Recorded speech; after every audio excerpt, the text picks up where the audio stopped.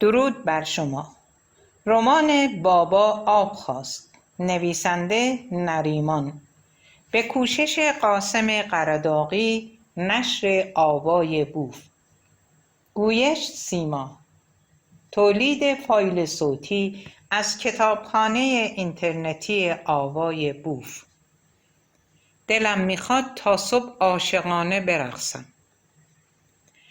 بازجویی ها از موسی و فریبا تمام شد و قرار بر این بود که موسی را آزاد کنند.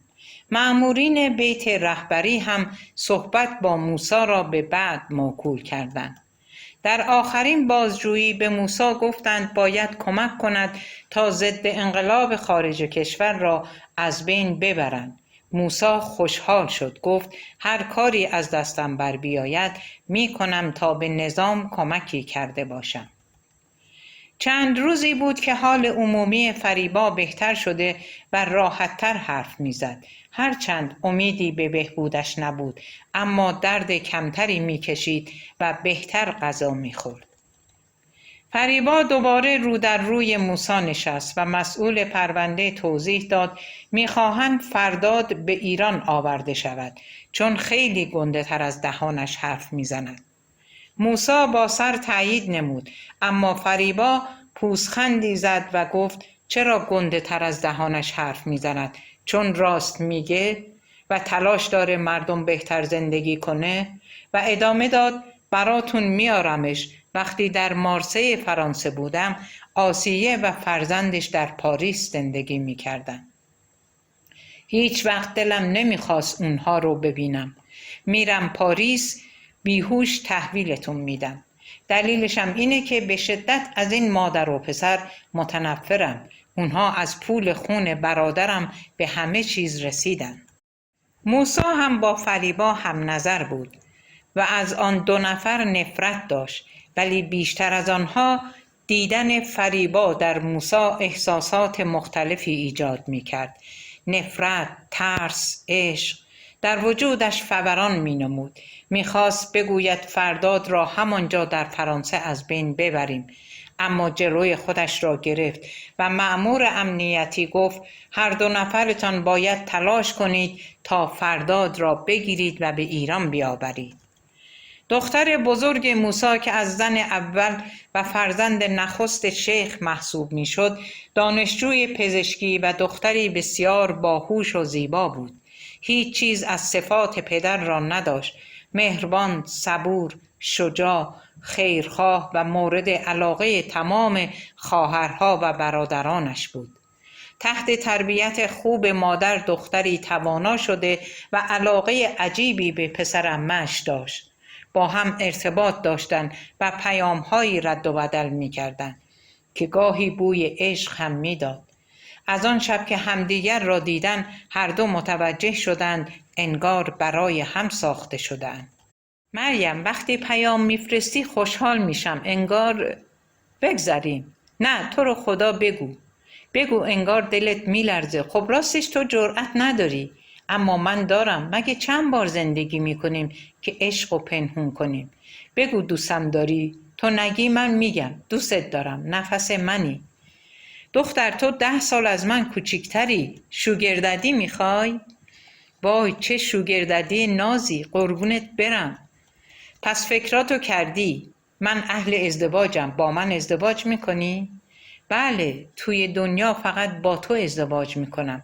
از هیچی نمیترسم. حتی یک لحظه با تو بودن به تمام دنیا میارزه. مادر مریم همسر اول موسی در جریان عشقبازی دخترش بود.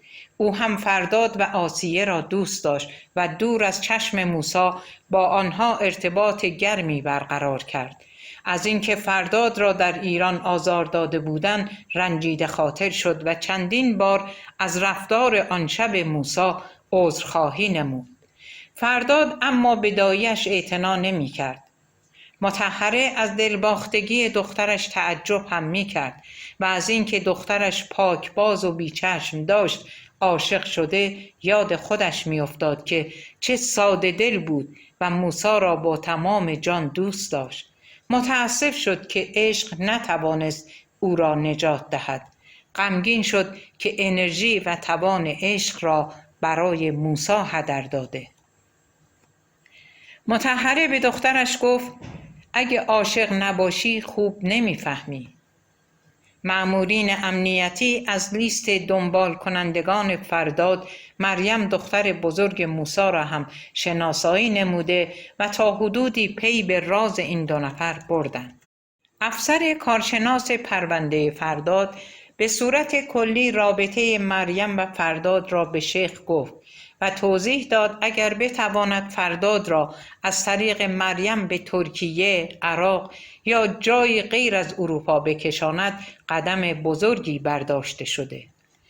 پدر با دخترش هم کلام نمی شد و شاید ماهی یک بار آن هم اتفاقی همدیگر را می دیدند.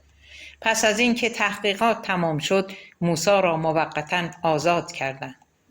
کارشناس امنیتی به شیخ گفت به خانه مطهره برو و علیرغم بیمیلی به این کار به خانه دختر مرجع تقلید یعنی همان همسر اولش رفت و با سردی و بی‌اعتنایی او روبرو شد.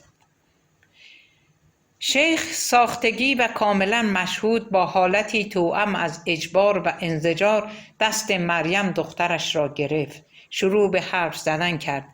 در حین حرف زدن دست پاچه شد. میزان بی‌علاقگی به دخترش به قدری بود که مریم متوجه ساختگی بودن حالت پدر شد. برای اولین بار بود با یکی از فرزندانش حتی مستقیم حرف میزد. نتوانست موضوع فرداد و رابطه‌اش را درست بیان کند. کمی جسته و گریخته حرف زد و ناگهان مستقیم به فرداد اشاره کرد. همه فهمیدند کاسه ای زیر نیم کاسه است و خصوصا مطهره بدون شک فهمید شیخ قصد بدی در سر دارد. خانم دکتر میزان نفرت شوهرش از آسیه و فرداد را میدانست. رو به موسی کرد و گفت عمر من تلف نشده. بچه دار شدم و زندگی کردم. افسوسی ندارم، اما تو روزگارت رو بیهوده گذروندی. میدانم که سرزنش کردن از نفرت انگیزترین کارهای دنیاست و واقعا هر کس را که سرزنش می کند دوست ندارم، اما بگذار به تو بگویم که دست از بدخواهی و بدکاری بردار. امروزه مردم در اتاق شیشه‌ای زندگی می کنند. رازی وجود ندارد. همه می دانند و می فهمند دیگران چگونه زندگی می کنند. می دونم و مطمئنم برای فرداد نقشه کشیدی. من و تو دیگه زن و شوهر نیستیم. اگه زمان قدیم بود طلاق قانونی هم می دادم، ولی الان به قول خودت توی اتاق شیشه‌ای هستیم. نمیخوام آبروی پدر مرجع تقلیدت بره. اسم تو توی شناسنامم تحمل میکنم. تو هم دست از تهمت زدن بردار. دیگه هم نمیام اینجا. راستی اون کسی که زدم برادرت بود. پدر گرامی شما نتونست بند شلوارشو ببنده. زن صیغه‌ای داشت. هرچند به نظر من صیغه عبادت و نشانه شیعه بودنه، اما تو منو به خاطر زن گرفتن سرزنش میکنی. باید بگم از همه بابات بدتره. الان به صرافت افتاده حرومزاده علیلش رو من بکشم، هم از شر من هم از شر بچه ناخلفش راحت بشه. پدر منم یکی مثل تو. مریم میخواست حرفی بزنه که نگاهی به مادر انداخت و از اشاره خانم دکتر متوجه شد فعلا باید سکوت نماید تا پدرش برود. مریم اما تظاهر نکرد. خیلی سرد به پدر نگاه کرد. موسی خشمگین از جا برخاست و با عجله خانه را ترک کرد. بعد از رفتن پدر مریم با مادر مشورت کرد و زن به مریم گفت دیدی چطور بدگویی پدرم رو کرد؟ این مرد موجود خطرناک و بی‌ملاحظه و نامردی است. برای منافع خودش حاضر است هر کاری بکند و فرزندانش نیز برای موسی اهمیتی ندارد. بنابراین جریان را به فرداد خبر بده و به او هم بگو هوشیار باشد، چون احتمالاً توسط ملا موسی یا سایرین قرار است بلایی سر او بیاورند. مریم به فرداد پیام داد و گفت با توجه به عملکرد پدرش و سابقه حسادت و نامردی‌های او احتمالاً نقشه‌ای طراحی شده. فرداد استیکر تشکر همراه وایس شعری عاشقانه با صدای خودش برای مریم فرستاد. حواسم هست، اما چه کار می شود کرد؟ دایی از اول همین جوری بود. مریم پیام عاشقانه را دریافت نمود. در دل از شادی مانند دختر بچه های 14 ساله می رقصید. صفحه واتساپ رو به مادر نشون داد و شعر فرداد رو هم با هم گوش دادن و هر دو مستانه و شاد خندیدند. مادر گفت هیچ وقت رنگ عشق را ندیدم. درس خوندم و با نفوذ حاج آقا پدرش مرجع تقلید رو میگفت. در بهترین دانشگاه ایران مامایی قبول شدم. گمان میکردم با پدرتون عشق رو تجربه میکنم، اما نشد. گمان کردم زندگی میکنم، اما نشد. اولین بار که پدرت به من خیانت کرد خودم رو سرزنش کردم و خودم رو موجودی حقیر و بیفایده دیدم. شبها نخوابیدم و افسردگی گرفتم. موسی برای من همه چیز بود. وقتی مدتی گذشت متوجه شدم تقصیر من نبوده. این مرد ارزش و لیاقت این که رویای زنی مثل من باشه رو نداشت. به اینجا که رسید سرش رو پایین انداخت و از گوشه چشم قطره اشکش رو پاک کرد و ادامه داد مریم عزیزم، قول بده هیچ وقت پیش خودت فکر بد نکنی، اما دوست دارم یه بار با مردی که دوستش دارم و منو دوست داره برم بار یا کافه یا جایی برای رقصیدن و خوش بگذرونیم. لباس کوتاه بپوشم و با عشقم برقصم. میدونم با حسرت میمیرم. ناگهان مادر به خودش آمد و احساس کرد زیاده روی کرده. سرش رو پایین انداخت و شرمنده و خجل گفت ببخشید دخترم. مریم صورت مادر رو بوسید و گفت عزیزم، همه زنها مورد توجه بودن رو دوست دارن. شما شرایط سختی رو داشتی. پدرتان سختگیر بوده، جامعه ضد زن و سرکوبگر بوده و شوهری بی احساس داشتی. مادر عزیزم، دوستت دارم. کلاهگیس عمه‌اش اینجاست. فریبا همراه مأمورین امنیتی و موسی راهی پاریس شدند. آسیه بعد از شنیدن پیام مریم سری تکان داد و گفت صدها بار دیدم و میدانم که موسی رحمی ندارد و هر کاری از او برمی آید. برایت تعریف کردم که چطور وقتی کوچک بودی خانه ما را فروخت و در به در شدیم. هشدار مریم رو جدی بگیر. از موسی هر کاری ساخته است. او بیرحم و حسود است. اولین فکر فرداد اطلاع دادن به پلیس بود، اما با خود گفت فعلا اتفاقی نیفتاده که بخواهم شلوغش کنم. فریبا و موسی و 2 مأمور از ایران در فرودگاه پاریس پیاده شدند. از قبل با چند نفر از عوامل جمهوری اسلامی وابسته به نیروهای امنیتی و اطلاعات ساکن فرانسه هماهنگ شده بودند. فریبا گاهی نگاه‌هایی با ادعای عاشقانه و در واقع تحقیرآمیز به موسی می‌کرد. بعد هم پوزخند می‌زد. نگاهش مملو از تحقیر و توهین بود. نفرت از موسی از عمق جانش زبانه می‌کشید. هر کدام از مسافرین در اتاق جداگانه اسکان یافتند و مأمور به فریبا گفت از جلوی چشم من دور نشو. اتاق جداست، اما باید پیش من باشی. ضمناً با برادرزاده‌ات تماس بگیر و بگو در پاریس هستی، برای درمان آمدی. با او قرار بگذار. آه و ناله یادت نره. پول بخواه یا تقاضا کن که به اعتبار فرداد بستری بشی. تلاش کن بیاد، هر جا شده با اون قرار بذار. اگه نشد شیخ موسی باید تلاش کنه تا فرداد رو به دام بیندازیم. با اینکه فریبا دیگر زیبا نبود و مشکلات زیادی برای شیخ درست کرده بود، اما نفرتی توأم با عشق در دل نسبت به این زن داشت. او را دست نیافتنی و بی‌نظیر می‌دانست. بیماری و درد فریبا شیخ را ناراحت نمی‌کرد و اینکه ممکن است به زودی بمیرد هم برای شیخ اهمیتی نداشت.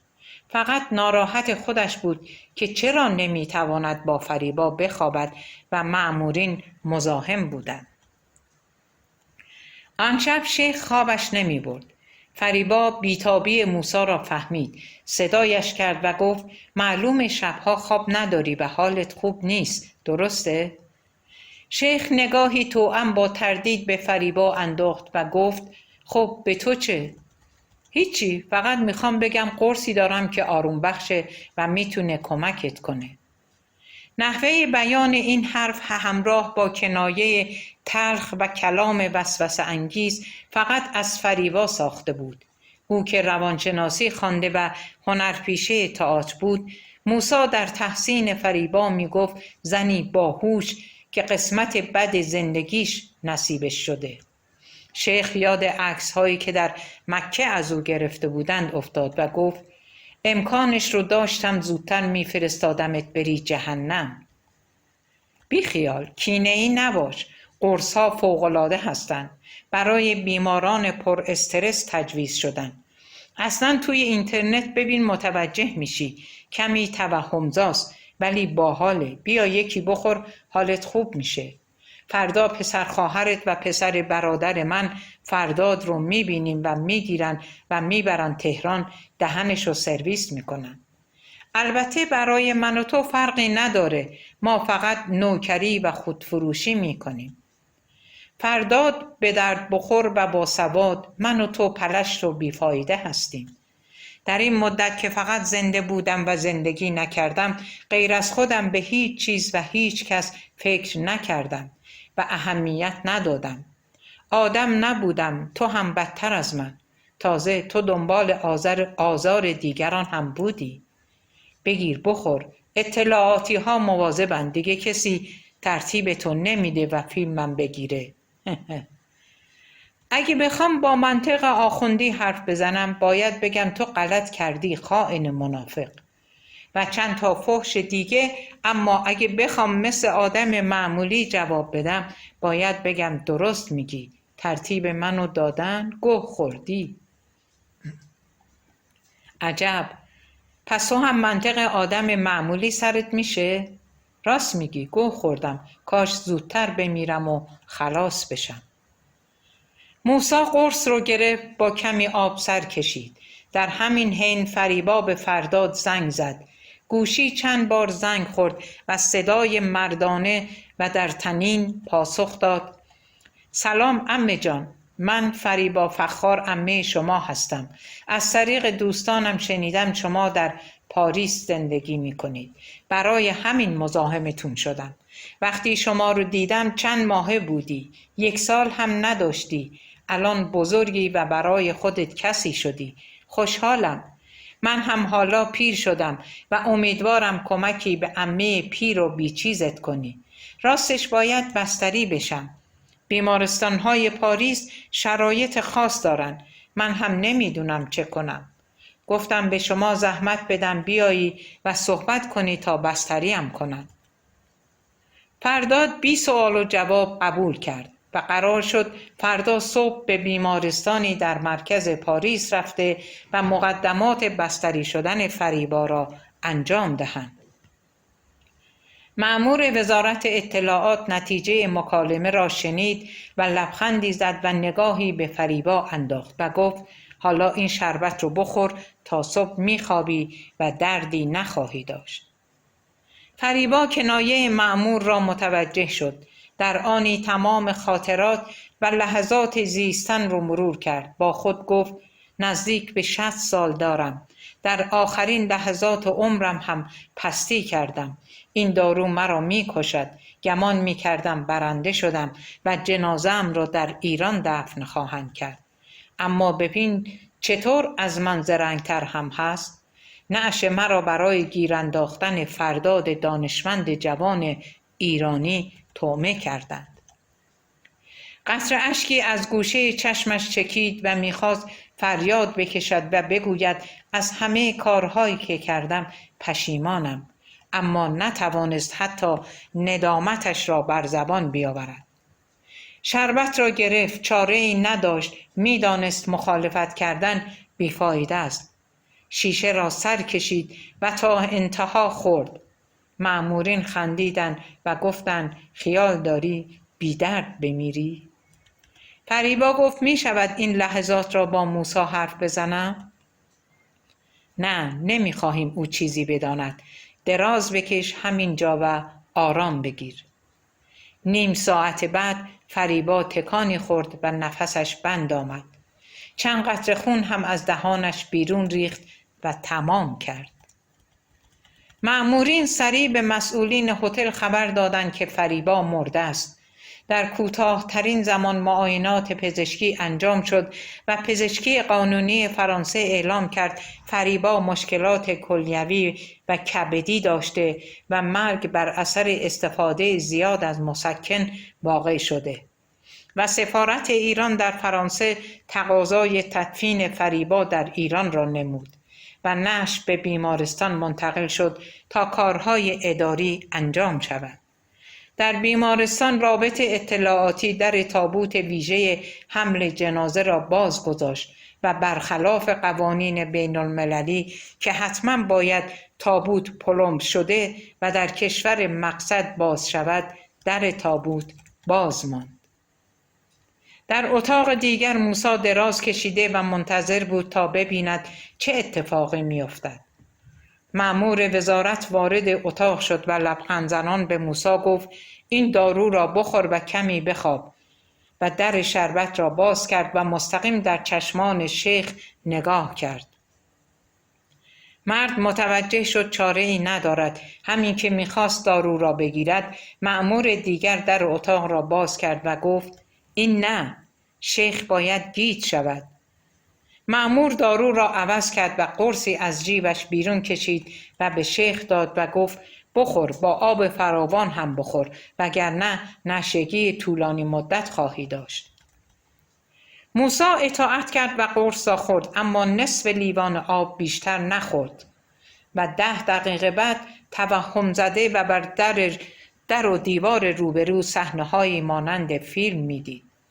صدای حرف زدن چندین نفر را شنید. کسی به او گفت شیطان است و آمده تا بهترین روش رسیدن به خواسته هایش را به موسی بیاموزد. شیطان گفت به تو قدرت پیشبینی و فکرخوانی را هم میدهم.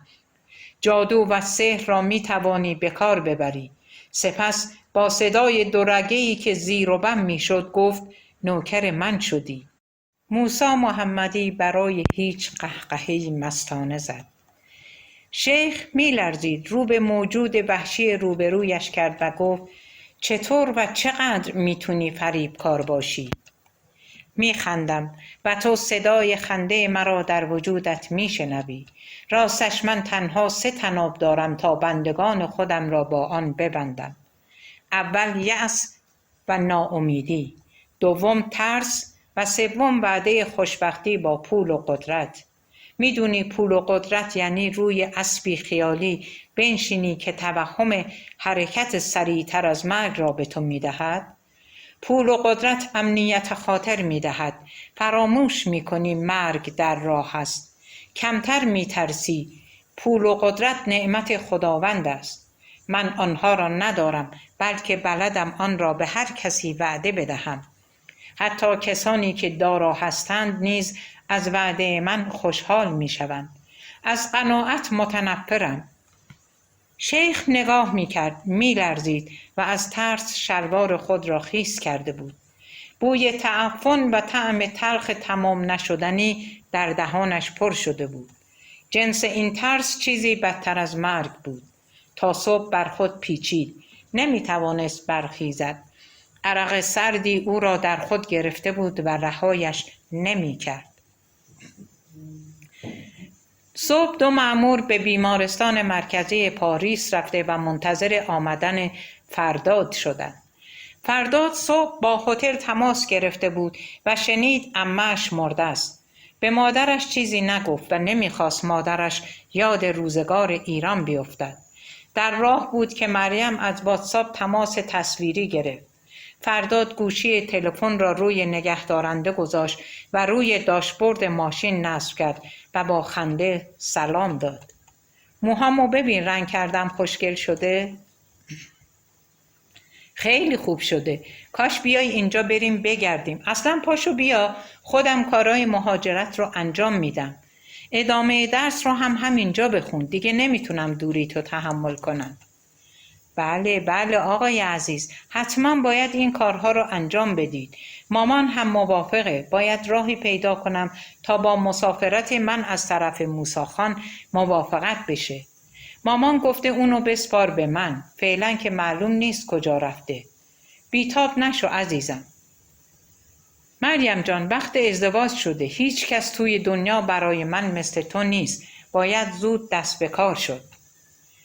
فرداد میگفت و میخندید. لابلای حرفهایش به تماس فریبا و قرار با او در مقابل بیمارستان اشاره کرد و گفت فقط شنیدم همون دیشب از دنیا رفته. الان اومدم ببینم چه خبره. به مامان چیزی نگفتم. فرداد جان مواظب باش. شاید همین دامی باشه که برات گذاشتن. از طرفی بابا دلداده فریبا بود و کلی با هم ماجرا داشتن. نکنه درد سر بشه. اصلا بذار همین حرفا رو ضبط کنم تا هم از ماشین پیاده نشو. با اون یکی گوشی زنگ بزن، حرف بزن و برگرد سر کارت.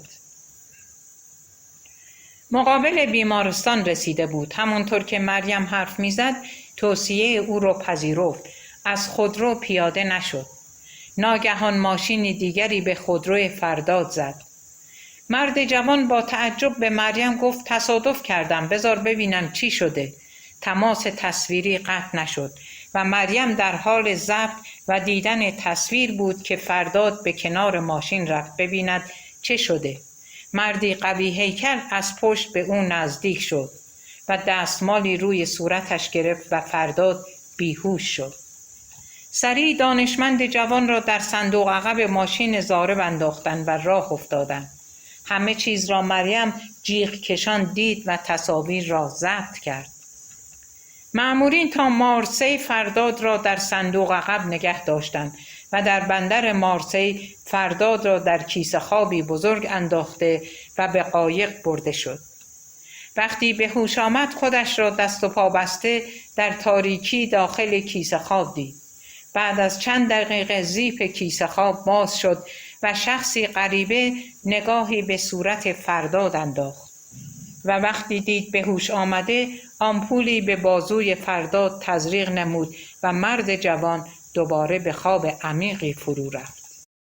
مأمورین در هتل به موسی گفتند که به فرودگاه رفته و با اولین پرواز که برای او رزرو شده است به ایران برگردد. خودشان جنازه فریبا را تحویل گرفته و با اجازه سفارت ایران به موناکو منتقل نموده و در قایق بزرگ تفریحی بسیار مجهز که حامل فرداد هم بود تا وسط مدیترانه حرکت کردند و در میان دریا جنازه فریبا را با کارد بزرگی قطعه نمودند به همراه چند سنگ به اعماق آبهای دریا انداختند.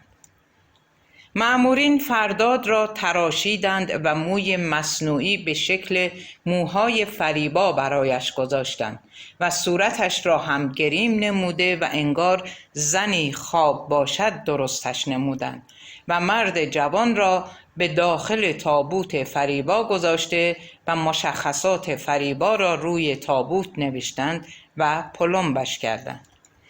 به این ترتیب فرداد به ایران منتقل شد. مریم تصاویر ضبط شده را پیش مادر برد و هر دو وحشت زده دیدند که فرداد دزدیده شده. خیانت نیست، نجات عشقم است. احسان بیدار چندین بار با تلفن همراه فرداد تماس گرفت اما پاسخی دریافت نشد. پیام فرستاد، جوابی نگرفت. نگران با آسیه تماس گرفت و از احوال فرداد پرسجو کرد. آسیه هم گفت صبح رفت بیرون، نگفت کجا میره. میگن میاد تماس بگیره. تا شب خبری از فرداد نشد. آسیه هم نگران شد. از محل کار هم پیگیر بودند. GPS ماشین آخرین محل خودرو را هم مقابل بیمارستان مرکزی شهر پیدا کردند. گوشی تلفن همراه از صبح داخل ماشین مانده و تعداد زیادی تماس و پیام بی پاسخ داشت. شارژ باتری گوشی هم تمام شده و گوشی خاموش بود. پلیس وارد عمل شد و دوربین‌های مشرف به ماشین را بررسی نمودند. معلوم شد در لحظه‌ای که فرداد قصد توقف مقابل بیمارستان را داشته، کامیونی توقف نموده تا بار خالی کند. بعد از حرکت کامیون، خودرو فرداد تصادفی داشته و راننده از خودرو ناپدید می‌گردد. آخرین تماس تصویری اما از مریم بوده و ساعات تماس نشان دهنده آن می باشد که احتمالاً مریم آخرین نفری بوده که فرداد را می دیده است. تمام اطلاعات پلیس و نیروهای امنیتی همین بود. متحره با آسیه تماس گرفت و به او گفت فیلم دزدیده شدن فرداد را دارد و آن را از طریق واتساپ برای خواهر شوهرش فرستاد و آسیه هم فیلم را به پلیس داد و پلیس امنیت پاریس تاکید کرد هیچ اطلاعاتی به کسی ندهد و در این خصوص با هیچ کس هم حرف نزند. ناچار آسیه ساکت و مضطرب و گریان در خود فرو رفت. Abogaboo.com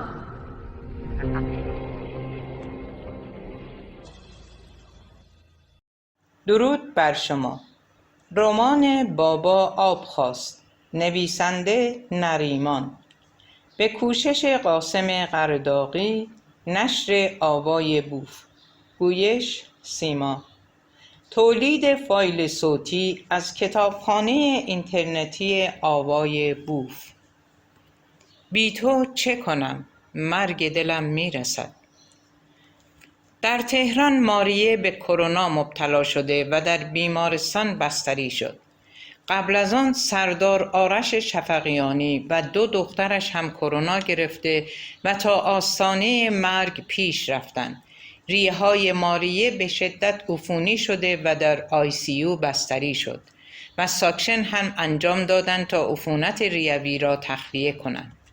آرش دیوانه‌وار در بیمارستان میچرخید و به هر کس که امکان داشت تماس میگرفت و میگفت که شاید کمکی بشود. ماریه به کما رفت و سطح هوشیاری زن در حال کاهش یافتن بود. در همان روز رهبر جمهوری اسلامی سخنرانی کرد و در حالی که تنها نشسته و ماسک زده بود گفت راجع به توطئه دشمنان با صراحت اعلام می کنم اجازه ورود واکسن کرونا را بنده نمی دهم. آرش منگ، خسته و نالان به سخنرانی رهبر گوش می داد و در دل به خودش و رهبر جمهوری اسلامی فحش می داد. مریم دختر موسی رزیدنت همان بیمارستان شده بود. او هم کرونا داشت. سرم به دست در حال ویزیت بیماران بود. آرش را دید و متوجه وضعیت وخیم ماریه نیز گردید. با پزشک متخصص بیهوشی ICU صحبت نمود. پزشک متخصص به مریم گفت احتمال زنده ماندن ماریه تقریباً 0 است، اما بر اساس پروتکل‌های پزشکی موظف این بیمار را چند روز با دستگاه‌های وندیلاتور نگه دارید. در محوطه بیمارستان مریم به آرش نزدیک شد و سلام داد.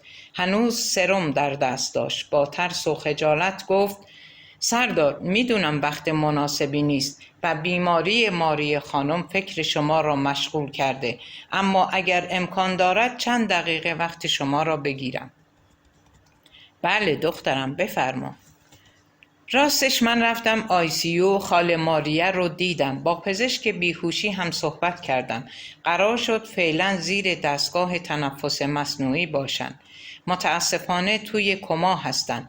اگر بخواهید میتونم ببرمتون ICU، خاله ماریه رو ببینید.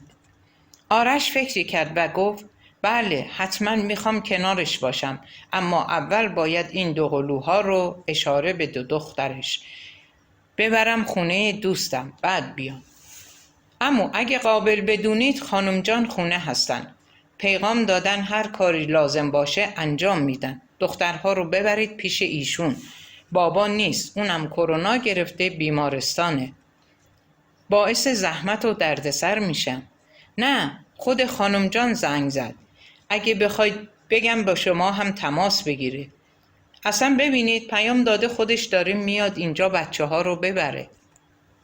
آرش در مقابل اصرار مریم و مادرش تسلیم شد. دو دخترش رو با مطهره به خانه آنها فرستاد و خودش لباس مخصوص پوشید و ماسک زد. همراه مریم به آیسیو رفت و کنار جسم بیجان ماریه نشست. دست زنش رو در دست گرفت و منتظر هوشیاری ماند. لحظه لحظه دستان ماریه بیجانتر و سست‌تر می شد. آرش شاهد جان سپردن ماریه بود. مرگ او را نمی دید چون همسرش در خواب مصنوعی بود.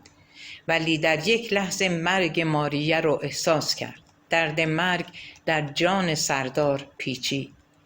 آرش بی صدا در دل زار می زد، ناله می کرد، فریاد می کشید. نمی توانست در آیسیو سخن بگوید.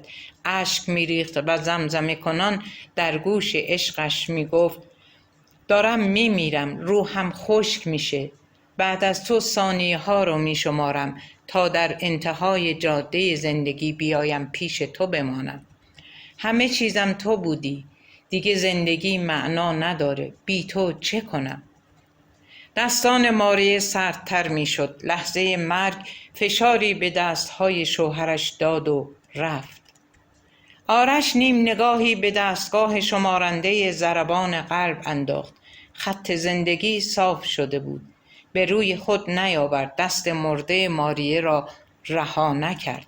همانطور ماند و منتظر نشست. در دست همسرش به معنای زندگی فکر میکرد. چند ساعت بعد در کشویی آیسیو باز شد. مریم با یک ظرف غذا و یک لیوان آب و سیم شارژر موبایل در حالتی نیمه هوشیار ناشی از تأثیر داروهای کرونا نزد آرش آمد. دستگاه را نگاه نکرد، کنار سردار نشست. من کنان گفت چند وقت پیش پدر در خانه موضوع فرداد فخار را مطرح کرد و از من خواست با او تماس بگیرم تا بیاید ایران. میدانستم نقشه‌ای دارد و میخواهد پروفسور فخار را گرفتار نماید. دفعه قبل هم پدر نقش پررنگی در آوردن پروفسور به ایران داشت. بگذاریم. ما یعنی من و مامان همکاری نکردیم، اما پدر با عمه آقای فخار به فرانسه رفتند. در همان زمان پروفسور فخار دزدیده شدند که فیلم اون رو دارم. خودروی آقای فخار مقابل بیمارستانی که جواز فوت عمه‌اش صادر شده در حالتی که تصادف داشته بدون سرنشین پیدا شده. پلیس فرانسه گفته فعلا چیزی نگید تا حقیقت ماجرا و محل آقای فخار را پیدا کنید. پلیس تحقیق کرده تا از سرنوشت خانم فخار مطلع بشه که معلوم میشه ایشان در بیمارستان مرده. جنازه وی را با صرف هزینه زیادی که یک تاجر لبنانی تقبل نموده از موناکو به ایران آوردند. کل قضیه مشکوکه چون هیچ رابطه‌ای بین تاجر لبنانی با فریبا نبوده مگر دست دستگاه امنیتی در کار باشه. میدونید این اواخر پروفسور فخار در پروژه تحقیقاتی آبرسانی به کویر ایران کار میکردند و در یکی از ویدیوهایی که در کانال یوتیوب و سایر شبکه‌ها گذاشته بودند بیان نمودند که جمهوری اسلامی با توسعه برنامه هسته‌ای خود 2 تریلیون دلار خسارت به کشور وارد کرده.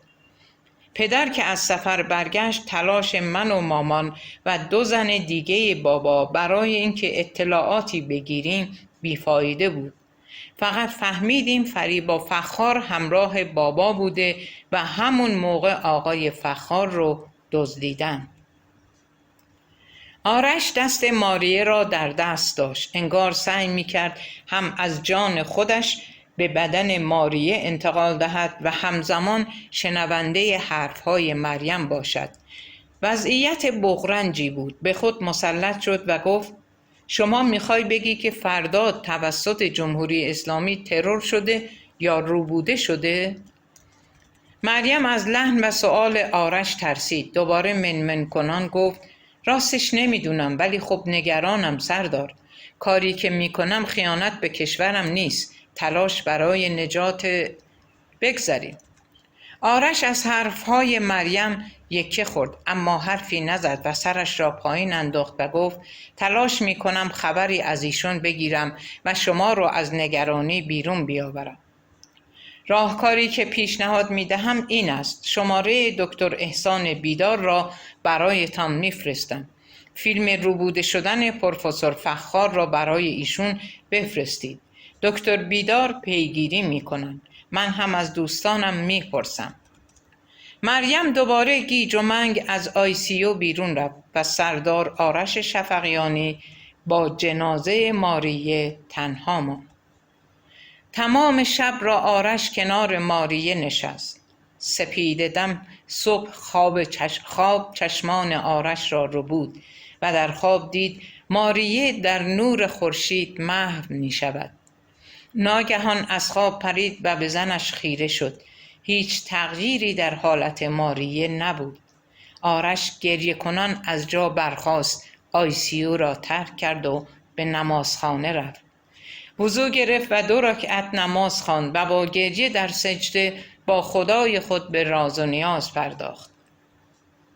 کمی بعد همانجا روی زمین نمازخانه خوابش گرفت. نزدیک ظهر از خواب بیدار شد. دهانش تلخ و سرش سنگین شده بود. دید یکی از دوستان دوره جبهه تماس گرفته. پاسخ داد.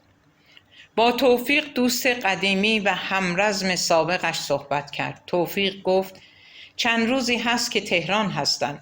آرش وضعیت ماریه رو توضیح داد و توفیق گفت نیم ساعتی دیگه میام بیمارستان پیشه.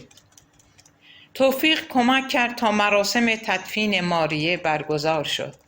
بعد از مراسم و عزاداری آرش غصه‌دار به توفیق گفت روزی بیش از 100 نفر از مردم ما به خاطر بیماری کرونا میمیرن و رهبر اجازه ورود واکسن را نمیدهد. ترسی ندارم و هر روز از روز قبل بیشتر مطمئن میشوم که کشور در قهقرای بدبختی فرو میرود.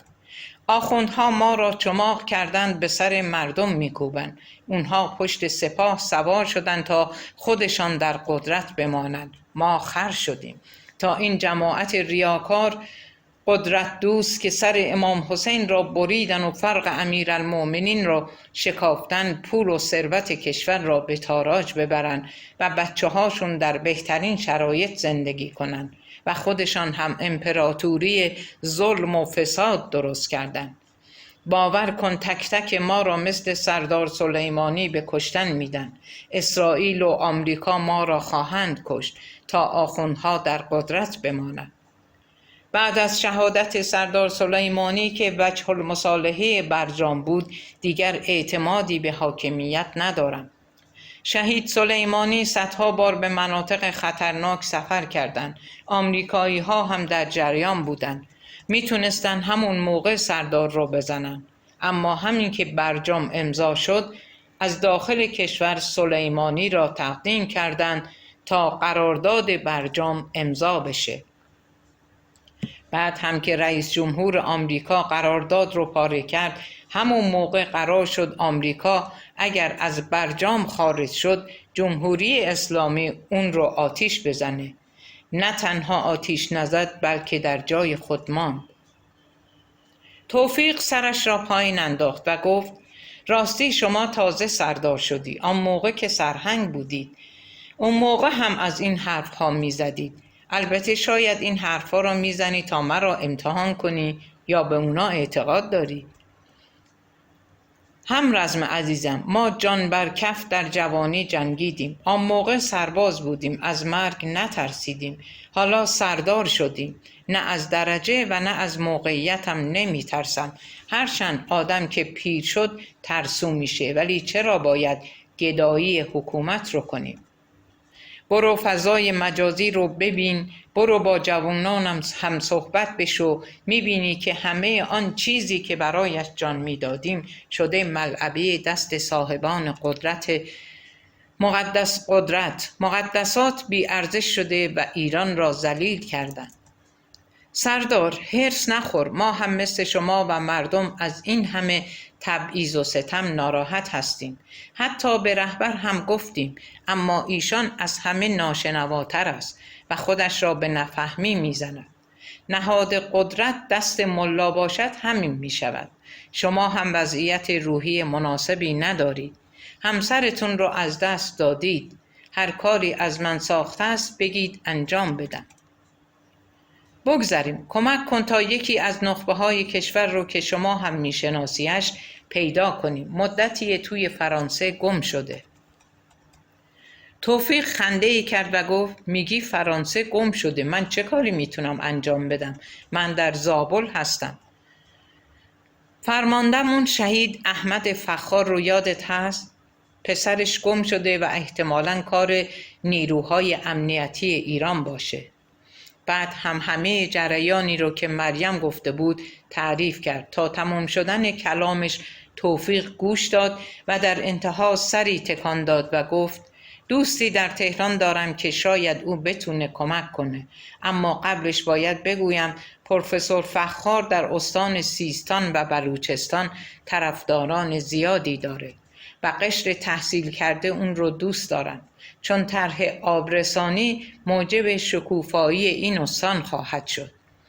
حتما از فعالین سیاسی و امنیتی این استان هم میپرسم و کمک میخوام.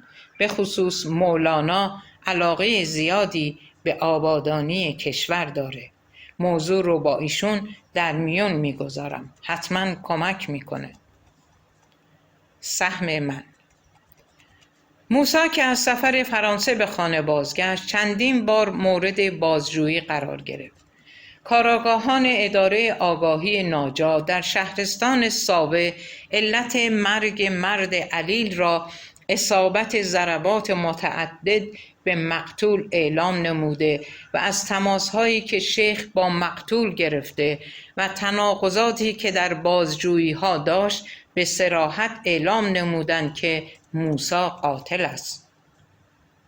موضوع به دادسرای عمومی اعلام شد و دادسرا پرونده را به دادگاه ویژه روحانیت ارسال نمود.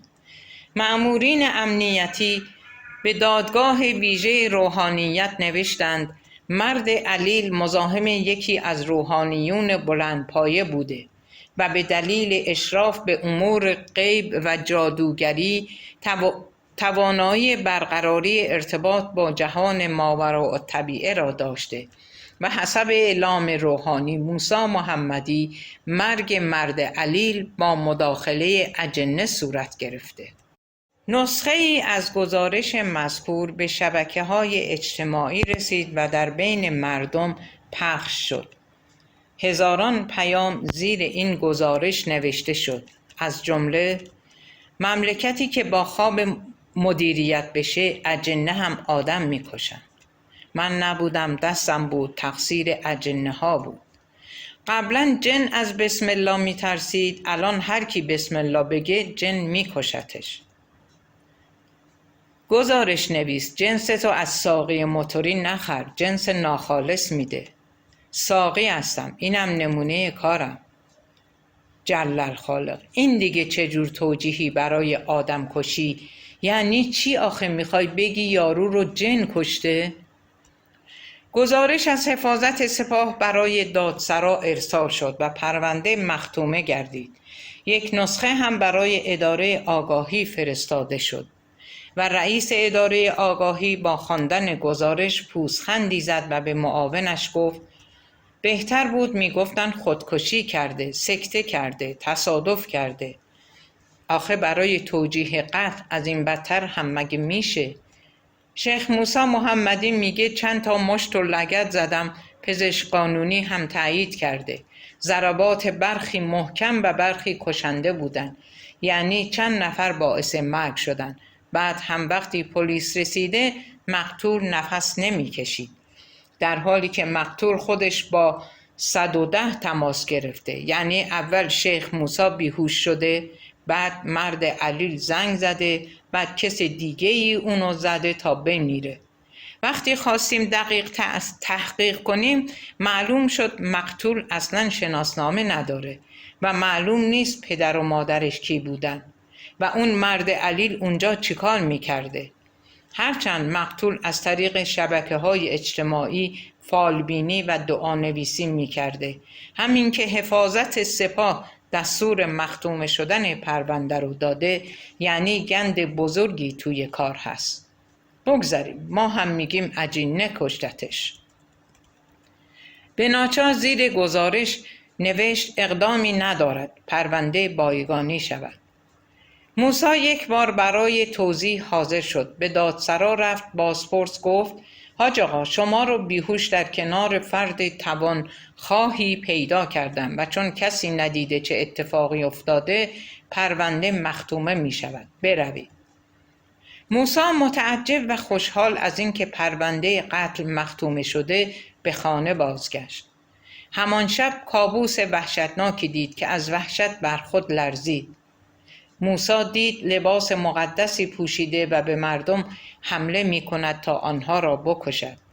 در خواب دید که امام حسین را زیر پای اسب انداخته و از رویش رد می شود. دید که همه مردم جمع شدند تا آب بخورند و فرداد آب می آورد. دید که به فرداد حمله می کنند تا او را از بین ببرد، اما مردی با چشمان سیاه و ابروهای پرپشت مردانه در مقابل او و لشکرش ایستاده و آب بر روی زمین جاری شد و لباس مقدس موسی را کثافت پوشاند. به خانه همسر اول بازگشت و در اتاق کوچک طبقه بالای خانه پیکنیک کوچکی گذاشت، قوری و کتری و گاهی هم غذایی می‌خورد و فقط تریاک می‌کشید.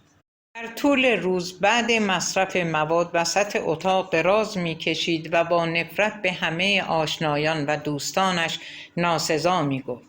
هر کس که برایش غذا یا وسایل مورد نیاز را می‌آورد به باد ناسزا می‌گرفت. به همسرش میگفت من نماینده مجلس بودم، مسئول نهاد ولایت فقیه در سپاه بودم.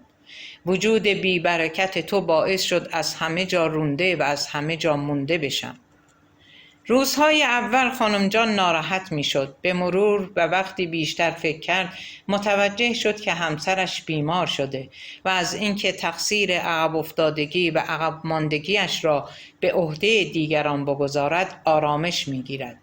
دیگر بحث نمی کرد و گاهی با عصبانیت تشر می زد و می گفت تریاک مغز پوچ و کوچیکت رو خراب کرده، قرقر کنی میندازمت بیرون کارتون خواب بشی. بعد از چند ماه موسی با تریاک هم آرام نمی شد. ناچار با دکتر روانپزشک مشورت کرد و شروع به مصرف دارو نمود. در همان ایام خواب نداشت، مدام کابوس می دید. از خواب می پرید و با خودش حرف می زد. درد تمام وجودش را گرفته بود. اشتهایی برای خوردن غذا هم نداشت. در بیخوابی‌هایش همچنان غم بزرگی را احساس می کرد. پیر و تریاکی شد. در اوج بیماری همهگیر چینی کرونا گرفت، در آیسیو بستری شد. در تمام یک هفته‌ای که در حالت بیهوشی به سر می برد، خودش را در سیاهی بیپایانی می دید که تمامی ندارد. در روزی هم که به هوش آمد و در تلاش بود تا دوباره با نعمت تماس بگیرد و 20 میلیاردش را طلب کند، نعمت پاسخی نداد. با اصرار زیاد و تماسهای زیاد نعمت ناچار شد پاسخ دهد. بعد از بهبودی نسبی و ترخیص شدن از بیمارستان، موسی شبانه مقابل خانه نعمت رفت و فریاد کرد. وقتی نعمت از خانه بیرون رفت، موسی سلاح کمریش را بیرون کشید و به زور نعمت را بادار نمود تا سند ملکی را که قول داده بود را بیاورد. بعد هم قرار شد سند ملک به نام موسی انتقال یابد. تمام شب را مقابل خانه مرد در ماشین ماندند و صبح اول وقت به محضر رفتند و کارهای اولیه انتقال انجام شد و موسی با خیال راحت به خانه بازگشت. کمپ ترک اعتیاد اسلامی. چند روز بعد مسئولین بازرسی دفتر بیت رهبری به موسی زنگ زدند و گفتند که باید در مورد حرفهایی که گفته و ادعایی که در مورد قدرت‌های ماوراءالطبیعه رهبر نموده توضیح دهد. بعد هم آدرس محل حضور شیخ موسی محمدی اعلام شد. موسی پیش از رفتن دارو خورد و نیم روز تمام تریاک کشید و دهانش را شست و حسابی نشه کرد و چندین بار حرفهایی را که میبایست بزند را جلوی آینه تمرین کرد. با تاکسی اینترنتی تا محل حضورش رفت و نگهبان جلوی در هماهنگ کرد و موسی در دفتری بزرگ و شیک خودش را یافت. سری چرخاند، با نگاه اول 10 میلیارد وسایل و تزیینات داخل اتاق رو که وجود داشت نگاه کرد. دستگاه ویژه تهویه هوا دارای بهترین برند در تمام ساختمان کار می‌کرد. با حالتی از تواضع و فروتنی در اتاق سلام داد و اجازه ورود خواست. مسئول بازرسی نگاهی به شیخ انداخت و پرونده مقابلش را ورقی زد و به سردی جواب سلام را داد. موسی شیخ پشت میز را شناخت. همان ملای جوانی که در روز اول ثبت نام موسی در حوزه او را دستمالی کرده بود، حالا پشت میز بازرسی مخصوص بیت رهبری جمهوری اسلامی نشسته بود. موسی با خود فکر کرد عجب رشدی داشته این شیخ بچه باز. با این فکر احساس خفگی نمود. از حسادت به لرزه افتاد. تلاش کرد به خودش مسلط شود. صدایی در درونش می گفت چطور ممکنه اینا صاحب ثروت و قدرت و رفاه و اختیارات فراقانونی باشن و من با این همه توانایی کارتون خواب خانه خودم باشم. موسی نشست. مسئول بازرسی نگاهی از زیر عینک به موسی انداخت و به کنایه گفت از بچگی شما رو می شناسم. حالا که اینجایید بفرمایید از کلاس‌های درس حضرت آقا چه درکی داشتید که فضای مجازی را پر کردید از کارهای خودتان با محتوای حمایت از رهبر فرزانه؟ موسی در پاسخ گفت افتخار شاگردی شما و سپس حضرت آقا رو دارم، اما ببینید رهبر جمهوری اسلامی برای کشور ما زیاد است. مردم چون دچار محسوسات و گرفتاری های دنیوی شدن ایشان را درک نمی کنند. آقا کرامات دارد اما درک آن در توان مردم عادی نیست. اگر کسی به آقا اعتراض می کند مرتکب شرک شده. آقا منسوب خداوند است. خداوند از زبان آقا سخن میگوید. هرچه ایشان بفرمایند کلام خداست. آقا برای مردم مادی و بیچشم و روی ایران و حتی منطقه زیاد هستند. این جماعت فقط فکر آب و نان است. اینکه ماشین خوب سوار شوند یا خانه خوب و گران داشته باشند یا پول داشته باشند. همین مقدار از زندگی درک میکنن. آقا وظیفه دارن و حق خودشون میدونن که این جماعت غافل و خواب زده رو ببرن بهشت. حضرت آقا فرمودند هر کس واجبات را انجام دهد و محرمات را ترک کند و تأکید داشته باشد تا تمام زندگی بر مدار این دو محور باشد، خداوند در او حلول خواهد نمود. خود آقا هم ولی الله هستند، شاید هم بالاتر از ولی الله و به مقام سخن منصور حلاج رسیده باشند تا بگویند انالحق. آقا عارف هستند.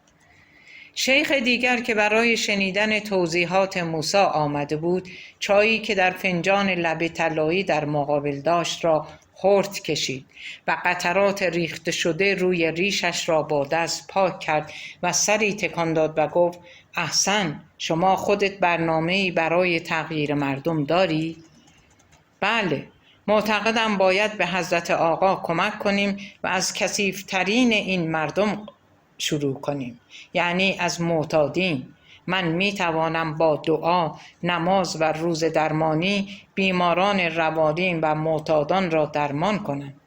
اسلام ظرفیت‌های بی‌نظیری دارد که به آن توجه نشده، یعنی امثال بنده باید سرباز باشیم، وگرنه شما بزرگان به حمدالله غفلت و کاستی ندارید. کمکاری از جانب ماست. اسلام در ذات خود کامل و جامع است. ایراد از مسلمانی ماست. شیخ حاضر نگاهی به موسی انداخت و گفت: خب چه دعایی میخوانی که تأثیر گذار باشد؟ من دعاهای صحیفه سجادیه را میخوانم و بعضی را هم در آب و غذای معتادان میریزم و بعد از مدتی شیطان از وجود آنها خارج میشود. سپس روزه و نماز درمانی را شروع میکنم. جسارت نباشه، اما معتقدم تمام اعتیادها و کجرویها از اعتیاد به مواد مخدر تا اعتیاد به فضای مجازی و حتی چاقی و بیکاری را می شود با ظرفیت‌های دستورات اسلامی درمان نمود. اسلام برای همه دردها درمان مناسب دارد، فقط باید تحت فرمان آقا و منسوبین به حق ایشان زندگی کرد تا گرفتاری‌های بشری از بین برود. بازرس نگاهی به موسی انداخت و گفت: شیخ موسی محمدی، در حال حاضر مشغول چه کاری هستی؟ موسی کنایه بازرس را فهمید. این سوال یعنی تو شغل و کار نداری و میخواهی برای خودت کار و شغلی را پیدا کنی. ضمن این که موسی فهمید کلامش آنجا که گفته شما بزرگان غفلت و کاستی ندارید و هرچه مشکل است یا از کارگزاران دونپایه است یا از مردم، به مذاق بازرس رهبر خوش آمده، پس نباید فرصت را از دست بدهد. پس گفت: پست و شغل برای خدمت است. باید مثل سرباز وارد این معرکه شویم و جان خود را کف دست بگیریم تا خدمت آقا و منسوبین ایشان کنیم. شما فعلا برو طرح خود را بنویس و ارائه بده. فعلا هم در شبکه‌های اجتماعی باید بگویید که توانایی‌هایی دارید تا معتادان را درمان کنید، اما این قدرت‌ها را با اجازه رهبر به کار خواهید بست و ما جایی درست می‌کنیم، تعدادی از افراد معتاد را هم می‌آوریم و تو بگو در حال ترک دادن آنها با توانایی‌های اسلامی هستید. بعد از 1 ماه موافقت نهایی حاصل شد و با همکاری فراجا حوزه علمیه تهران کمپ ترک اعتیاد به مدیریت موسی محمدی افتتاح شد. آبزرد دماوند اولین کمپ ترک اعتیاد اسلامی را در خود دید و گزارشات متعددی در تلویزیون و رادیو پخش گردید که طلبه‌های حوزه علمیه تلاش دارند با اتکا بر آموزه‌های اسلام و قرآن شیاطین را از بدن معتادان بیرون کنند و سلامتی را به آنها بدهند. کمپ ترک اعتیاد با همکاری نیروی انتظامی و اعضای معتادان گمنام راه اندازی شد و فقط مسئولیت مدیریت مالی آنجا به موسی داده شد و قرار بر این بود که در روند ترک اعتیاد شیخ یا طلبه معرفی شده در حد نماز، روزه و دعا دخالت کنند و هر کس از کمپ بیرون رفت با تعهد بر حضور در مسجد و بسیج وام بگیرد و به آنها گفته شود در کمپ از تکنیک‌های الهی بهره برده شده و همه باید هر روز نماز بخوانند. کار شروع شد و نماز جماعت و روزه و دعا کار هر روزشان گردید.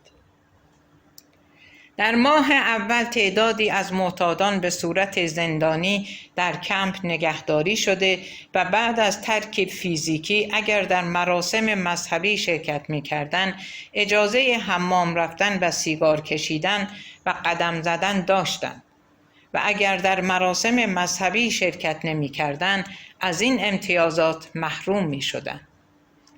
1 ماه از شروع کار می‌گذشت که شیخ تردد خانواده‌ها به کمپ را آزاد و اعلام کرد خانواده‌ها در مراسم مذهبی شرکت کنند تا معتادان بستری شده در کمپ راحت‌تر باشند و در این رفت و آمدها با مردی که تابعیت آمریکایی داشت و پسرخوانده خود را برای ترک اعتیاد به کمپ مذهبی آورده بود آشنا شد. در یکی از ملاقات‌ها مرد آمریکایی به شیخ گفت: حاج آقا، این همه زمین خالی و بی صاحب اطراف تهران وجود داره. این همه زمین میتونه منشأ ثروت باشه. چرا دولت برای بهره برداری از این زمین‌ها کاری نمی‌کنه؟ مرد حسابی، فکر کردی اینجا هم آمریکا یا اروپاست که همه چیز حساب کتاب داشته باشه؟ نه خیر، اینجا مملکت امام زمانه. خود آقا حواسش به همه چیز هست. خب ما هم سرباز امام زمان، بیا این زمینا رو خرد کنیم و بفروشیم. مردم حامی امام زمان صاحب خونه نشین بشن. 10 برابر تهران اطراف این شهر بزرگ زمین خالی وجود داره. خب کمی پول لازم داریم تا بتونیم تبلیغ کنیم و توی اداره ثبت کسانی رو پیدا کنیم تا برامون سند درست کنه. شما داری بده خرج کنیم تا 1000 برابرش در بیاد. بله، من یه مقدار میدم. شما هم هزینه کمپ رو بذار وسط. پول که در آوردیم مقدار هزینه رو برمیگردونیم. توافق اولیه صورت گرفت. در این بین پول غذای کمپ ترک اعتیاد که در اختیار موسی قرار داشت هم برای بیماران هزینه نشد.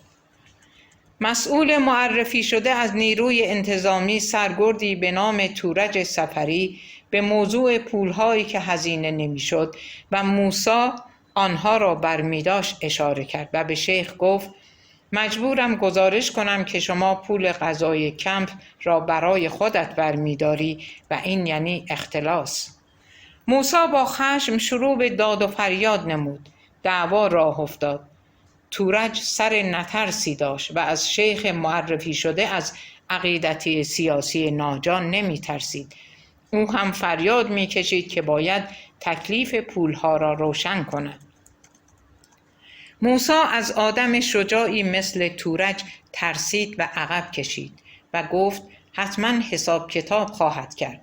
بیپولی در غذای بیماران تأثیر گذاشت و گرسنگی زیاد شده بود. چند بار یکی از معتادان به نام اصغر زمانی برای اعتراض نزد شیخ رفت، اما شیخ گوش شنوایی نداشت. زمانی مرد بلندقد هیکلی تنومند داشت. او هم بسیار جسور به نظر می رسید. موسی جوابی برای سوالات و ایراداتی که اصغر زمانی می گرفت نداشت. بنابراین از روی ناچاری هر بار او را از اتاق بیرون می کرد. اصغر زمانی که معتادان اجباری محسوب می شد دوستی گرمی با تورج داشت و موسی رابطه دوستی را می دید. بالاخره موسی موضوع پولهای اختلاس شده و فریادهای تورج را به دوست آمریکاییش گفت و چاره‌جویی نمود. مرد 2 تابعیتی آمریکایی ایرانی گفت تورج را دیده که در دماوند دنبال خانه برای اجاره می گردد. اضافه کرد: 1 بار در بنگاه معاملاتی نشسته بودم که گوشی تلفن تورج زنگ خورد و از حرفهایش فهمیدم تورج 6 ماه است از خانه خودش قهر کرده، چون زنش دعوا می کرده و دنبال طلاق بوده. زنش هم رفته خانه پدرش. از همین موضوع می توانند استفاده کنند. زنی را به او معرفی کنند. پس از ارتباط تورج و آن زن، افسر را تهدید می کنند که اگر صدایش در بیاید فراجا از ارتباط نامشروع تورج با زنی غیر از زن خودش خبردار خواهد شد. در پی همین نقشه دخترخوانده مرد آمریکایی به تورج معرفی شد و ابتدا در حد دوستی ساده و احوال پرسی دختر از برادرش پیش می رفت. اما کار به ارتباط عاطفی تورج و آن دختر منتهی شد و در نهایت هم رابطه جنسی برقرار گردید. یک روز دختر برای دیدن تورج به کمپ آمد و بوسه های عاشقانه هر دو را از خود بیخود کرد. چون جایی برای همبستری نداشتن به داخل ماشین سمند پلیس رفتند و در حال عشق بازی در دام دوربین گوشی دو جوان دماوندی گرفتار شدند. درگیری تورج با آن دو جوان هم در دوربین مقابل کمپ ضبط شد. موسی به هدفش رسید و ورق برگشت. حالا تورج التماس می‌کرد که موسی چیزی نگوید و وقتی تورج گفت استخدام شهربانی بوده و تمام خدمتش به این ترتیب خراب می شود، خشم موسی بیشتر شد. از ترکیب شهربانی نفرت داشت. بعدها موسی فهمید تورج دروغ گفته بود. زمانی دروغ تورج را برای موسی اینگونه توضیح داد که چون او استخدام بعد از سال 1370 بود و بعد از سال 70 شهربانی وجود نداشت و ناجا تشکیل شده بود، تورج میخواست به موسی بگوید بیش از 30 سال خدمت کرده و همه خدمتش از بین می رود.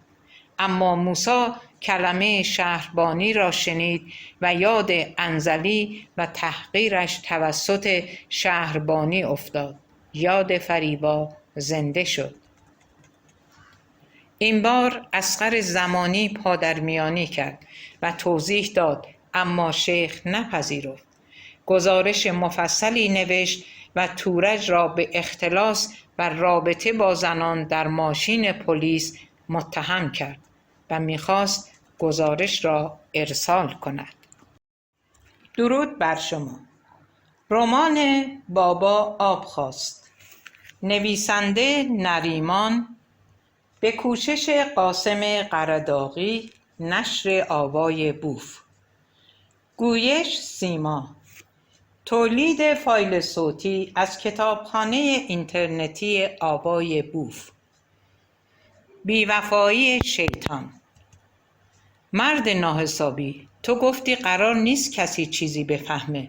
پیشنهاد دادم زمین بفروشیم، تو گفتی مشکلی پیش نمیاد. حالا 100 تا شاکی داریم. بی خود گردن من ننداز. همه قولنامه ها رو تو امضا کردی و پول گرفتی. من چیکاره بودم؟ از من کمک خواستی تا زمین های تو رو زنده کنم. زمین های من یک وجب زمین ندارم. اصلا نمیتونم داشته باشم. تو پدر سوخته بازی در آوردی. پولا رو ریختن به حساب من، اما همه رو تو برداشتی. بس کن. شیخ بی نماز، اگه منو بگیرن میگم همش کار تو بوده.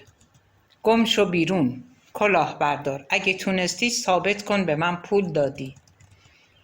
همان زمان کسانی که زمین با مدارک جعلی از موسی و مرد آمریکایی خریده بودند شکایت کردند و ترس بر دل موسی مستولی شد، اما ضعف و ترسش را پنهان می‌کرد. در اتاقش در فکر بود که اصغر زمانی وارد شد و در مورد کیفیت غذا و نبود نان شکایت کرد.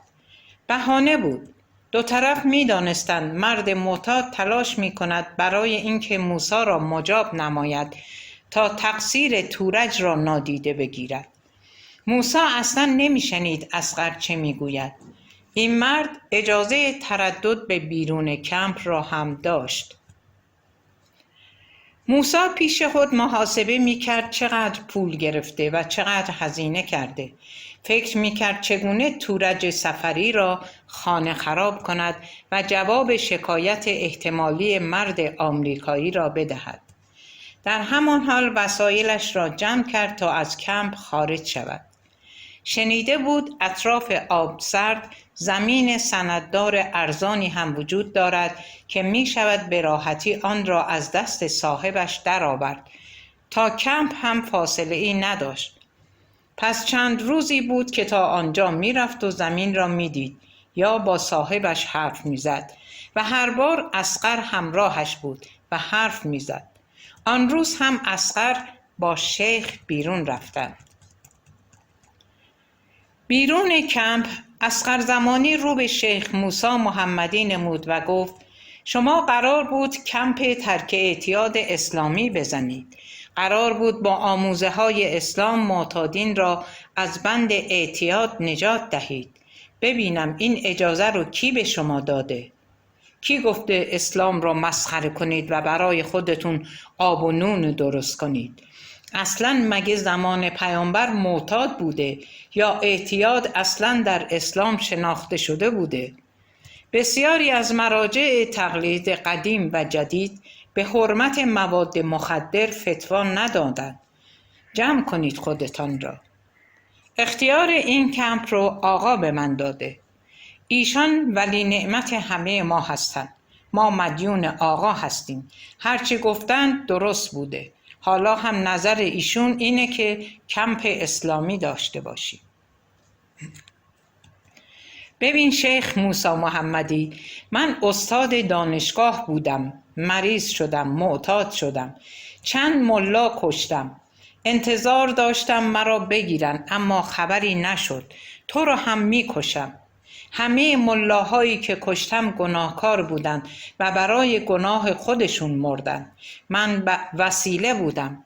الان هم کنترلم دست خودم نیست، اما بهت بگم تو از همه گناهکارتر هستی. گناه تو بزرگترین معصیت است. اما اجازه بده اول خودم رو معرفی کنم. من 6 ملا با 6 گناه کبیره رو مجازات کردم.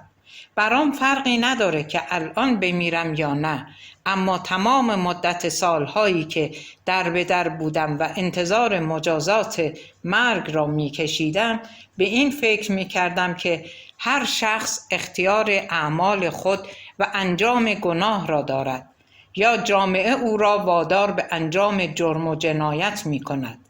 اصلاً گناه یا جرم چیست؟ آیا اگر جامعه نبود اخلاق یا گناه هم وجود داشت؟ فرض کن کسی در یک جزیره زندگی می کند. آیا آنجا نیاز به اخلاق دارد؟ آیا آنجا هم به تنهایی جایی برای گناه و جرم وجود دارد؟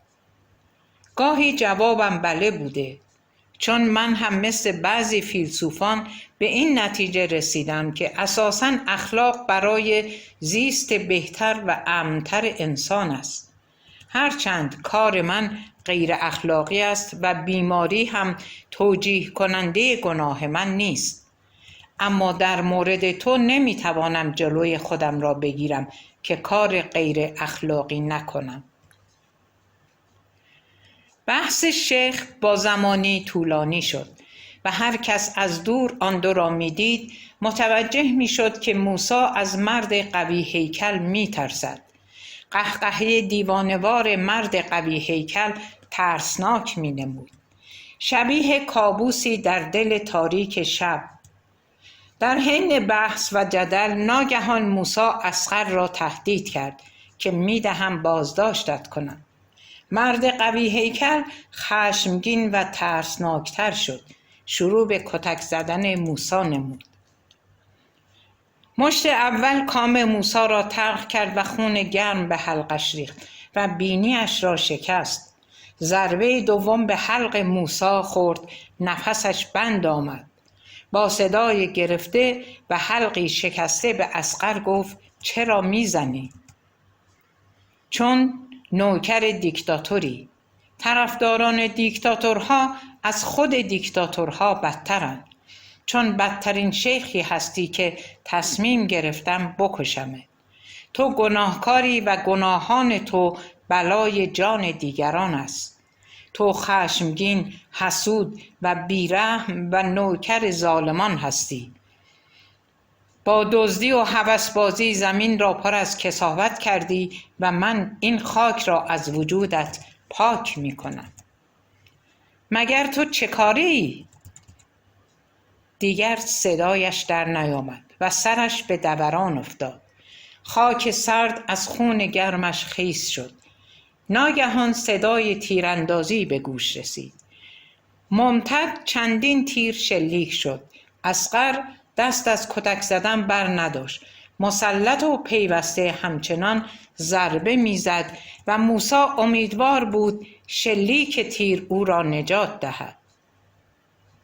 ناگهان صدای انفجاری مهیب همه جا را پر کرد و آخرین ضربه جمجمه آسیب دیده موسی را در هم شکست و خون پشت حلقش نفسش را برید و مرگ فرا رسید.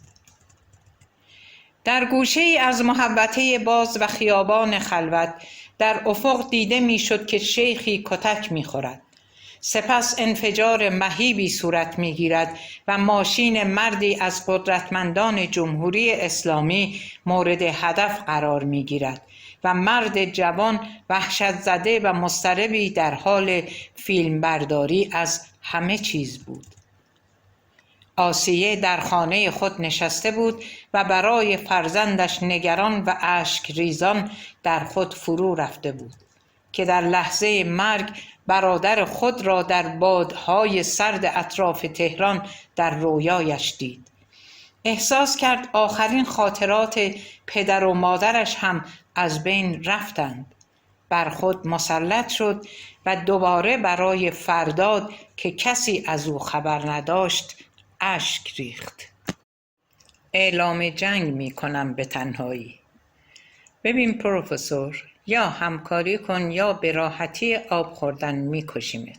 همین سلول کناری یه قاضی هست که رفته آلمان و اطلاعات کشور رو فروخته. نوشتیم تا اعدامش کنن. حالا تصمیم با خودته. یا از فردا که برای بازجویی اومدیم با صداقت حرف بزن یا تو رو هم می کشیم. بازجو سلول را ترک کرد و فرداد به فکر فرو رفت. با خودش گفت کجای کار را نگفتم که از من میخواهند صداقت داشته باشم. مرا چشم بسته آوردن اینجا. من 2 دکترا دارم. چرا باید به خاطر تحقیقاتم اینجا باشم؟ دراز کشید. اضطراب و دلشوره نمیگذاشت بخوابد. دوباره فکر کرد. البته تمام تلاشم را برای بی‌آبرویی جمهوری اسلامی کردم. دشمنی کردم. هر کاری میشد انجام دادم تا این رژیم را رسوا کنم. خوب کردم. نه، اشتباه بود. نه، تاوان دادن برایم سخت است. توان ندارم. نمیتوانم. افکار فرداد مشوش شده و روحیه‌اش شکننده گردید. توان ماندن بیش از این را در انفرادی نداشت. تمام تن و بدنش درد میکرد. اضطراب فراگیر شده و نمیتوانست تمرکز کند. دراز کشید و اشک ریخت و آرزو میکرد کاش زودتر تعیین تکلیف کنند. حتی راضی به مرگ هم شد، اما بازجوها کارشان را خوب بلد بودند و اجازه نمیدادند زندانی به سیم آخر بزند و به مرگ خودش فکر کند. همیشه کورسویی از امید در فرد نگه می داشتند. همین روزنه کوچک از امید رنج بیشتری را ایجاد می کرد، چون انتظار از مرگ سخت تر است. بعدها وقتی فرداد لحظات سخت انفرادی را تعریف می کرد و می گفت چطور با روان زندانی بازی می کنند و چگونه زندانی را در بین زمین و هوا معلق نگه می دارند، آسیه اشک می ریخت. فرداد تعریف می کرد لامپ پرنور زندان هیچ وقت خاموش نمی شد و مدام اتاق را روشن نگه می داشت. ساعتی وجود نداشت و زمان معلوم نبود. به ندرت صدایی شنیده می شد و گاهی بازجوها می آمدند و با ناسزا و کتک شروع می کردند و چند دقیقه بعد بازجویی که نقش پلیس خوب را بازی می کرد وارد سلول می شد. وانمود می کرد از پلیس بد درجه پایینتری دارد و دلسوز است. آن روز در سلول دانشمند جوان ساعتها گریه کرد. خسته شده بود. به زمین و زمان ناسزا می‌گفت. خودش را سرزنش می‌کرد. تصمیم گرفت هرچه بخواهند بنویسد و التماس کند تا رهایش کنند. با خود فکر کرد اگر تسلیم شدن راهگشا نباشد خودم را می‌کشم. تمام وجودش می‌لرزید و به زانو درآمد و اشک ریخت. مانند بچه‌ها به خود می‌پیچید و گریه می‌کرد. ناگهان در میان نور شدید لامپ بسیار بزرگ بالای سرش، نوری که تا آن لحظه مورد نفرت فرداد بود، نوری روشن‌تر به اطراف پخش شد. دیوار روبروی فرداد مانند صحنه تلویزیون شروع به پخش تصویری نمود. فقط تصویر نبود، بو و صدا و مزه و احساس هم وجود داشت. انگار جایی باشد که فرداد وارد آن شد. در مقابلش تپه‌ای نه چندان بلند وجود داشت. هوا گرم و خفه به نظر می رسید. غم و وحشتی بزرگ وجود دانشمند جوان را فرا گرفت. در عین حال امید و عشق هم وجود داشت. در میان تصویر روشن مقابلش نبرد نابرابر شیطان و فرشته ها را بالای تپه دید. شیطان با شمشیر آخته بر تن خسته و پاره پاره فرشتگان می‌کوفت و قهقهه مستانه می‌زد. بالهای فرشتگان می‌شکست و مانند کبوتری تیر خورده از بالای ابری از دود به خاک روی زمین می‌افتادند. دو گروه از انسان‌های بیگناه بالای تپه هم به جان هم افتاده بودند و یکدیگر را پاره می‌کردند و شیطان شادمانه می‌خندید.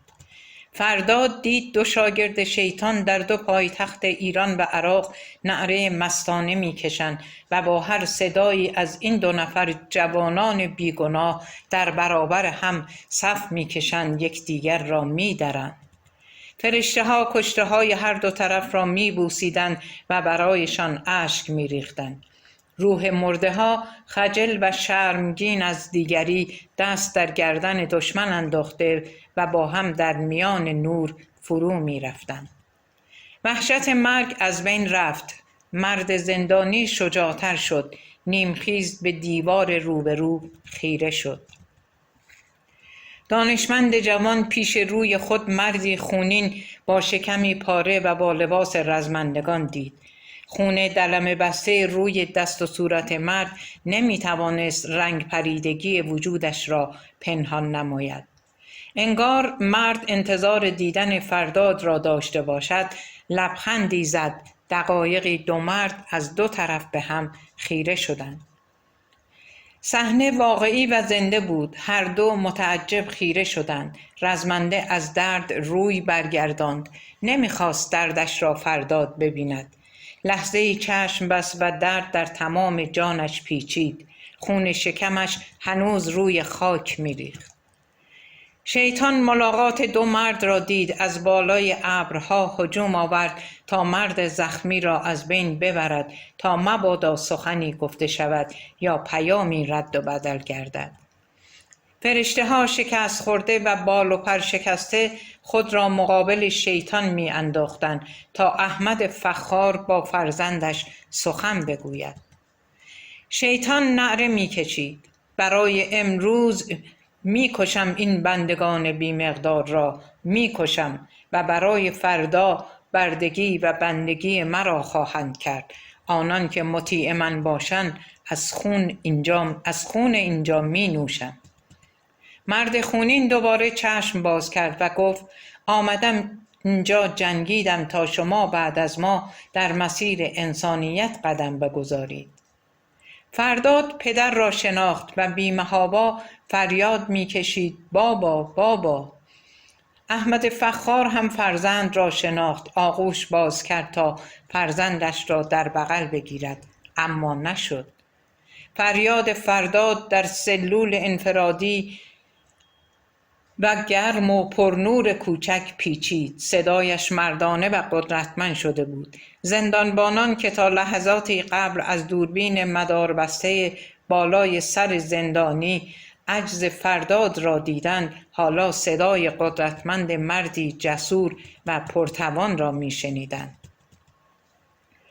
دست فرداد به دست پدر نرسید. احمد فخار را دید دردمند بود، اما قوی به نظر می رسید و نگاهش می کند. پدر در کلامش نتوانست حق مطلب را ادا کند. شیطان دهانش را بعد از همان چند کلمه گرفته بود و تعداد زیادی فرشته بال و پر شکسته بر خاک افتادند تا احمد فخار همین چند کلام را بگوید. اما خون، درد، خاک و نگاه احمد فخار تمام پیام را به فرزندش رساند. نگاه شهید تمام چیزهای لازم را انتقال داد. شیطان نگاه فخار را نتوانست ببیند، کافی بود. فرداد نیروی بی‌نظیری در تمام وجودش پیچید. فهمید نمیتواند از دیوار عبور کند، اما میتواند خوب ببیند. در میان دود و صدای ناله و شلیک‌های تکتیر متفرقه چند رزمنده دیگر هم دیده شدند. در آن میان شاپور شاهسوان هم حضور داشت. شاپور خونین و خمیده زیر بار درد رنگ پریده و لرزان، در حالی که از درد به خود میپیچید و گریه میکرد به احمد نزدیک شد. میخواست تا دستش را بگیرد، میخواست فرمانده برخیزد، اما تمام توان فرمانده تمام شده بود. شیطان همچنان قهقه میزد و شادمانه میرقصید و در هر چرخشی فرشته را میزد. شاپور به احمد گفت فرمانده، تکیهگاه ما تویی برادر، بلند شو، دشمن را شکست دادیم. پاشو رفیق، به من گفتی رفیقتم، حالا کجا میخوای بری منو تنها بذاری؟ شیطان هراسان شاپور را دید، هجومی بی امان آورد تا او را هم ساکت کند. فرداد نگاهی انداخت و دیوار دیگری را دید، اما آنجا نورانی نبود.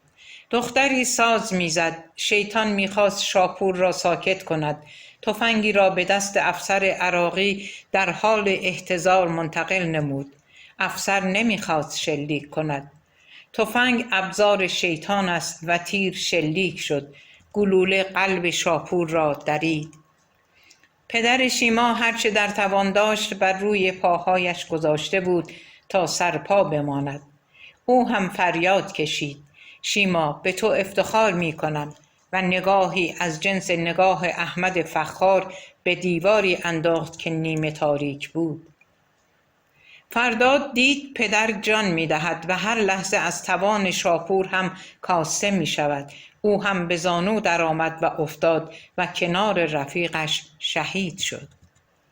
صحنه به قدری واقعی بود که فرداد فهمید این تصاویر توهم نبوده، بلکه واقعاً پدر و پسر و دختر و پدر همدیگر را دقایقی دیدند. دقایقی بعد اما همه چیز به حالت عادی بازگشت و در میان بهت همه چیز برای فرداد تمام شد. توان فرداد افزایش یافت، قدرتمند و پرتحمل شد. دیدن پدر در حال مرگ برایش انگار تزریق انرژی بود. تمام حواسش چند برابر شد. فرداد دوباره به چهره و حالت پدر فکر کرد. مردی در میان خاک و خون ایستاده، در برابر باد شعله لرزانی در دست داشت. مردی که پنجه در پنجه مرگ انداخته بود. پدر نمیخواست بمیرد تا به فرزندش پیامی بدهد. با خود گفت: بابا، چی میخواستی بگی؟ خوابید. در خواب و بیداری در چند دقیقه فهمید پدر میخواست قدرت و تحمل را از وجود خود به قامت پسر بفرستد. فرداد روی سکوی سیمانی سفت و کثیف و کوچک گوشه انفرادی دراز کشید و به فکر فرو رفت. با خود اندیشید: بالاخره دولت فرانسه متوجه نبود من خواهد شد و کمکم می‌کنند، و حتی اگر این هم نشود میتوانم پیامم را به نحوی به بیرون بفرستم. اگر این هم نشد پیشنهاد معامله میدهم. میتوانم بگویم دیگر علیه جمهوری اسلامی حرفی نخواهم زد. یا پاسخ هر کسی که علیه جمهوری اسلامی حرفی بزند را می دهم. اگر هیچ کدام هم نشد اشکالی ندارد، من هم مانند پدرم می میرم، ترسی ندارم. همه احتمالات را باید بررسی کنم. فرداد زمان را از روی صدای اذان تشخیص میداد. نزدیکی های صبح، هنگام اذان صبح، در میان خواب و بیداری ناگهان شنید کسی در سلول کناری داد و فریاد می کند و صدای زد و خورد به گوشش رسید. از جایش برخاست و نشست و خوب گوش داد. چیزهای زیادی شنید. صداها قطع شدند. چند دقیقه بعد دوباره داد و بیداد شد. کسی داشت سوالات پزشکی می‌پرسید و صدای باز شدن در بند منتهی به سلول‌های انفرادی بند 2 الف شنیده شد. نگهبان کسی با صدای بلند گفت سعید اندیشمند به بیمارستان منتقل می شود. برابر گزارش پزشک معتمد سعید اندیشمند بیهوش است. صدای پا شنیده شد. چند نفر می دویدند و چیزی را حمل می کردند. به طور ناگهانی در سلول او هم باز شد. صدای فریادی به گوش رسید که اونجا چیکار داری؟ باز شدن در آهنین و بسته شدنش 10 ثانیه طول نکشید. کسی که در را باز کرد چشمان و نگاهی آشنا داشت. مأمور در لحظه تلاقی نگاهشان عکسی با گوشی خود از فرداد گرفت و در را بست و در حین بستن در گفت بابا آدم قاطی میکنه، در همه سلول ها شماره است. از سوراخ در این یکی هم مثل اون یکی یه پیرمرد دیده میشه. کسی در پاسخ به مأمور آشنا گفت برو خودتو مسخره کن. 100 دفعه تا حالا غذا بردی و دیدی زندانی غذا میخوره، الان میگی پیرمرد بود؟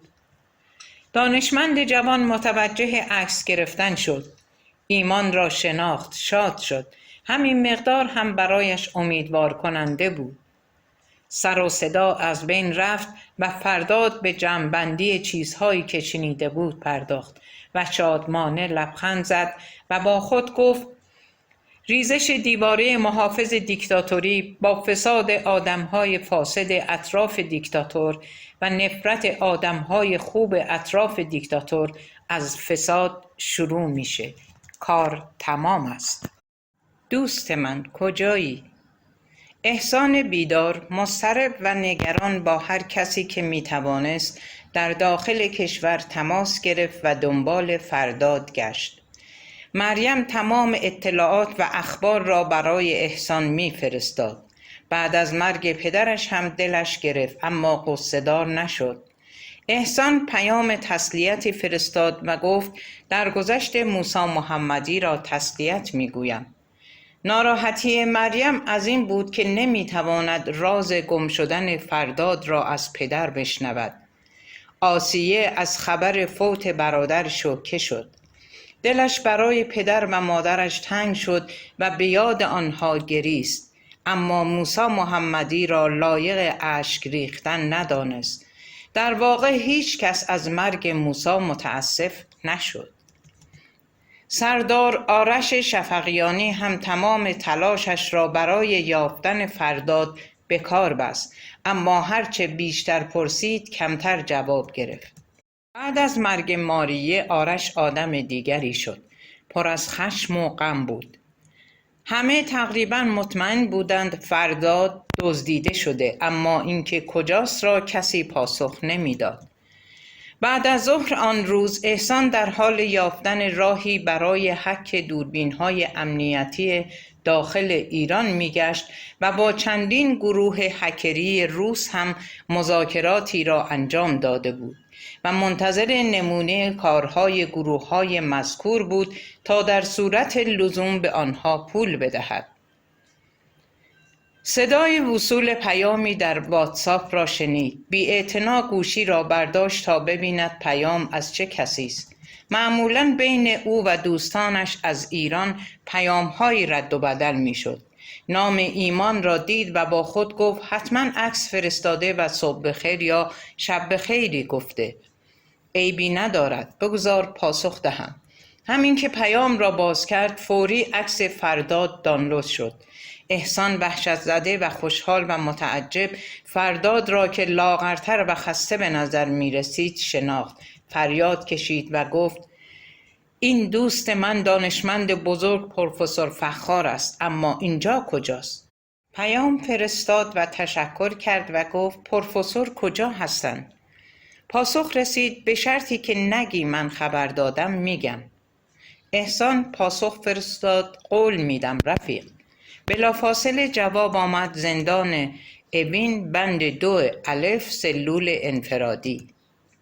ایمان و احسان به واسطه فرداد دوست شده و از ایران این دوستی و حمایت شروع شده و هنوز ادامه داشت. در روزگار سختی و رنج احسان ایمان بی‌دریغ به او کمک کرد.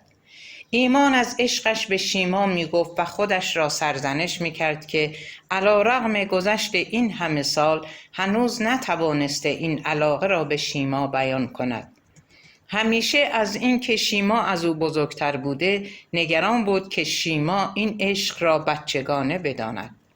احسان به صحت خبر ایمان یقین داشت. در عین حال نگران این بود که اگر عکس فرداد در زندان را منتشر کند برای ایمان دردسر بشود. باید فکری میکرد.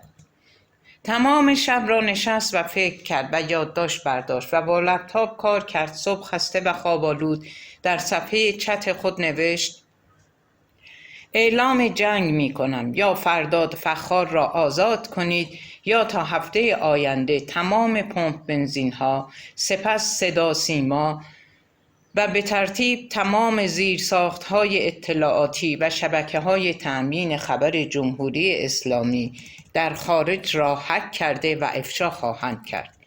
سرمایه های مالی، سرمایه های انسانی و اطلاعی تا نابود خواهد شد.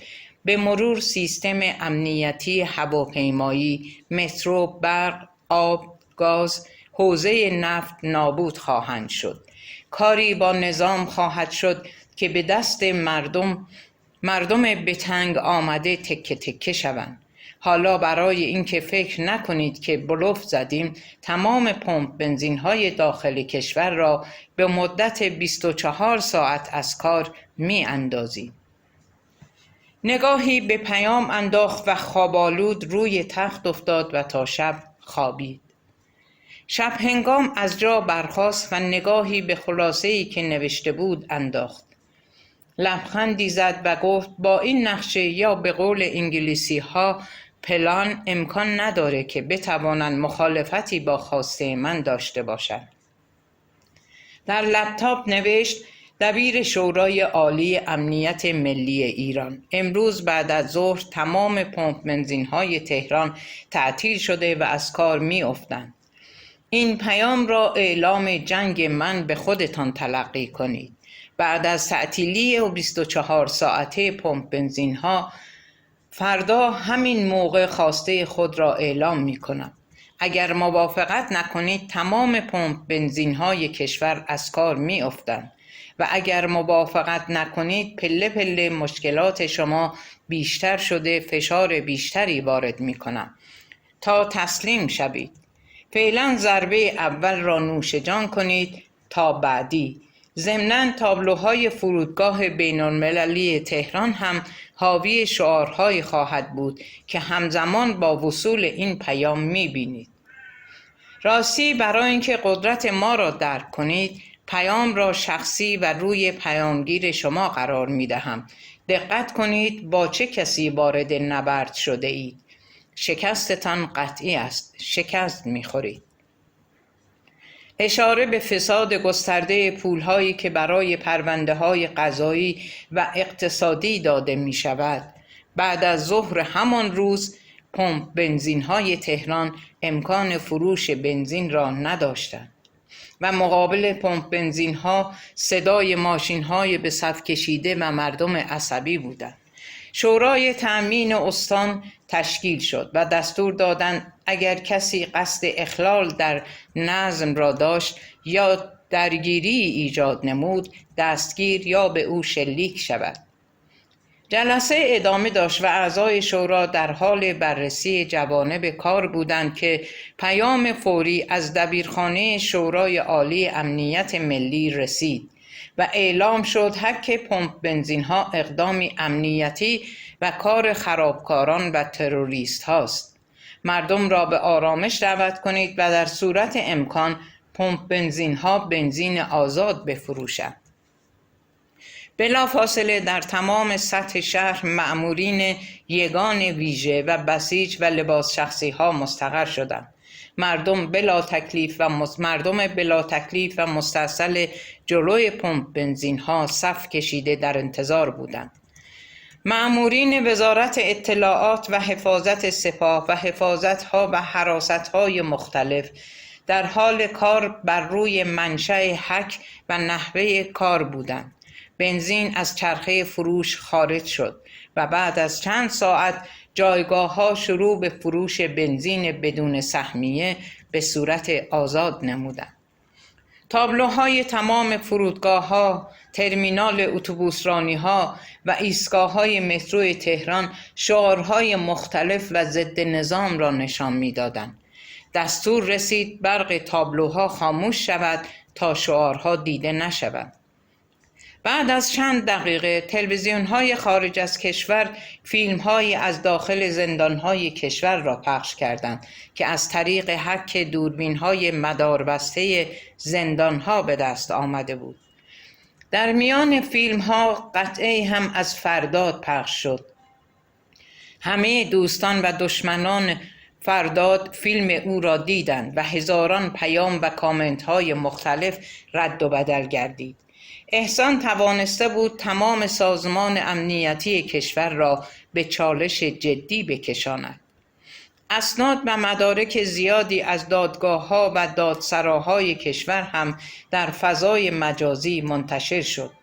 هزاران سند منتشر شد که فساد گسترده و اختلاس و ارتشاء را در داخل کشور نشان می‌داد.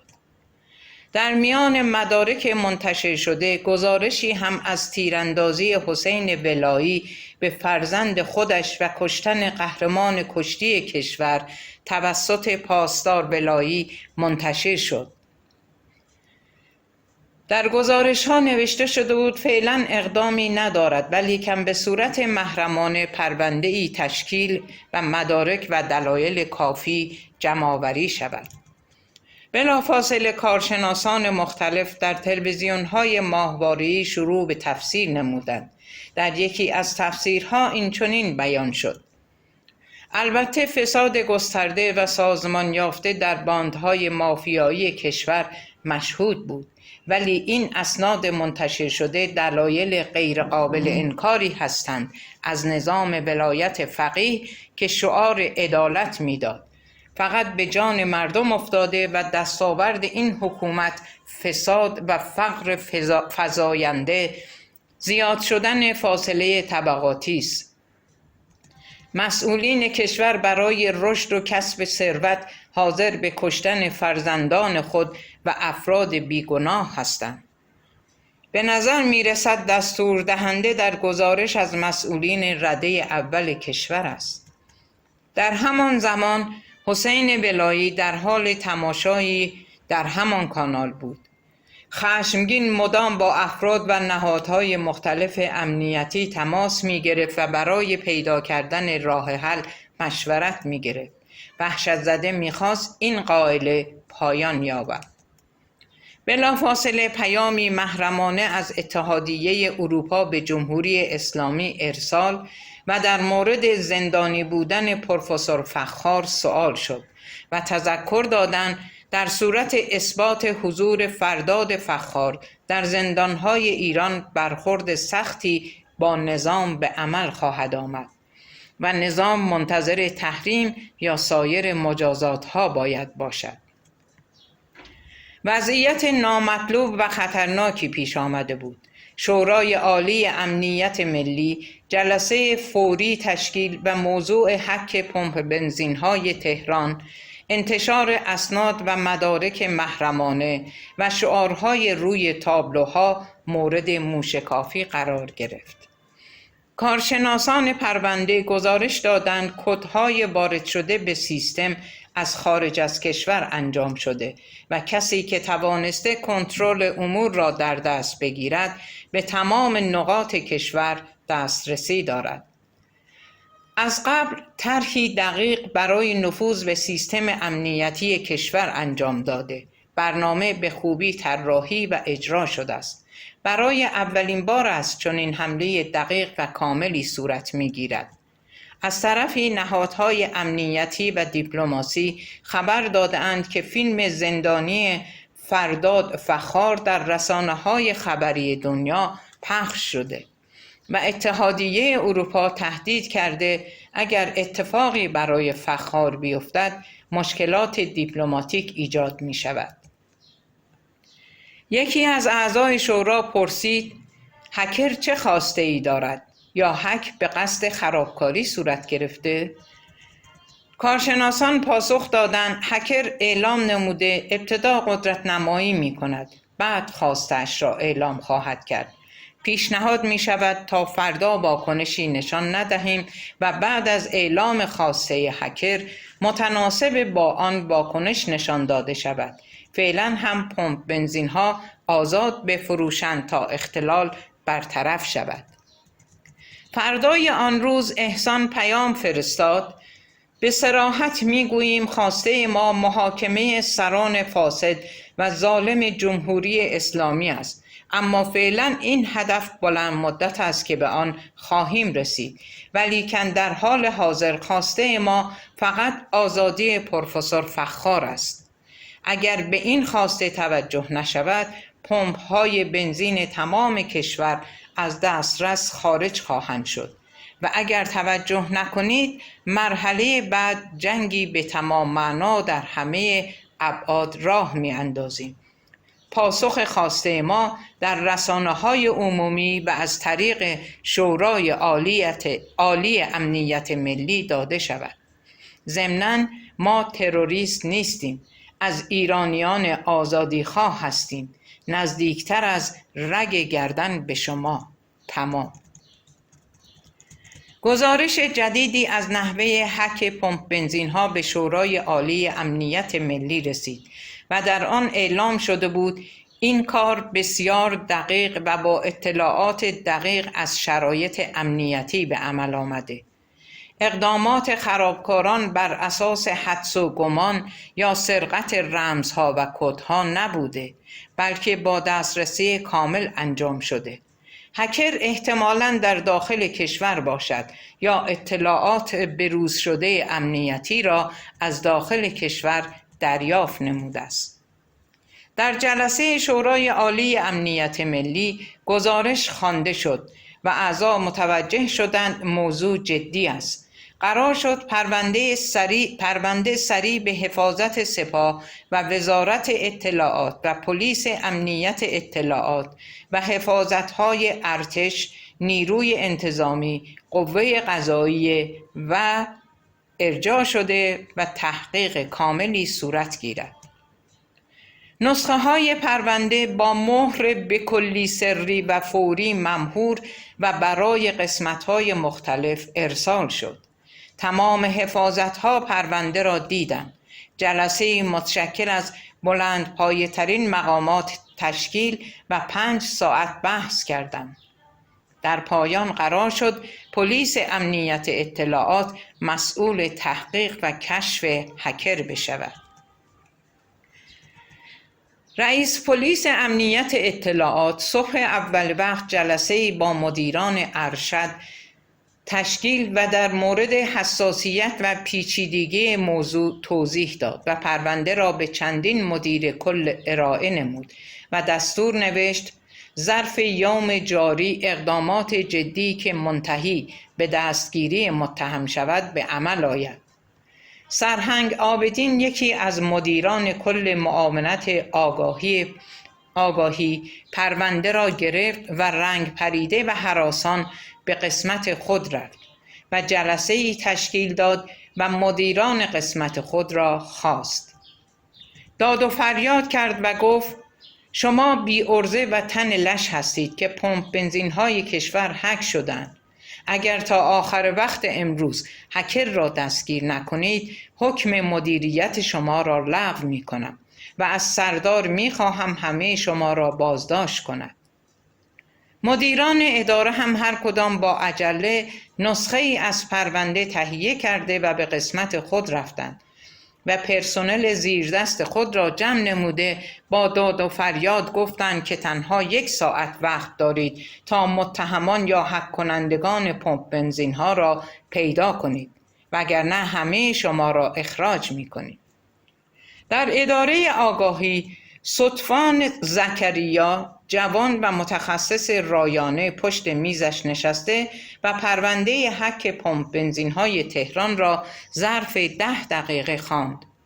نام فرداد فخار را در سوابق در دسترس مورد بررسی قرار داد. از بین مرتبطین با فرداد فخار نامهای آرش شفقیانی، مریم محمدی، ایمان عشقی و احسان بیدار برایش سرنخ شدند.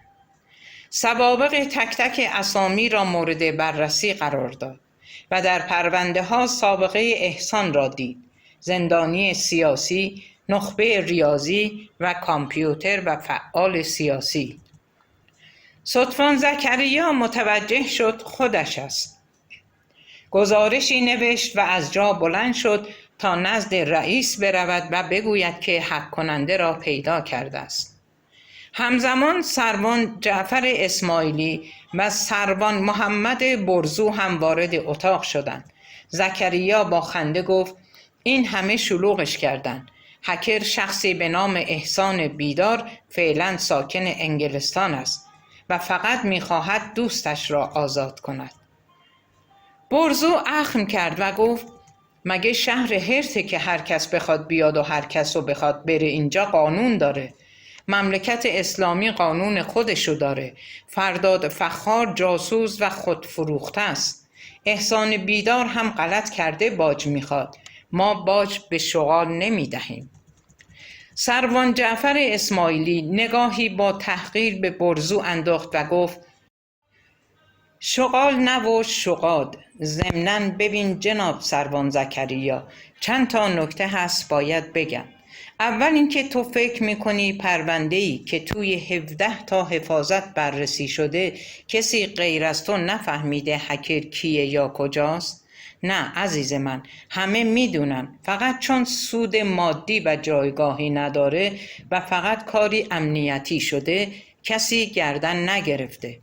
حفاظت سپاه بررسی کردید پول توش نیست. وزارت اطلاعات متوجه شد با احسان بیدار نمیتونه بجنگه. حفاظت فراجا عقلش نرسید و حفاظت قوه قضاییه هم اصلاً توی باغ نیست. برای همین این تحفه رو انداختن توی دامن ما. الان میری پیش سرهنگ عابدین که به نظرم باید بهش بگی گروهبان گارسیا، گزارش رو میگی تشکر نمیکنه. میگه باشه برو، بعد خودش گزارش مینویسه. با تلاش و پیگیری گسترده موفق به شناسایی عوامل اصلی پمپ بنزین ها شدیم و اون شخص احسان بیدار جاسوس وطن فروش است.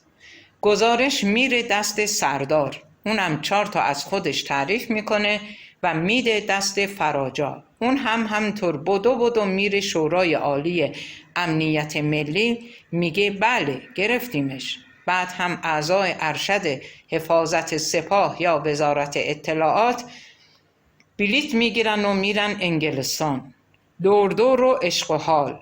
2 روز بعد هم با شرمندگی فرداد فخار آزاد میشه، میره و از تلویزیون‌های خارج نشین به کل نظام فحش میده.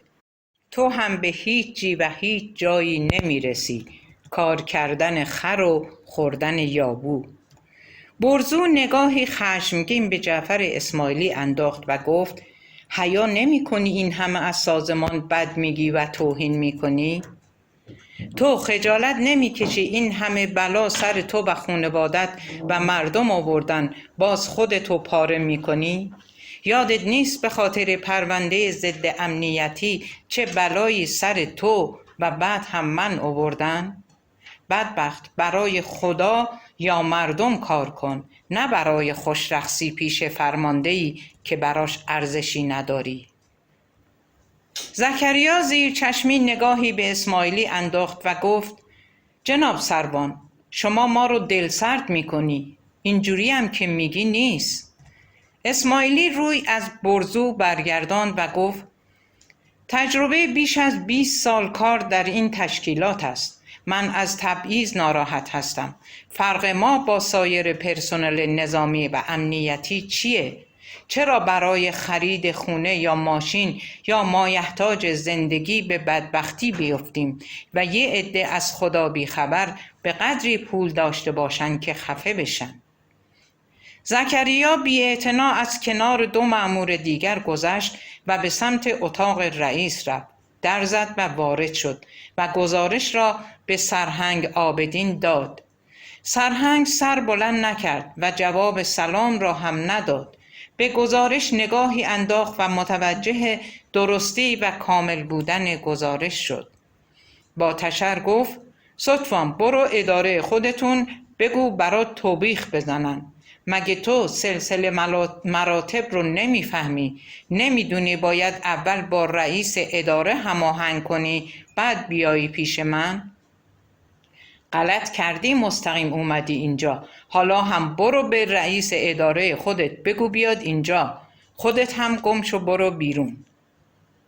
به محض رفتن زکریا، سرهنگ عابدین تلفن را برداشت و با لحنی چاپلوسانه به آن طرف خط گفت: سردار، شخصی که سیستم را هک کرده پیدا کردیم. نام او احسان بیدار و ساکن کشور انگلستان است. و تماس قطع شد. زکریا متعجب و وحشت زده به اتاق خودشان بازگشت و موضوع را به رئیس اداره توضیح داد. او هم زکریا را توبیخ نمود. در اتاق سروان اسماعیلی و سروان برزو هنوز بحث می‌کردند و وقتی شنیدند که زکریا به لحاظ عدم رعایت سلسله مراتب توبیخ شده، قهقه زدند و خندیدند. برزو گفت: اسماعیلی، تو هم آیه ناامیدی رو درست میخونی. و ادامه داد: زنت هم همینو میگه. خاک تو سر هورا کنم که با تو زندگی میکنه. اسماعیلی خندید و گفت: محمد، خدا شاهد، الان زنگ میزنم بهش میگم گفتی خاک تو سر هورا. اونم اخلاقش رو میدونی، جد و آبادتو میکشه وسط و فحش میده. خاک تو سر زنزلیل بدبختت کنم. جای تو بودم 1 دقیقه هم هورا رو نگه نمی داشتم. بددهن، تنبل، شلخته، بیشعور، محل سگم که بهت نمیده. سروان اسماعیلی گوشی تلفنش رو در آورد و با زنش تماس گرفت و پوزخند زنان به زنش حرفهای برزو را که پشت سر اون گفته بود تکرار کرد. سپس گوشی رو به سمت برزو گرفت و گفت: بیا با تو کار داره. برزو چهره سیاهش کدرتر شد و با لهجه جنوبی گفت: خاک تو سر جعفر. گوشی رو گرفت و با تضرع و زاری گفت: سلام آبجی، خدا شاهد این جعفر بیشور قدر تو رو نمیدونه. تو خانومی. کمی سکوت کرد و ادامه داد: باشه، اگه من فحش دادم همش به خودم و جد و آباد خودم برگرده. و گوشی رو قطع کرد و با کف دست به سر جعفر اسماعیلی کوبید و گفت: خیلی بیشعوری. اسماعیلی که از خنده ریسه رفته بود دست در گردن محمد برزو انداخت و گفت: محمد، دیروز با هورا رفتیم بیرون، یهو دیدیم که وسط اعتراضات هستیم و درگیری پیش اومد. روسری هورا از سرش افتاد و باد موهاشو تاب داد. دوباره عاشقش شدم. میخوایم بچه دوم رو هم بیاریم. برزو با حسرت نگاه کرد و گفت: خوش به حال جعفر. عمرمو تلف کردم، بچم مرد، زنم رفت، هیچی به هیچی. درود بر شما. رمان بابا آب خواست، نویسنده نریمان، به کوشش قاسم قرداغی، نشر آوای بوف، گویش سیما، تولید فایل صوتی از کتابخانه اینترنتی آوای بوف. avayaboof.com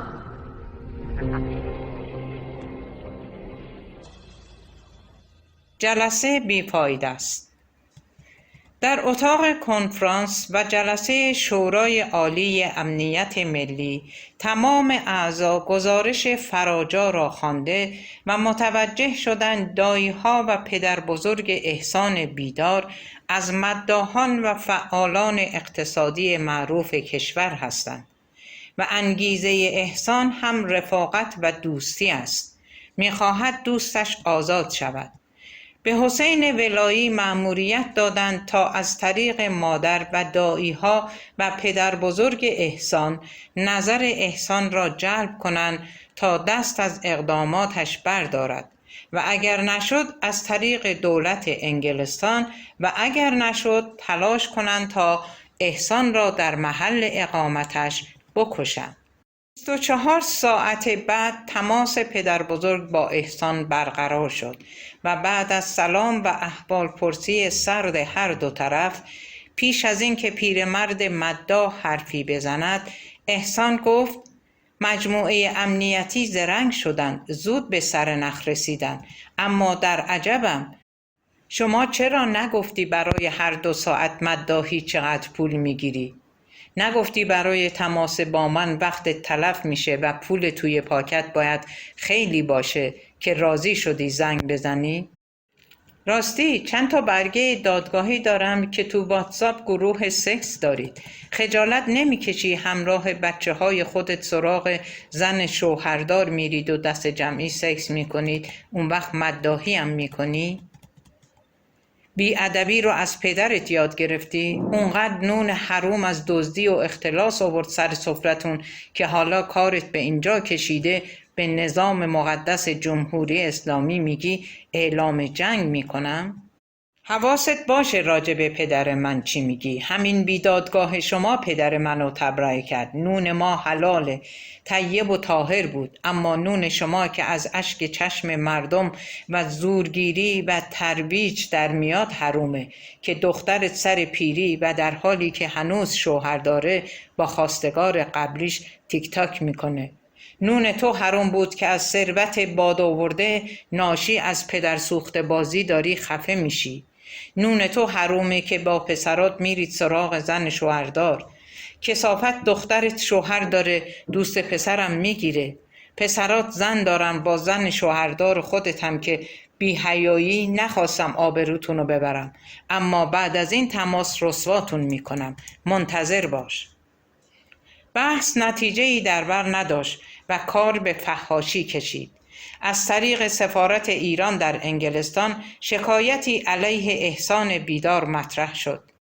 وکلای احسان در مرحله نخستین رسیدگی گفتند فرداد فخار تبعی فرانسوی ایرانی تبار از خاک آن کشور ربوده شده و مأمورین وزارت اطلاعات ایران خود مظنون هستند و طرح موضوع حک از طریق کشور انگلستان بی دلیل و مدرک مطرح شده است. پرونده بسته شد.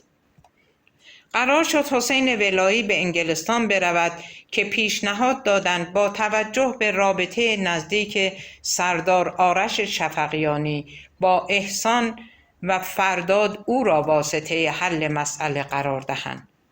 تماس‌ها برقرار شد و از قضا متوجه شدند آرش هم در انگلستان ساکن شده و بعد از مرگ همسرش از ایران رفته است. احسان پیام فرستاد: اشغال کنندگان ایران زمین، کشور ما زنده خواهد ماند. به شما میگویم حک پمپ بنزین های داخل کشور برای ما مثل آب خوردن است، اما خسارت این اقدام به مردم و ایرانیان وارد می شود. مردمی اسیر دست غاصبان. راضی نیستیم رنجشی حاصل شود. نیروهای امنیتی و رابطین شما را در تمام اروپا افشا می کنیم. کانالهای مالی و نحوه تأمین بودجه جاسوسان شما را برای نهادهای امنیتی اروپا می فرستیم. در مرحله بعد منتظر دستگیری و حذف نیروهای خودتان باشید و مهمترین موضوع این که از 1 ساعت بعد تعدادی از سایت‌های موشکی شما از دسترس خارج می‌شوند. کنترل سامانه‌های موشکی را به دست می‌گیریم. تهدید جدی به نظر می رسید. بلافاصله جلسه‌ای در نهادهای امنیتی و شورای عالی امنیت ملی تشکیل شد و خبر رسید که سامانه‌های موشکی از دسترس خارج شده است. وحشت فزاینده‌ای حاصل گردید. با سردار آرش شفقیانی تماس گرفته شد و ناچار بخشی از موضوع را توضیح دادند و از او خواستند پادرمیانی کند و با احسان تماس بگیرد تا مانع مشکلات بزرگتری گردد. آرش با احسان تماس گرفت و با کلامی مهربان او را نصیحت کرد و وقتی متوجه شد احسان برای رهایی فرداد مداخله نموده، با مقامات امنیتی جمهوری اسلامی تماس گرفت و گفت فرداد را رها کنید، موضوع فیصله پیدا خواهد کرد. آرش خواست احسان را ببیند که احسان خواسته آرش را رد کرد و گفت عمو، هرچی شما بگی به دیده منت قبول میکنم، اما اجازه بدید تماس ما با خط امن و تلفنی انجام شود. تماس با خط امن صورت گرفت و آرش آغاز کننده صحبت بود. میخوام موضوعی رو به شما گوشزد کنم. پدرم در اوایل جنگ به من گفت نمانم و از کشور خارج شوم. در پاسخ پدر پرخاش کردم و او را متهم کردم به ترسو بودن و بیدینی و بیغیرتی. چند سال بعد که زخمی و دردمند در اسارت بودم، شاهد شهادت بهترین دوستانم شدم و از طرفی شاهد حماقت رهبران جمهوری اسلامی در تداوم جنگ بودم. از پدر به دلیل اشتباهاتم عذرخواهی کردم. خواستم با او به آمریکا بروم که قبول نکرد. مرا در آغوش کشید و گفت شما دیکتاتورهای کوچولویی خواهید شد که ثروت کشور را به یغما میبرید و مردم را به اسارت میگیرید. از من خواست بمانم و در صورت لزوم طرف درست تاریخ بمانم. هیچ وقت فرصت این انتخاب پیش نیامد. امیدوارم این بار بتوانم انتخاب درستی داشته باشم.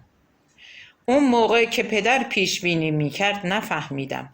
الان میبینم چقدر درست و دقیق اشاره کرده بود. پسرم، مرحوم پدر شما انسان بیگناهی بودند و مورد ظلم قرار گرفت. اگه لایق باشم میخوام نصیحت پدرانه‌ای به شما داشته باشم و اون این که مقابل مردم نباش، کنار مردم باش. مردم ایران انسانهای سختی کشیده و اسیر دست دیکتاتورها شده اند. بله، ممنونم از دلسوزی و خیرخواهیتان. جسارتاً میخوام پیشنهادی بدم. امیدوارم نرنجید و از من کوچک قبول کنید و اون این که کمک کنید پروفسور فخار آزاد شود. او هم مانند پدرش شجاع و ایران دوست است. طرح‌های بزرگی داریم که فرداد بیاید انجام می‌دهیم و خیر آن به ایران می‌رسد. در آن زمان وجود شما کمک زیادی خواهد کرد. اگه صلاح بدونی به منم بگو طرح‌هایی که میگی چی هستن. بله، حتما میگم. شما معتمد و پاکباز هستید. یکی از طرح‌های ما این است که با چند دانشگاه اروپایی صحبت کردیم و قرار شده از بین جوانان ایرانی ساکن کشور دانشجوی غیر حضوری قبول کنند و مدرک بدهند. به این ترتیب شما، بنده و فرداد فخار و تعداد دیگری از دوستان ایرانی در رشته‌های مختلف استاد جوانان ایرانی می‌شویم و به جوانان ایرانی درس‌های مفید در سطح دانشگاه‌های معتبر جهان به صورت مجازی می‌دهیم، مثل زبان‌های مختلف، آیتی و غیره. به قولی راه نجات کشور آب و آگاهی است. طرح آب به سختی پیش می رود، اما آگاهی را باید شروع کنیم. بعد از چند دقیقه و صحبت‌های عادی دیگر تماس قطع شد و آرش خوشحال و سرحال ایمیل ها و تماس هایش را مورد بررسی قرار داد و از یکی از آنها تعجب کرد. جلسه یا میتینگی با محوریت سپاهیان بازنشسته خارج از کشور ایران تشکیل شده بود و عنوان سخنرانی این بود: چالش‌ها و فرصت‌سوزی‌های جمهوری اسلامی. و عجیبتر اینکه قرار بود آرش سخنران باشد. در میان میهمانان نام حسین ولایی هم دیده میشد. زمان جلسه فردا صبح در مرکز لندن بود. جانم در کمانم. آرش بعد از بازنشستگی و مرگ همسرش در ایران مهاجرت نمود. افسردگی گرفت. پزشکان توصیه اکید نمودند تا ورزش کند تا بتواند غم از دست رفتن عزیزش را تحمل نماید. سردار در سخنرانی که در مرکز راهبردی سپاه در انگلستان برگزار نمودند در ردیف جلو نشسته و توجهی به اطراف نداشت. تلاش می‌کرد تمرکز کند تا بتواند سخنرانی خوبی داشته باشد. دستی روی شانه آرش خورد. به عقب برگشت. مردی با نگاه و چهره‌ای آشنا و لبخندی ساختگی به آرش سلام داد و گفت: سردار، شما افتخار ما هستید. آرش دقیق‌تر نگاه کرد و سردار حسین ولایی یا همان حسین قوچ را شناخت. آرش می‌دانست که حسین ولایی می‌خواهد موضوع احسان و فرداد را مطرح کند. سلامی آمیخته به تحقیر به حسین ولایی داد و روی برگرداند. مجری بر روی صحنه رفت و گفت: از میهمانان عزیز ممنونم که قدم رنجه نموده و تشریف آوردند. شاید از خودتان بپرسید چرا این همایش و هماندیشی را در انگلستان برگزار نموده و در میان مدعوین چهره‌های مخالف نظام هم وجود دارد. هرچند در اینجا متاسفانه افراد نفوذی جمهوری اسلامی هم وجود دارند که برای ما مهم نیست، چون ما سربازان ایران زمین آمده ایم تا حرفهایمان را بزنیم و با رژیم اتمام حجت کنیم. پس چه بهتر خبرچین‌های نظام بروند و بگویند عده‌ای از سپاهیان از حکومت دیکتاتور و خونریز گذشتند. پس از اولین سخنران سردار آرش شفقیانی دعوت می‌کنم تا از مطالبشان بهره ببریم. آرش از جا برخاست. با متانت از پله‌ها بالا رفت و پشت تریبون قرار گرفت. بنده سخنران نیستم و صرفاً تجربه و علم و اطلاعات خودم را بیان می‌کنم. جمهوری اسلامی گناهکار است. سفاکان و خونریزان تاریخ برای توجیه قدرت طلبی خود دست به گناه میزنند. گناه و دروغگویی موجب فقر و فلاکت و بدبختی است. خشکسالی هم فقر می آورد، حرص و طمع می آورد و صبر و شکیبایی از بین می رود. خامنه‌ای آخرین دیکتاتور جهان، کسی که در بدو ورود به مردم هشدار داد که اگر بیاید مردم باید خون گریه کنند، دروغگو، ترسو و کینه‌ورز است که در وجودش تمام رذالت تاریخ بشر را دارد. حاضر به کشتن تمام بشریت است و هیچ چیز برایش اهمیت ندارد غیر از بقای خودش. این سفاک خونریز خودفروش است، روحش را به شیطان فروخته. حاکمیت زیر دست شاگرد شیطان دروغ میگوید و صاف صاف در چشم مردم نگاه میکند. مردم دروغ را باور میکنند چون راحت تر هستند و چشم بر واقعیت میبندند، زیرا اگر مسئولیت نداشته باشند راحت تر زیست میکنند. این حاکمیت چون این مردمی پرورش داده، دروغگو باشند و بی‌مسئولیت و راضی به زنده بودن. حاکمیت قبلی مردمی پرورش داد که انقلاب کرد و 8 سال جنگید. دستاورد حکومت مذهبی نتیجهش چه شد؟ برایتان میگویم. منتظری نایب خمینی بود. گفتند که ساده‌لوح و خائن است. بعد هاشمی فتنگر، خاتمی جاسوس، احمدی نژاد فریب خورده و منحرف، روحانی خود فروخته و این یکی هم دروغگو. خب پس چه حکومت مذهبی که سرانش اینچنین هستند؟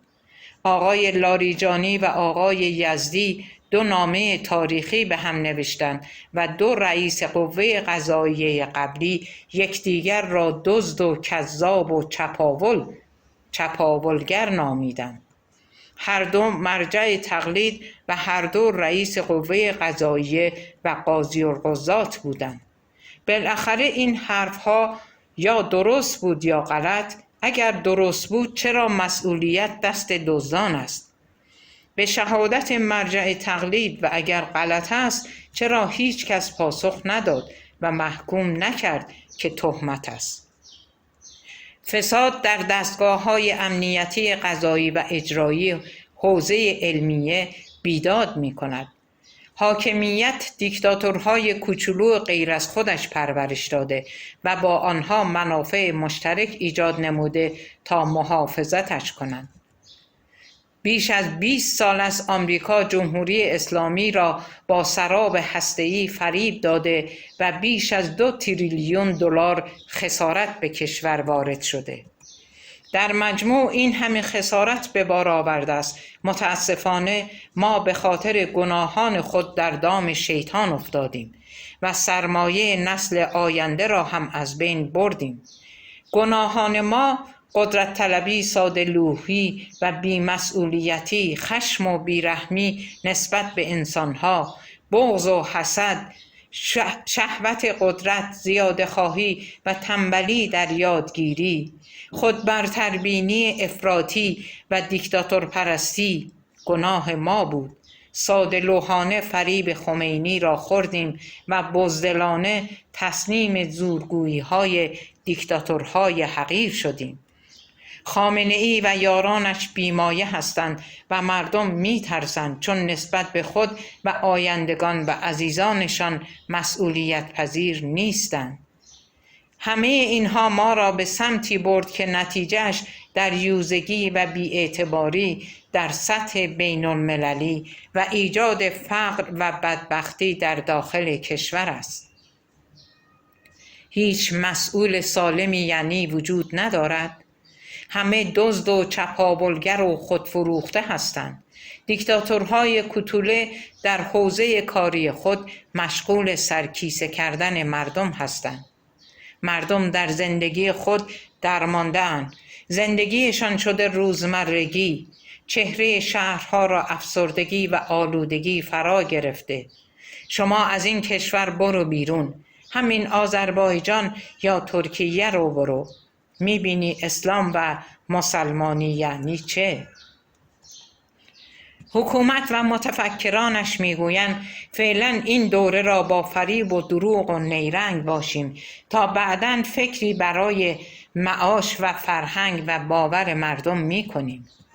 مردم هم شاهد هستند. حکومت فقط و فقط به فکر بقای خودش است. کاری به فردای مردم ندارد. میگوید من باشم، بقیهش مهم نیست. یک لقمه نان بدهید مردم بخورن، صدایشان در نیاید. این یعنی در دنیایی که فکر همه چیز را میکنن ما به هر قیمتی به ماندن خود فکر میکنیم. فرمانده سپاه را مسخره کردند. کسی مانع نشد. چند نفر کلاهبردار آمدند و در به قابلمه دادند دست فرمانده کل سپاه و گفتند این کرونا یاب است. او هم به به و چه چه گفت. میدانید چرا؟ چون مردم معترض بودند و میگفتند چرا واکسن درست نمی کنید یا چرا واکسن نمی خرید. فرمانده سپاه هم برای فریب مردم در به قابلمه را برداشت، رفت به جنگ کرونا. ولی فقیه از ایشان بازخواست نکرد. آقا چرا دروغ میگویی؟ خب ولی فقیه از دروغگو حمایت میکند. این یعنی خودش عدالت ندارد. در سال 1362 قبل از عملیات بیت المقدس و آزادسازی خرمشهر در بیمارستانی در شیراز بستری شدند. دیدم چطور دسته دسته شهید و زخمی آوردند. اعتراض کردیم، گفتند هر کس شهید شود به بهشت می رود. راستش آن موقع خمینی برای ما حجت تمام بود. او حرف میزد، دیگر حرفی نداشتیم، در صورتی که اشتباه کردیم. همان زمان باید میفهمیدیم کسی که به راحتی خون میریزد امام نیست. آرش جرعه‌ای آب نوشید و نگاهی به سالن انداخت. سکوت حکم فرما بود. حسین ولایی سرخ شده و عصبانی نگاه میکرد. هیچ کس حرفی نمیزد و مخالفتی نمیکرد. تعجب نمود و زمزمه کنان گفت صدای مخالفی نیست. مگر سپاهی نیستید؟ انتظار داد و فریاد داشتم. یا موافق هستید و یا ادله‌ای دارید که مرا مجاب خواهد کرد که اشتباه میکنم. در هر صورت بنده ادامه میدهم، هرچند جسته و گریخته، اما حرف دلم است. و ادامه داد. اکبر اعتماد، رئیس سازمان انرژی اتمی در زمان شاه، در خاطراتش تعریف میکرد: میخواستم بدانم شاه تأسیسات هسته‌ای را برای جنگ افزار هسته‌ای میخواهد یا تأسیسات هسته‌ای صلح‌آمیز. برای همین 6 ماه به صورت خصوصی تمام زیر و بم امور هسته‌ای را به شاه یاد دادم و حتی تمرین و مشق هم می دادم. شاه با نظم خاصی همه چیز را یاد گرفت و آموزش تکمیل شد. حالا حاکمان فعلی نظر هسته‌ای می‌دهند بدون اینکه حوصله داشته باشند چند خط راجع به مسائل هسته‌ای یاد بگیرند. اخیراً یکی از قضات را در زندان کشتند. همین قاضی در اسنادی که افشا نموده بیان می‌دارد رهبر گفته سطح غنیسازی را به 90% برسانید تا بازدارنده باشد و اسرائیل و آمریکا جرأت حمله به تأسیسات هسته‌ای را نداشته باشند و از ترس چرنوبیل شدن منطقه به تأسیسات هسته‌ای حمله نکنند. به آقا گفتند این حرف فنی نیست و غنیسازی 90% مانع حمله نمی شود. در جواب گفته من فنی و هسته‌ای نیستم، بلکه انقلابی هستم و سیاسی و انقلابی میگویم که عمل کنید. خب کسی نیست از این آقا بپرسد شما که بلد نیستید چرا دستور میدهی سطح غنیسازی را بالا ببرند و برای مردم تحریم و دردسر درست میکنی؟ این چه جنایتی است؟ درآمد نفت خرج هزینه‌های روزمره می شود و هیچ اندوخته‌ای نداریم. درآمد کشور برای سلاح و نیروگاه‌های هسته‌ای هزینه می شود که 70 سال از قدمت آن می گذرد و غیر از دردسر هیچ نداشته و ندارد. با سند و مدرک طرحی را معرفی می کنم که می توانست گنج بزرگ ایرانیان تا صدها سال بعد باشد و آن اینکه آقایی به نام بدیع‌الزمانی در سال 79 طرح تحقیقاتی را ارائه داد. این طرح به نام ایران رود نام گرفت. با احداث آن 2 میلیون شغل ایجاد می شد. آب شرب و صنعتی و کشاورزی تأمین می گردید. محیط زیست و آلودگی بهبود داده می شد. قاچاق کمتر می شد. پراکندگی جمعیت توزیع مناسبتری پیدا می کرد. درآمد بیشتری در سطح کلان و ناخالص ملی ایجاد می کردید. کم شدن برداشت نفت، ارتباط ایرانیان، شکوفایی کشاورزی و صنعت، 2 حوزه بزرگ آبی، گسترش دریانوردی، پرورش مزارع ماهی، تأمین برق آبی بیش از نیاز کشور، حتی تأمین برق همسایگان هم ممکن می شد. شکوفایی و افزایش تولیدات فولاد تأمین می گردید. حتی همین مقدار هم دست پایین در نظر گرفته شده است. مطالعات که انجام شده در حوزه زمین شناسی و اقتصادی و اقلیم شناسی طرح را شدنی اعلام نمود، اما کسی به آبادانی توجه ندارد. اخیراً دانشمند جوانی که فرزند شهید است و صاحب کرسی استادی در دانشگاه سوربن فرانسه می باشد، طرح ایران رود را تکمیل و دقیق منتشر می نماید و اموری را هم به آن افزوده و ارائه می نماید. قرارگاه خاتم بررسی می نماید و اعلام می شود طرح قابل اجراست و انقلابی در داخل کشور برپا می کند. دانشمند جوان دزدیده شده در انفرادی مورد بازجویی قرار می گیرد که چرا اسناد و اطلاعات کشور را منتشر نموده ای؟ خب شما ببینید چه بلایی در حال نازل شدن است. آرش از سکو پایین آمد و رفت نشست. دیگر سخنرانان هم آمدند و همه با مواضع آرش موافقت نمودند و به صورت علنی اعلام نمودند باید از جمهوری اسلامی گذر کنند. یکی از سخنرانان گفت ملاها پاسداران را میکشند یا به نوکری خود میگیرند. چند دقیقه بعد سردار آرش شفقیانی برای استفاده از سرویس بهداشتی به بیرون از سالن راهی شد و در سالن سرویس بهداشتی کسی حضور نداشت.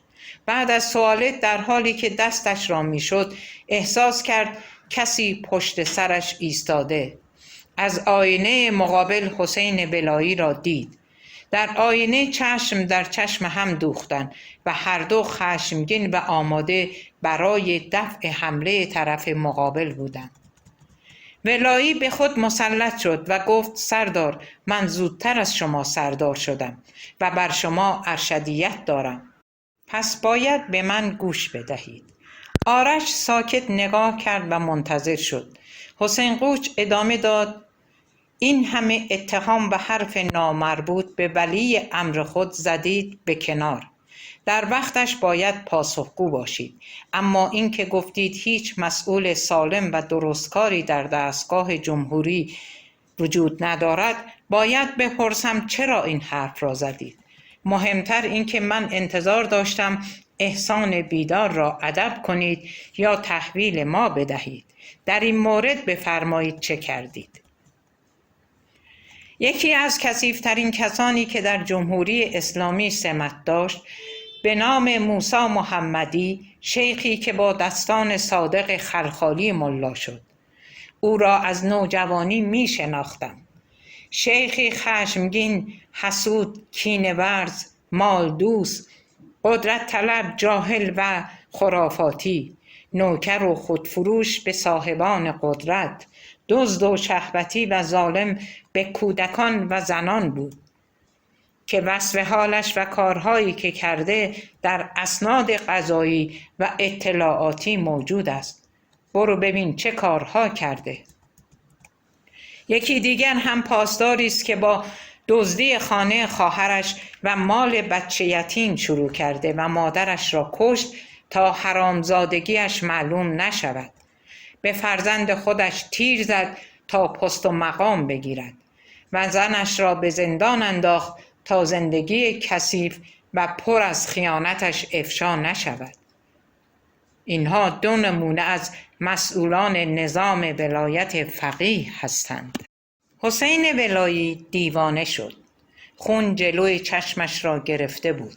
چند قدم به عقب رفت و سالن بیرونی سرویس بهداشتی را نگاه کرد و برگشت و در را بست و قفلش را انداخت و گفت آرش شفقیانی خائن، حامل پیغامی بودم و میخواستم تو را به ایران برگردانم، اما انگار باید جنازه تو را با خود ببرم.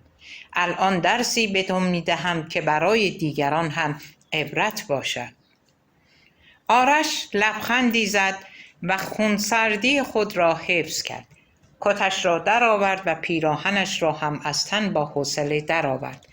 عضلات در هم پیچیده و قدرتمندش نمایان شد و لبخند زنان گفت خوشم نمیاد لباسم خونی بشه، ضمن این که من بچه تجریش هستم. اونجا هم وقتی دعوا میکنن لباسشون رو در میارن.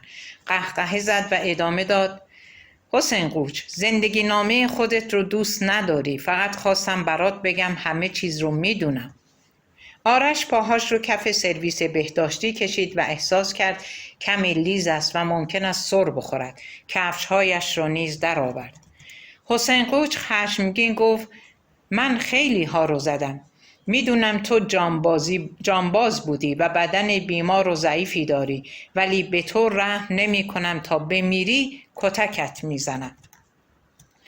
آرش با لذت نگاه کرد و گفت چند وقتی بود دلم دعوا و بزن میخواست. تمرین میکردم برم داخل رینگ یا حتی قفس مبارزه کنم. حالا به آرزوم رسیدم.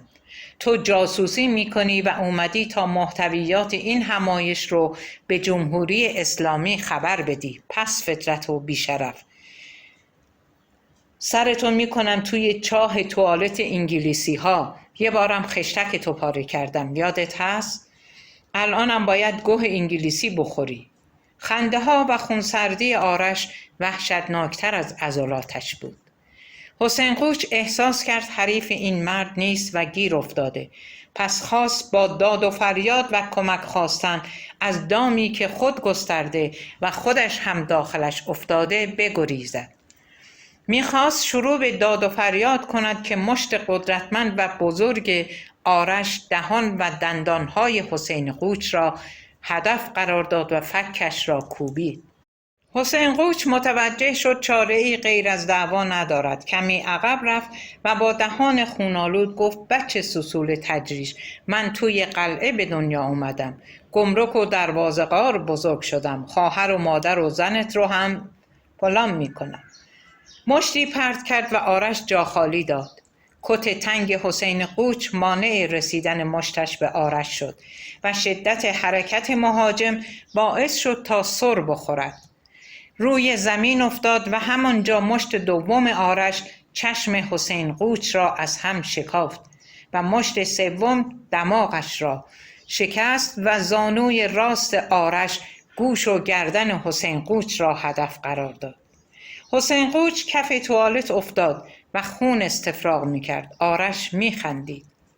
کمی بعد آرش پشت یقه مرد مقابلش را گرفت و او را کشان تا جلوی توالت فرنگی کشید و سرش را داخل توالت فرو کرد و مانع بالا آمدنش شد و وادارش نمود تا آب توالت را بخورد. آرش حسین ولایی را رها کرد و لباس پوشید و بیرون رفت و با پلیس بازگشت و به انگلیسی گفت این مرد پاسدار است و در سرکوب سال 1401 ایرانیان فعال بوده و ناقض حقوق بشر است و با همکار خودش درگیر شده و همکاراش او را زده و گریخته. آرش ادامه داد این شخص میخواسته مهمانان همایش را ترور کند. ولایی کمی از حرفها را فهمید اما نتوانست پاسخ دهد و وقتی پلیس پاسپورت ولایی را خواست و استعلام گرفت متوجه شد اطلاعات ولایی با مشخصات پاسپورت مغایرت دارد. بنابراین دستگیر شد و آرش به سالن بازگشت. مراسم هنوز در حال اجرا بود که مردی با چهره‌ای که هنوز سپاه را تداعی می‌نمود به آرش نزدیک شد و گفت سردار، این همایش که شرکت نمودید از گروهی از پرسنل شاغل و بازنشسته سپاه در اروپا شکل گرفته. ما هم مانند شما فکر می‌کنیم. جمهوری اسلامی و رهبری توان و امکان مدیریت کشور را ندارد و در آینده نزدیک فجایعی گریبان مردم را خواهد گرفت. برای همین به اروپا آمدیم تا کار کنیم و شرایط را تغییر دهیم. از طرفی اپوزیسیون خارجی شناخت درستی از شرایط ندارد و از طرف دیگر سهم خواهی می کند. بنابراین ما خودمان آمدیم تا شروع کنیم و اگر شد تغییرات و اصلاحات در ساختار قدرت بدهیم و اگر نشد صاحبان قدرت را برکنار می کنیم تا کشور را نجات بدهیم. در قدم اول هم فکران و دلسوزانی مانند شما را پیدا کرده و خودمان را معرفی می کنیم و درخواست همکاری می دهیم. در قدم بعدی فشار خواهیم آورد تا به اهدافمان برسیم. آرش ایرادات و اشکالات زیادی در کار میدید، اما کلام مرد بر دلش نشست و امیدی تازه در او ایجاد گردید و با خود گفت ما می توانیم، اما اول باید برای خودمان در داخل کشور شبکه‌ای از حامیان خود درست کنیم. داشتن پایگاه اجتماعی مستلزم هزینه کردن و ترسیم آینده روشن و منطقی و حمایت از نیروهای خودی است تا حامیان داخلی با مقاومت و مبارزه مدنی و اعتراض و اعتصاب حاکمیت را وادار به دادن امتیاز کنند. پس باید راهی پیدا کنیم تا بتوانیم به حامیان خود کمک مالی و کمک فکری و اطلاعاتی و امنیتی بدهیم. پاسدار میزبان تایید نمود و گفت بله، این حلقه قابل اعتماد و اتکا در ایران وجود دارد و راه کمک را هم خواهیم یافت. درود بر شما. رمان بابا آب خواست، نویسنده نریمان، به کوشش قاسم قرداغی، نشر آوای بوف، گویش سیما، تولید فایل صوتی از کتابخانه اینترنتی آوای بوف. عقب نشینی. نزدیک ظهر در سلول باز شد. فرداد از جایش برخاست و جلو رفت و سلام داد. بازجو به فرداد اعتنایی نکرد و کیفش را گذاشت روی زمین و برگه بازجویی را در آورد و گفت خب بنویس. فخار اطاعت کرد، خودکار را روی برگه گذاشت و منتظر سؤال شد تا پاسخها را بنویسد. بنویس من جاسوس اسرائیل هستم و مدرک دکترا را جعلی و از طریق موساد به من دادند تا با طرح کانال افتخار در ایران مقامات را تحت تأثیر قرار دهم و مقاومت مسئولین را در به دست آوردن توان هسته‌ای در هم بشکنم. مأموریت داشتم تا با مغالطه آبرسانی به تمام کشور بگویم این کار بهتر از داشتن توان هسته‌ای است و با این کار می‌خواستم کشور را به آمریکا تسلیم کنم.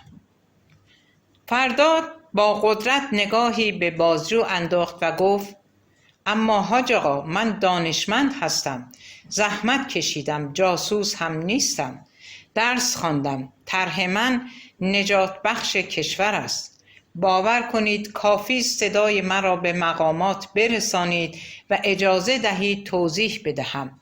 متوجه می شوید که همه چیز کامل و دقیق است. ضربه‌ای محکم به پس گردن فرداد وارد شد و مأمور گفت پوفیوز یعنی چی؟ میخوای بگی من متوجه نیستم؟ داری میگی من نفهمیدم تو چی نوشتی؟ خط به خط خوندم. چرت و پرت‌های بدون استدلال و بی منطقی که نوشتی، تمام فیلم‌هایی که تو یوتیوب بود رو دیدم. بذار از روی کتابت بخونم. آب را میتوان به تمام مناطق ایران برد. کشاورزی، صنعت و اقتصاد را توسعه داد. توسعه کشور باید همزمان در همه حوزه‌ها صورت گیرد و اگر توسعه اقتصادی و صنعتی سرعت بیشتری داشته باشد، رشد سایر حوزه‌ها هم سریعتر می شود. کویر را باید جنگل کنیم و این با آب اقیانوس هند و دریای عمان از جنوب امکان پذیر است.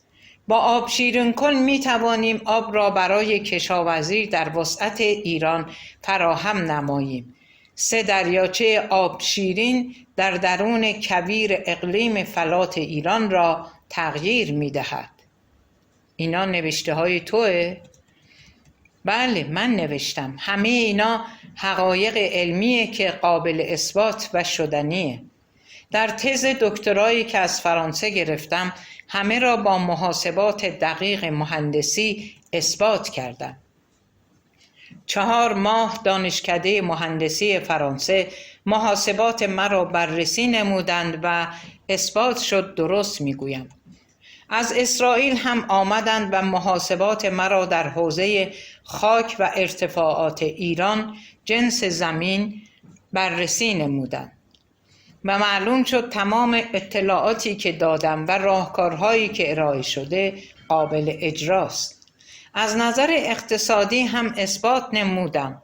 کافی است 1 سال از بهره برداری از پروژه بگذرد، 20 برابر هزینه کرد درآمد خواهد داشت.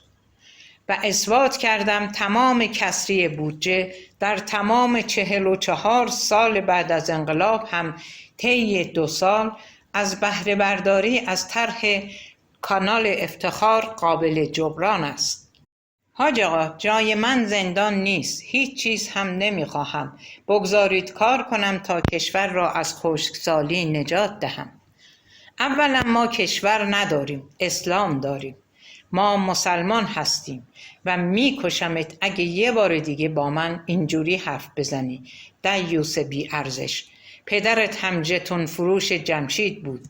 ایران اولویت ما نیست. دین همه چیز است. ثانیاً خودت گفتی اسرائیل هم کمک کرده. ثالثاً حرفهای تو با منطق دینی منطبق نیست. فرداد متوجه شد این مرد حتی 1 خط هم از محاسبات و دلایل او را نمیفهمد. پس تلاش نمود تا توضیح دهد. آرامتر و شمرده تر گفت: حاج آقا، کتاب من منطق خودش را دارد و این منطق چیزی نیست جز محاسبات و مهندسی و ترسیم نقشه، نمونه و الگوی کوچک آزمایشگاهی و توپوگرافی. منطق کلامی روش خودش را دارد و با نقل و استدلال کلامی اثبات می شود.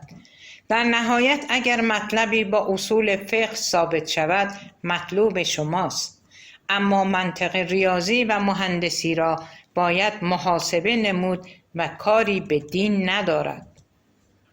بازجو پسگردنی محکم دیگری را زد و گفت: قرآن و دین تکلیف همه چیز را روشن کرده، نیاز به جاسوس‌هایی مثل تو هم نیست. فرداد ساکت شد. دیگر فایده‌ای نداشت، حرفهایش را زده بود، باید منتظر دادگاه میشد. در این چند ماه که بازداشت بود و هر روز بازجویی و تهدید و کتک را تحمل می‌نمود، برای رهایی انتظار می‌کشید. صدها تکنیک روانی و ذهنی برای تحمل مصائب و شدید را به کار بست. گاهی شکست می‌خورد و اضطراب وجودش را می‌گرفت و گاهی هم به خود مسلط می‌گردید. فردای آن روز در آهنین بند منتهی به سلول 2 الف زندان اوین باز شد و فرداد چشم بسته به ماشین مخصوص انتقال زندانیان برده شد و خودرو در خیابان‌های تهران راه افتاد. فرداد گوش تیز کرد و حواسش را جمع نمود تا بفهمد به کجا برده می شود. نیم ساعت از حرکتشان می گذشت که متوجه شد ماشین در بین ترافیک گیر کرده و خیابان شلوغ است. با دقت بیشتری گوش داد. متوجه شد از خیابانها صدای شعار مرگ بر دیکتاتور می آید. از اخبار بیرون کشور چیزی نمی دانست. با شنیدن شعارها متعجب شد و با دقت بیشتری به صداها گوش داد.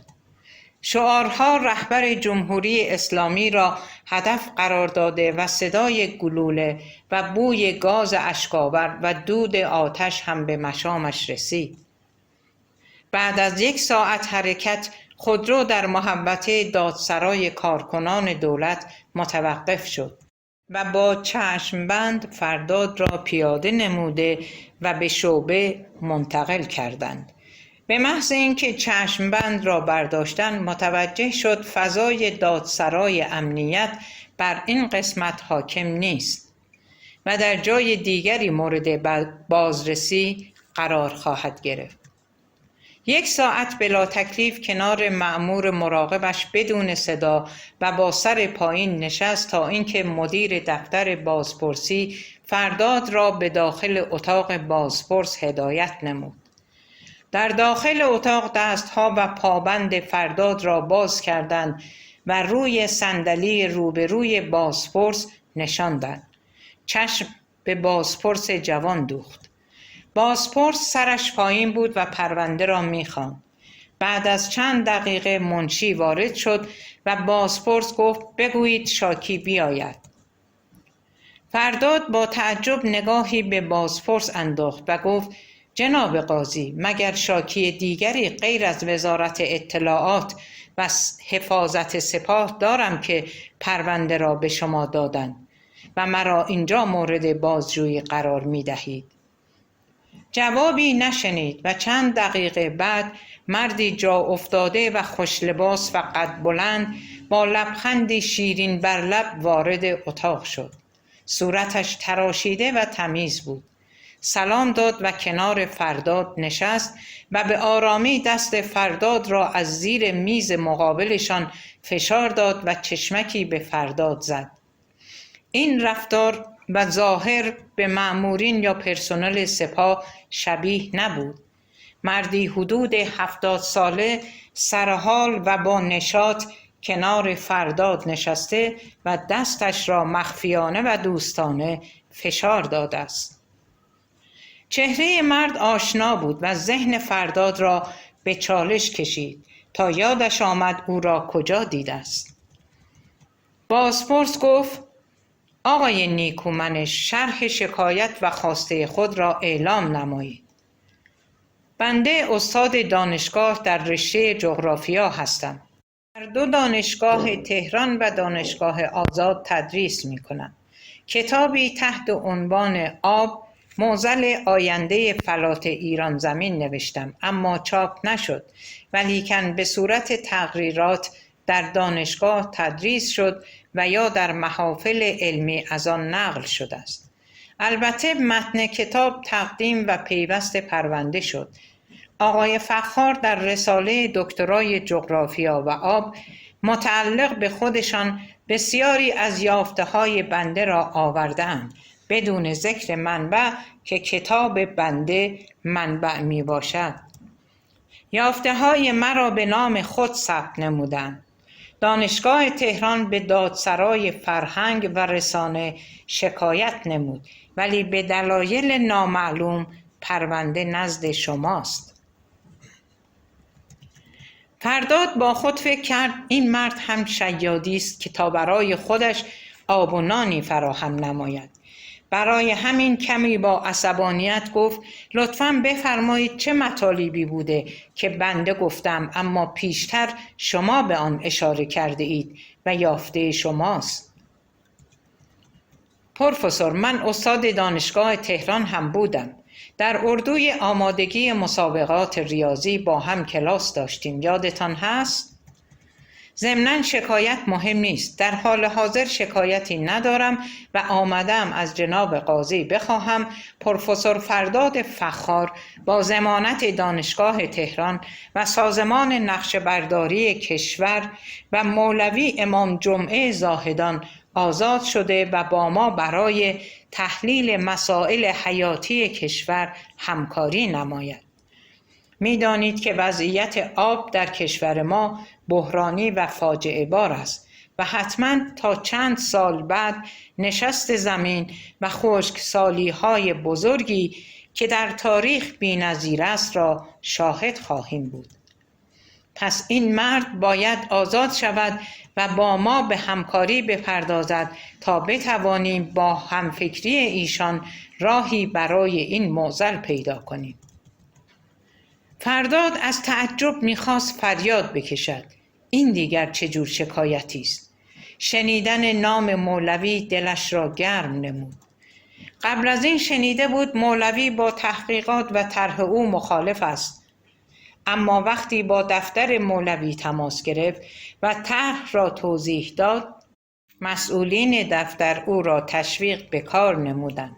حالا هم این مرد شرف را معنی کرده و برای ضمانت فرداد پیش قدم شده تا آزاد شود. بازپرس برگه‌ای به استاد نیکومنش داد و گفت بنویس. البته بازداشت یا آزادی آقای فخار دست ما نیست، اما موضوع مورد ادعای شما را میفرستم مرجع بازداشت کننده و میخواهم تا جایی که امکان دارد با شما همکاری نمایند.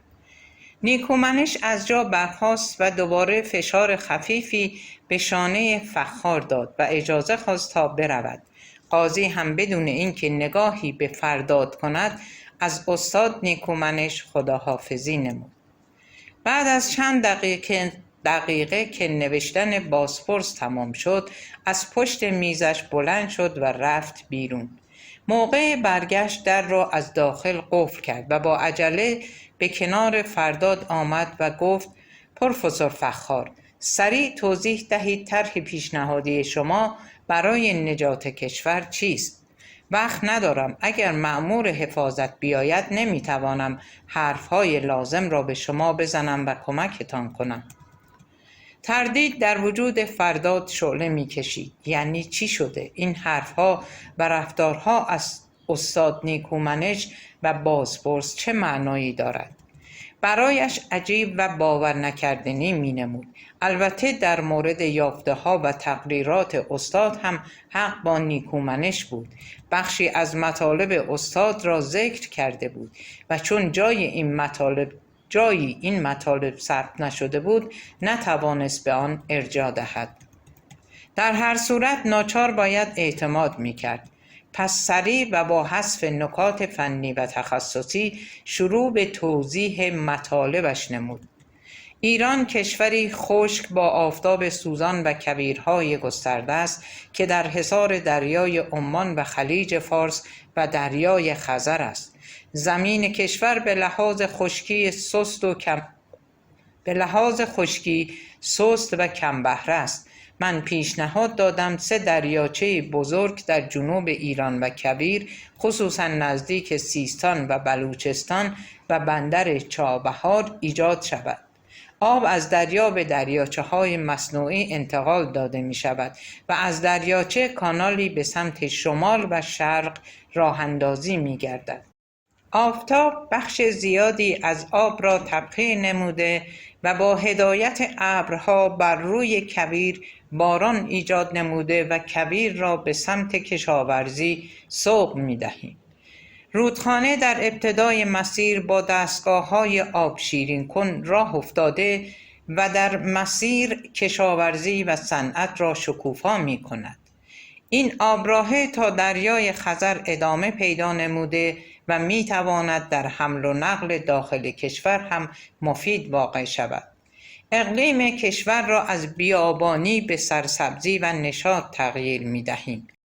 از طرفی در مسیر کانال هم دریاچه‌های متعددی طراحی نموده که این دریاچه‌ها علاوه بر مزارع پرورش ماهی بهترین منبع تولید ابر بارانزا هستند و چون از طریق اقیانوس تغذیه آبی می‌شوند، میزان نمک دریا یا اقیانوس هم به هم نمی‌خورد و خطری برای محیط زیست نیست. آب دریاچه‌ها برای رفع نیاز صنعتی استفاده می‌شود و آب باران برای کشاورزی و شرب مورد استفاده قرار می‌گیرد. به این ترتیب از محیط زیست تا تغذیه و اقتصاد و حمل و نقل همه چیز به سمت توسعه و پیشرفت می‌رود. بازپرس با چشمانی گرد شده از تعجب به فرداد نگاه می‌کرد و خواست چیزی بپرسد. یادش آمد این طرح به عنوان رساله دکترا در دانشگاه فرانسه مورد تأیید قرار گرفته است. حرفی نزد. رفت در را باز کرد و مأمور بدرقه زندان را صدا زد و گفت نوشتم زندانی به بند عمومی منتقل گردد. ضمناً به مرجع بازداشت کننده هم نوشتم تحقیقات ما تکمیل شده و با استعلامی که از دانشگاه تهران گرفتیم مطالب ایشان فاقد اطلاعات محرمانه است و صرفاً علمی هستند و اگر بازپرس امنیتی موافق باشند با ضمانت دانشگاه تهران، سازمان جغرافیایی و دفتر ائمه جمعه و دفتر مقام رهبری فعلا آزاد شوند تا رسیدگی تکمیل شود. نامه بازگشت زندانی را تحویل داد و امضا گرفت و فرداد به زندان منتقل شد. آخرین جایی که بازپرس نام برد برای فرداد تردید زیادی ایجاد کرد. دفتر رهبری هم گفته باید آزاد شود. در همان ورودی به زندان ابین او را به بند عمومی منتقل نمودند و اعلام شد تا چند روز دیگر احتمالاً آزاد خواهد شد. سختی انفرادی به قدری طاقت فرسا بود که بند عمومی با تمامی شلوغی برایش خوشایند می نمود. ضمن این که می توانست تماس بگیرد و از حال مادرش و احسان هم با خبر شود. در بند عمومی گوشه‌ای نشست و با کسی حرف نزد، اما اینکه بعد از بیشتر از 6 ماه بالاخره کسی را می بیند و می تواند تلویزیون تماشا کند خوب بود. بعد از چند دقیقه دید جوانی در گوشه‌ای در حال خواندن و مداحی کردن است. صدایی دلنشین و سوزی جانکاه در صدای مرد بود. به شعر دقت نکرد اما متوجه شد غیر معمول به نظر می رسد. بعد از آن تعدادی از جوانان دور تا دور مداح جمع شده و شروع به شعار دادن نمودند و عده‌ای هم می گفتند دیکتاتور نمیخوایم. در چند سالی که در فرانسه به سر برده و درس می‌خواند، اخبار داخل کشور را نیز رصد می‌نمود. عملکرد مسئولین در حوزه اقتصاد، محیط زیست، فرهنگ و هر چیز دیگر موجب شد تا تعداد زیادی از کشور مهاجرت نمایند.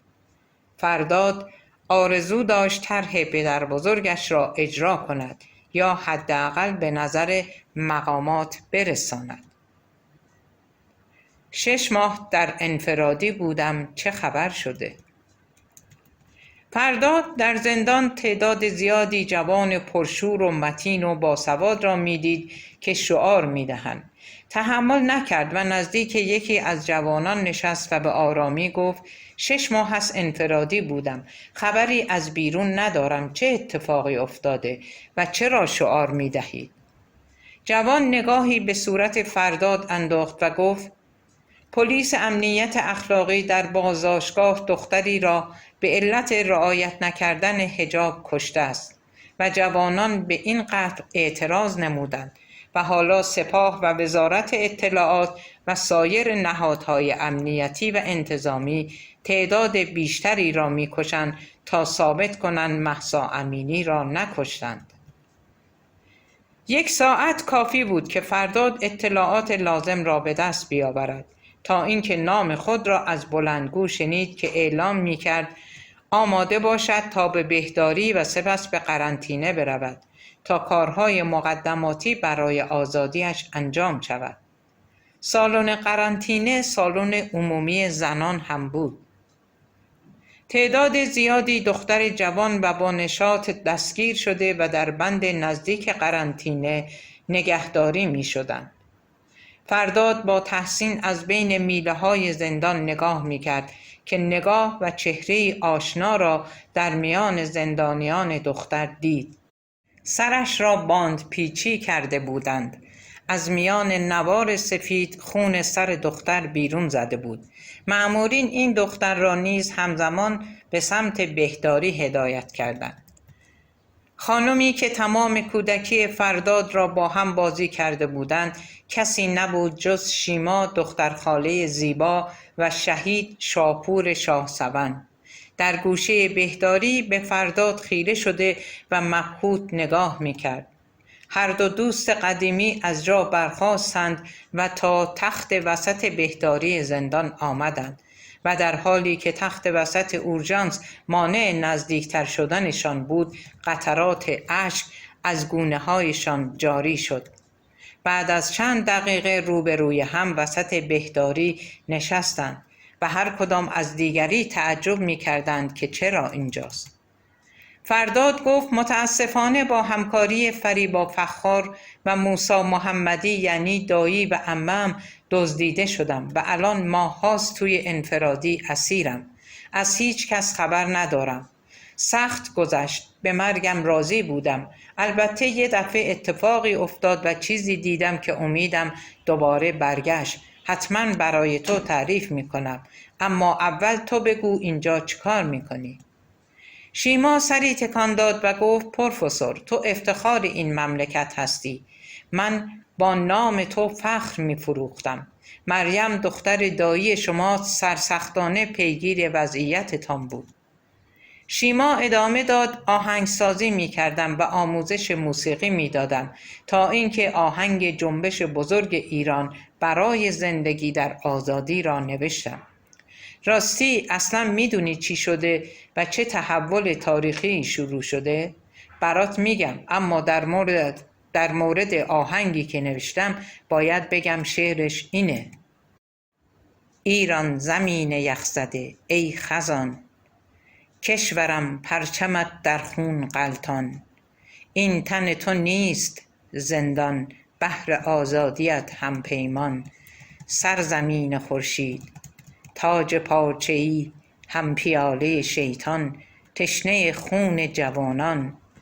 پسران آرش و گیو، شاپور و احمد بگسلند بند. آب پاک رود ایران، جاری رود پای خون یاران. این ترانه را با آهنگی سنتی و به سبک پرده‌خوانی و حماسه آماده می کردم که خوانده شود. متاسفانه دزدی کوله‌ام را با موتور دزدید و لپتاپی که کارهایم را آماده کرده بودم را بردند. در برابر تمام خونهایی که ریخته شده بود و عزیزانی که کور شده یا زندانی بودند احساس دین می کردم. از طرفی احساس بیفایده بودن داشتم. پدران ما وقتی همسن سال ما بودن سینه سپر کرده و مقابل متجاوز به ایران جنگیدند، در حالی که من حتی شغل ثابت و امکان ازدواج ندارم و با مادرم زندگی می کنم. نمی توانستم مبارزه را رها کنم. دیدم در جنوب، شمال، شرق و غرب کشورم مردم در خیابان علیه استبداد دینی قیام کردند. پس سکوت جایز نبود. دوباره آهنگم را نوشتم و اجرا نموده و در گوشی تلفن همراه هم ضبط کردم. میدونی همیشه زیر سایه ترس بودم. از اینکه مادرم سیاسی و مورد غضب حکومت است ترسیدم. از نام پدر شهیدم شاپور شاهسوند یا دایی شهیدم فیروز شمس ترسیدم. اما این بار تصمیم گرفتم از هیچی نترسم. برم کف خیابون و اعتراض کنم، حتی اگر بمیرم. میخواستم فریاد بکشم که مردم ایران زندگی میخواهند. اینکه عده‌ای جمع شده و مدعی باشند و میخواهند ما را به زور به بهشت ببرند فقط کلاهبرداری است. دلم برای دختر بچه های بیگناهی که به ظلم و ستم کشته شدند میسوخت. این بچه ها فقط روسری نداشتند. پس آهنگ را دوباره نوشتم و خودم نواختم و خودم هم خواندم. آن را ضبط کردم و در روزهای پر التهاب اعتراضات به میدان انقلاب رفتم. در مقابل دانشگاه تهران شروع به نواختن ویولن کردم و خوندم. تعدادی از مأمورین به سمت من حمله ور شدند و کتکم زدند. سرم شکست، اما نواختم و خوندم. قطع نکردم. هر جا هم که نمیشد بزنم و بخونم صدا از پخش کننده همراه هم پخش میشد. صدای شعار از هر گوشه و کناری در فضا پیچیده بود. در لحظه کوتاه انگار از زمین کنده شدم. توی آنی مفهوم زندگی برایم تغییر کرد. تا اون روز و اون لحظه زندگی من یک نواخت و تباه بود. هرچی بود زیر سایه ترس گذشته بود. ما رو فریب داده بودند و گمان می کردم هرچه هست از قبل نوشته شده و محکوم هستیم به تقدیر. اما به یک باره تغییر کردم. فهمیدم این بار من خدای زندگی خودم هستم. تصمیم گرفتم با ساز و صدای خودم به جنگ دیو سرنوشت بروم، هم او که همه رو به اسارت گرفته. قدرت صدای من و نوای سازم 10 برابر شد و توانستم بنوازم و بخونم. توی اون لحظه هستی به رقص درآمد. بسیجی ها و یگان ویژه همه رو دستگیر می کردن یا کتک می زدن و گاهی هم به صورت بی هدف به سر و صورت آبرین شلیک کرده و با ساچمه اونها رو می زدن. گاز اشکاور، خون، دود و شعار فضا را پر کرده بود. گوشه‌ای دقیقاً جلوی دانشگاه تهران ویولون می زدم. چند بار موتورسوارهای بسیجی من رو زدن. حتی یکیشان با باتوم به سرم زد و خون روی صورتم میریخت و موهای سرم از خون پوشیده شد. قدرت بیشتری پیدا کردم. در آن لحظات پوست انداختم و قدرتی باور نکردنی در تمام وجودم شکفت و مرا بزرگ کرد. فریاد کشیدم: روسری من از خون است. این خون من حجاب بین ماست. شال از روی سرم انداختم. موهای آغشته به خونم دست خوش باد شده بود. ناگهان در دل تاریک شب، در میان دود و آتش و خون، در حالی که غرق خون بودم، وجودم از قدرت و عشق و شجاعت پر شده بود. دیواری از نوری واقعی به رویم باز شد. پدرم رو دیدم، روبروی هم بودیم در میان جنگی نابرابر. انگار او وسط خیابان در دل تاریکی شب باشد و من در میان خاکریز جنگ. هر کدام در 2 فضای متفاوت اما پیوسته به هم که مدام جا عوض می کردیم و می چرخیدیم. چشم در چشم هم دوختیم. پدرم مرا و جوانان معترض را می دید. بعد همه رزمندگان جبهه به ما چشم دوختند، جوری که انگار همه با هم در یک جبهه بودیم و علیه شیطان می جنگیدیم. رزمندگان جزو ما بودند و ما جزو آنها. رزمندگان پای تپه‌ای نشسته بودند. راستی پدر تو هم بود، دیدمش. اون هم نگاه می کرد. همه لباس رزمندگان را پوشیده و سربند پرچم ایران را بسته بودیم. پدرم مرا نگاه می کرد. باورت نمی شود او واقعی بود و ما به هم نگاه می کردیم. پدرم شاپور شاهسوان فریاد کشید: شیما، به تو افتخار می کنم. نفسم بند آمد. پدرم مردی که شجاع و راستگو و درستکار بود به من بیمقدار افتخار می کرد. باورت نمی شود 10 نفر از یگان ویژه و بسیج همزمان مرا می زدند و من آواز می خواندم و این بار با صدای بلند خواندم: ای ایران، ای مرز پرگوهر، ای خاکت سرچشمه هنر. دشمن ار تو سنگ خاره‌ای، من آهنم. دیو و دد بر آهن وجودم می زدند. در این میان شهید احمد فخار، پدرت را می گویم، چند لحظه مرا و پدرم را نگاه کرد و دستی برای من تکان داد. دنبال تو می گشت. پرسید: فرداد را ندیدی؟ گفتم او هست و می جنگد. شاد شد، از جا برخاست و لبخندی زد و گفت: خواب پسرم را دیدم، او فرستاده است. سپس تپه را بالا رفت. رزمندگان در میان هیاهو و گلوله می جنگیدند و بر زمین می افتادند و جوانان در میدانهای بزرگ شهر با نیروی سرکوب در مسافی نابرابر بودند. بچه های ما کور می شدند اما می ایستادند. رزمندگان به دست نیروی شیطانی صدام شهید شدند و جوانان شجاع امروز به دست خامنه‌ای ضحاک به خاک می افتادند. در تمام مدتی که آهنگ می زدم قدم به قدم پدرم را هم می دیدم. عاشقانه دوستش داشتم. او به بالای سرش اشاره کرد.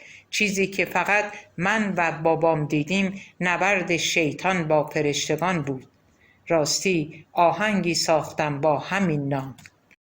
لحظه های آخر جنگ بابا شاپور گریه کنان مرا نگاه می کرد. الهی بمیرم. چقدر درد کشیدن، چقدر زخم خوردن. شهید احمد فخار هم با شکم دریده شده درد میکشید و چشمش به من و تعدادی از پسران و دختران بی‌نظیر این خاک بود. ما غرق در خون بودیم اما تسلیم نشدیم. شهیدان جبهه جنگ برای ما اشک می‌ریختند و دست به دعا برداشته بودند که خداوند ما را پیروز گرداند. رذلی از میان بسیجیان چنگ انداخت و موهای مرا کشید. پدرم دید. حق حق گریه های شیما امانش نداد. گریه کنان ادامه داد: فرداد جان، همه چیز یک طرف، صحنه‌ای که پدرم مرا دید میزنن و موهایم را میکشن یک طرف. انگار درد پدرم زیاد شد. گریه کنان از شهید فخار خواست ما را دست آدم امانتداری بسپرد. راستی سردار آرش هم بود اما او هیچ چیز نمیدید. شیما اشک ریزان ادامه داد: پدرم، وای پدرم. دید مرا زدن. او در حال مرگ مرا به سردار آرش شفقیانی سپرد و من شهادت پدرم را دیدم. دوباره اینجا شیما زجه زد و اشک ریخت. گریه فرداد هم پر سر و صدا بود و توجه همه به این دو نفر جلب شد. لحظه شهادت پدرش و نبرد بهترین انسانهای دوران حاضر به زیبایی برایش ترسیم شده بود. هر دو اشک می‌ریختند. شیما ادامه داد: موزیک متن این حماسه بزرگ را من می‌نواختم. دو گروه رزمنده، دو گروه انسان بی‌نظیر برای نجات ایران شهید می‌شدند. یکی معترضان به ظلم و ستیز و کفر و عناد که دست خالی و با سینه‌ای پر از آرزو برای زندگی که به دست یگان ویژه و بسیج و سپاه کور می‌شدند یا شهادت نصیبشان می‌شد. و گروه دوم هم رزمندگانی از جان گذشته فداکار که مقابل خصم بعثی متجاوز می جنگیدند و شهید می شدند. فرداد کلمه به کلمه شیما را انگار نوشید. صحنه‌های ترسیم شده و زجه‌های دردناک و موسیقی که شیما نواخت را مانند خون در رگ‌های خودش داغ داغ احساس می‌کرد. وصف شکم دریده پدرش فرداد را بیشتر به گریه انداخت و با تمام وجود حرفهای شیما را شنید. شیما، من در بند انفرادی بودم. میخواستم خودکشی کنم. لامپ بزرگ پرنوری شبانه روز بالای سرم روشن بود و از آن همه سکوت و نور داشتم دیوانه میشدم. ناگهان دیوار مقابل بند انفرادی روشن‌تر از اتاق من شد. تمام آنچه را که تو دیدی من هم دیدم. حتی تو را هم در بعد دیگر در صحنه نبرد دیدم. شیطان و فرشتگان را هم می دیدم. شهید شاپور شاهسوند در آخرین لحظه فریاد کشید: شیما به تو افتخار می کند. avogaboo.com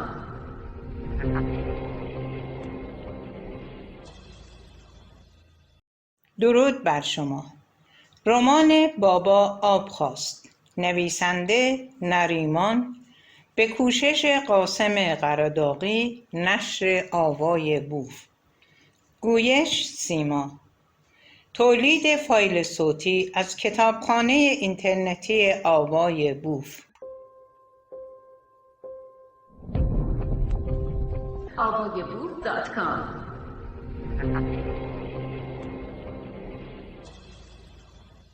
هر دو نفر در بهداری زندان کنار هم نشستند. 2 ساعت را با اشک گذراندند.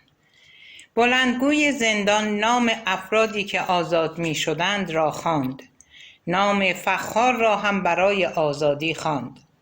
فرداد به شیما گفت: وسیله‌ای ندارم، پول هم ندارم تا به تو بدهم، اما بیرون زندان برایت وکیل میگیرم و هر کاری بشود برای آزادیت میکنم.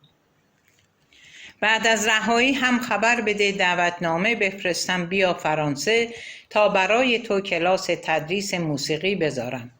تو بهترین آهنگساز و نوازنده هستی. هنرت رو باید به جوانان کشور آموزش بدی. ادامه داد تمام زجری که کشیدم برای این بود تو رو ببینم. برام از حماسه‌ای بزرگ بگی. مطمئن باش لحظه هایی که خلق کردیم ماندگار خواهد شد. تو هم آزاد خواهی شد و ما شیطان را از خاکمان بیرون خواهیم کرد. آب پلیدی را خواهد شست. خاک کشورمان مبتلا به سرطان آخوندهای ظالم شده و آب جاری این نکبت را پاک خواهد کرد. از جا برخاست و مصمم و قوی تر از قبل به سمت در بیرونی سالن قرنطینه و بهداری راه افتاد. در سالن بیرونی مأموری او را به سمت بندهای انفرادی 2 الف راهنمایی کرد. از آنجا باید به بیرون میرفت. بدون عجله گام بر می داشت. مدام انتظار داشت بگویند اشتباه شده یا در انفرادی باید بماند. ترسی نداشت. حالا برایش ترس بی‌معنی شده بود. بالاخره وقتی به در ورودی 2 الف رسید اجازه ورود ندادند و ماند تا تعیین تکلیف بشود. در همین حین مردی با چشمبند و دستبند و پابند کنار او نشانده شد و مأمور بدرقه رفت تا برگه ورودی زندانی تازه وارد را بگیرد. مرد درشت اندام و قوی هیکل می نمود.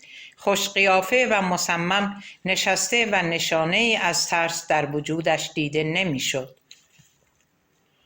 زندانی از فرصت استفاده کرد و کمی چشمبند را بالا داد و نگاهی به دور و برش انداخت و با دیدن فرداد که لباس زندان به تن داشت خیالش راحت شد و به آرامی گفت من اصغر زمانی استاد دانشگاه در رشته انسانشناسی، زبان و فلسفه هستم. پدرم حاج سعید اندیشمند قاضی بازنشسته در همین سلول ها کشته شده است. 7 آخوند ایرانخوار را که مرتکب 7 گناه کبیره شده بودند را به درک فرستادم و مثل سگ کشتم. آخری هم نور چشم دیکتاتور ایران شخصی به نام موسی محمدی بود. محمدی مدعی بود مانند همشهریش صادق خلخالی می‌خواهد فساد را ریشه‌کن کند، اما من او را کشتم. زبان فرداد بند آمده بود و نمی‌توانست حرفی بزند. نگاهی به چهره قاتل موسی انداخت. مردی توانمند کنار پروفسور نشسته بود. کمی تأمل نمود، به خودش مسلط شد و گفت وقتی پدرت را می‌کشتند صدایش را شنیدم. او فریاد می‌کشید و ایران ایران می‌گفت و ناله نمی‌کرد. التماس نکرد، با صلابت فریاد می‌کشید خدمت کردم، سربلند هستم، حالا هم با افتخار می‌میرم. می‌گفت ظالمان را رسوا کردم و سرافراز هستم.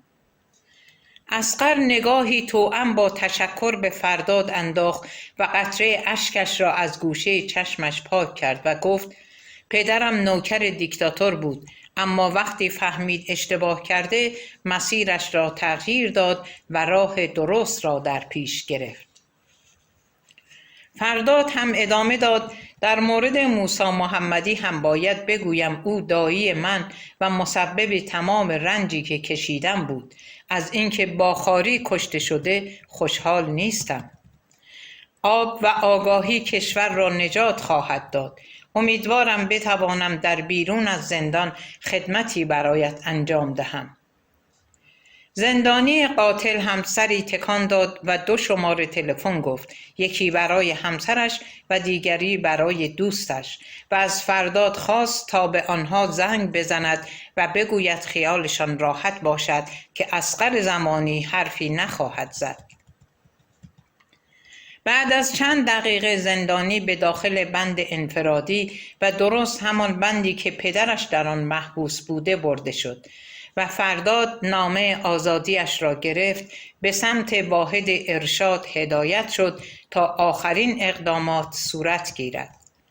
در واحد ارشاد کمی انتظار کشید. بازجوی وزارت اطلاعات آمد و به او اشاره نمود تا نزدیک شود. برگه ای مقابل او گرفت و گفت این موارد را بخوان و تعهدنامه را امضا کن تا برگه آزادیت را مهر بزنیم. بازجو توضیح داد اول اینکه تو تمام اطلاعات نظامی و جغرافیایی را در کتابی که مثلا برای آبرسانی به کشور نوشتی افشا کردی. به بهانه آبراهه تخیلی و واهی همه چیز کشور را لو دادی. دوم اینکه کشورهای دشمن جمهوری اسلامی از تو حمایت نمودند و این یعنی تو با دشمنان ما همکاری کردی. سوم اینکه تو داشتن توان هسته‌ای را با رشد ناشی از توهمات خودت مقایسه نموده ای و این یعنی تشویش اذهان عمومی. قصد تو این بود که بگویی جمهوری اسلامی نزدیک 30 سال برای تأسیسات هسته‌ای هزینه اشتباهی نموده است. و از همه مهمتر این که دوست تو به نام احسان بیدار ما را تهدید نموده، تمام اطلاعات کشور را هک کرده و اگر آزادت نکنیم آنها را افشا خواهد کرد. به او میگویی ما نترسیدیم بلکه قانونی عمل نموده و چون اتهامی نداشتی آزادت کردیم. فرداد با تعجب گفت من اتهامی نداشتم؟ همین الان چند تا اتهام شمردید؟ آهان، متوجه شدم، از رفیق من احسان بیدار ترسیدید. واقعا که هر وقت زورتان برسد ظلم می کنید و هر وقت نتوانید زورگویی کنید التماس می کنید. بازجو خشمگین دندانهایش را به هم فشرد، اما دیگر کاری از او ساخته نبود. باید فرداد را آزاد می کرد. فرداد متوجه شد اینکه دستور آزادیش از طریق دفتر رهبری بوده به دلیل تهدیدات و احتمالاً حملات احسان به نقاط ضعف جمهوری اسلامی بوده است. میدانست دوستش تسلط زیادی بر سیستم‌های امنیتی رایانه‌ای دارد. با خود اندیشید پس دفتر رهبر از ترس احسان مرا آزاد کرد. اما این آخرین کار نیست. بلایی سر جمهوری اسلامی قاتل بیاورم که دیگر دست از پا خطا نکند و گورش را گم کند و برود. دوستانی مانند سردار آرش شفقیانی، احسان بیدار، شیما شاهسوند، مریم محمدی را دارم. ما شکست ناپذیریم. بیرون زندان ماشین سفارتخانه به همراه کارکنان سفارت فرانسه انتظار فرداد را می کشیدند. برای فرداد بلیت پرواز برای همان روز رزرو شد و از همانجا به فرانسه رفت. بعد از آزادی فرداد احسان بیدار به دبیرخانه شورای عالی امنیت ملی پیام فرستاد کاری با شما ندارم مگر دوباره پایتان را از گلیمتان درازتر کنید. ولیکن بدانید فشارهای بین المللی و مشکلات اقتصادی و اشتباهات زیاد حاکمیت و انزوای جمهوری اسلامی نوید روزهای خوب را می‌دهد.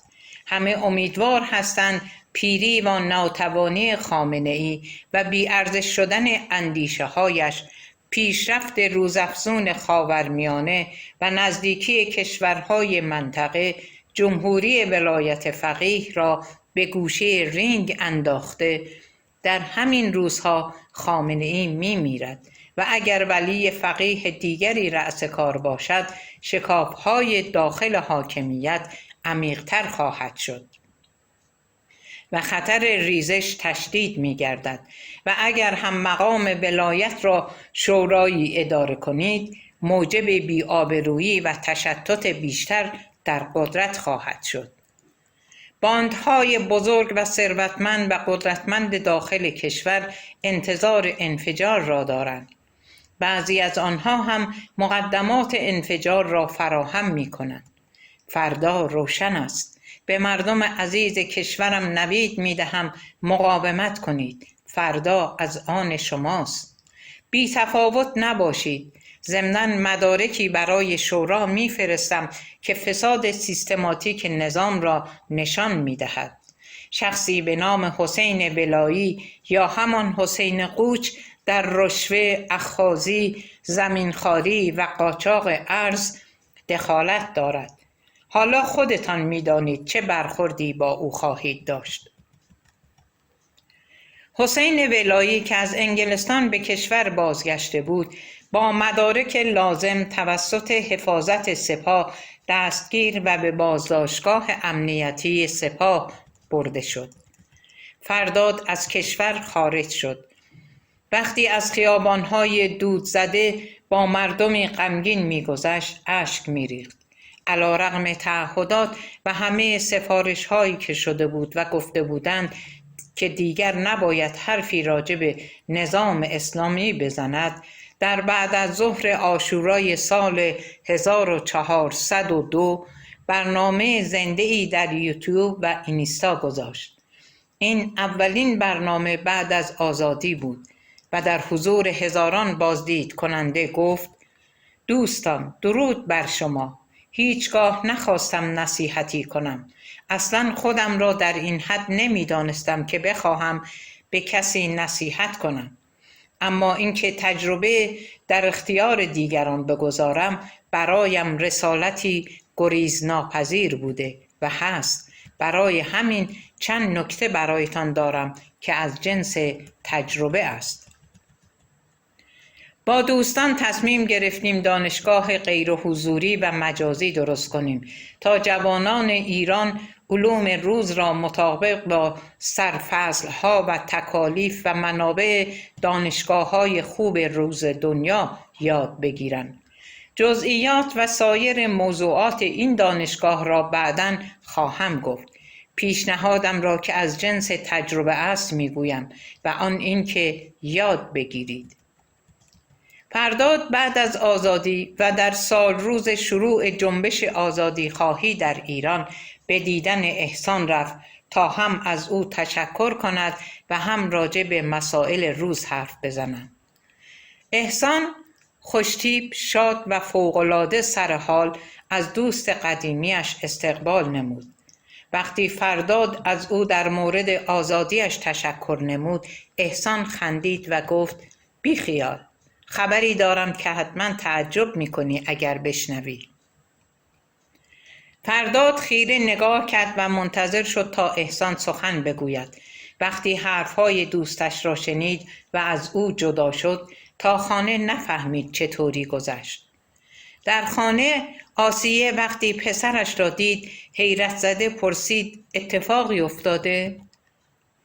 باور نمی کنی. احسان نرم افزاری را طراحی نموده که می تواند میزان غلط بودن یا درست بودن تصمیمات زندگی روزمره را پیش بینی کند. مادر جان، تا اجرایی شدن خیلی زمان میبرد. تو چرا تعجب کردی؟ چون بگویم وحشت میکنی. چرا وحشت کنم؟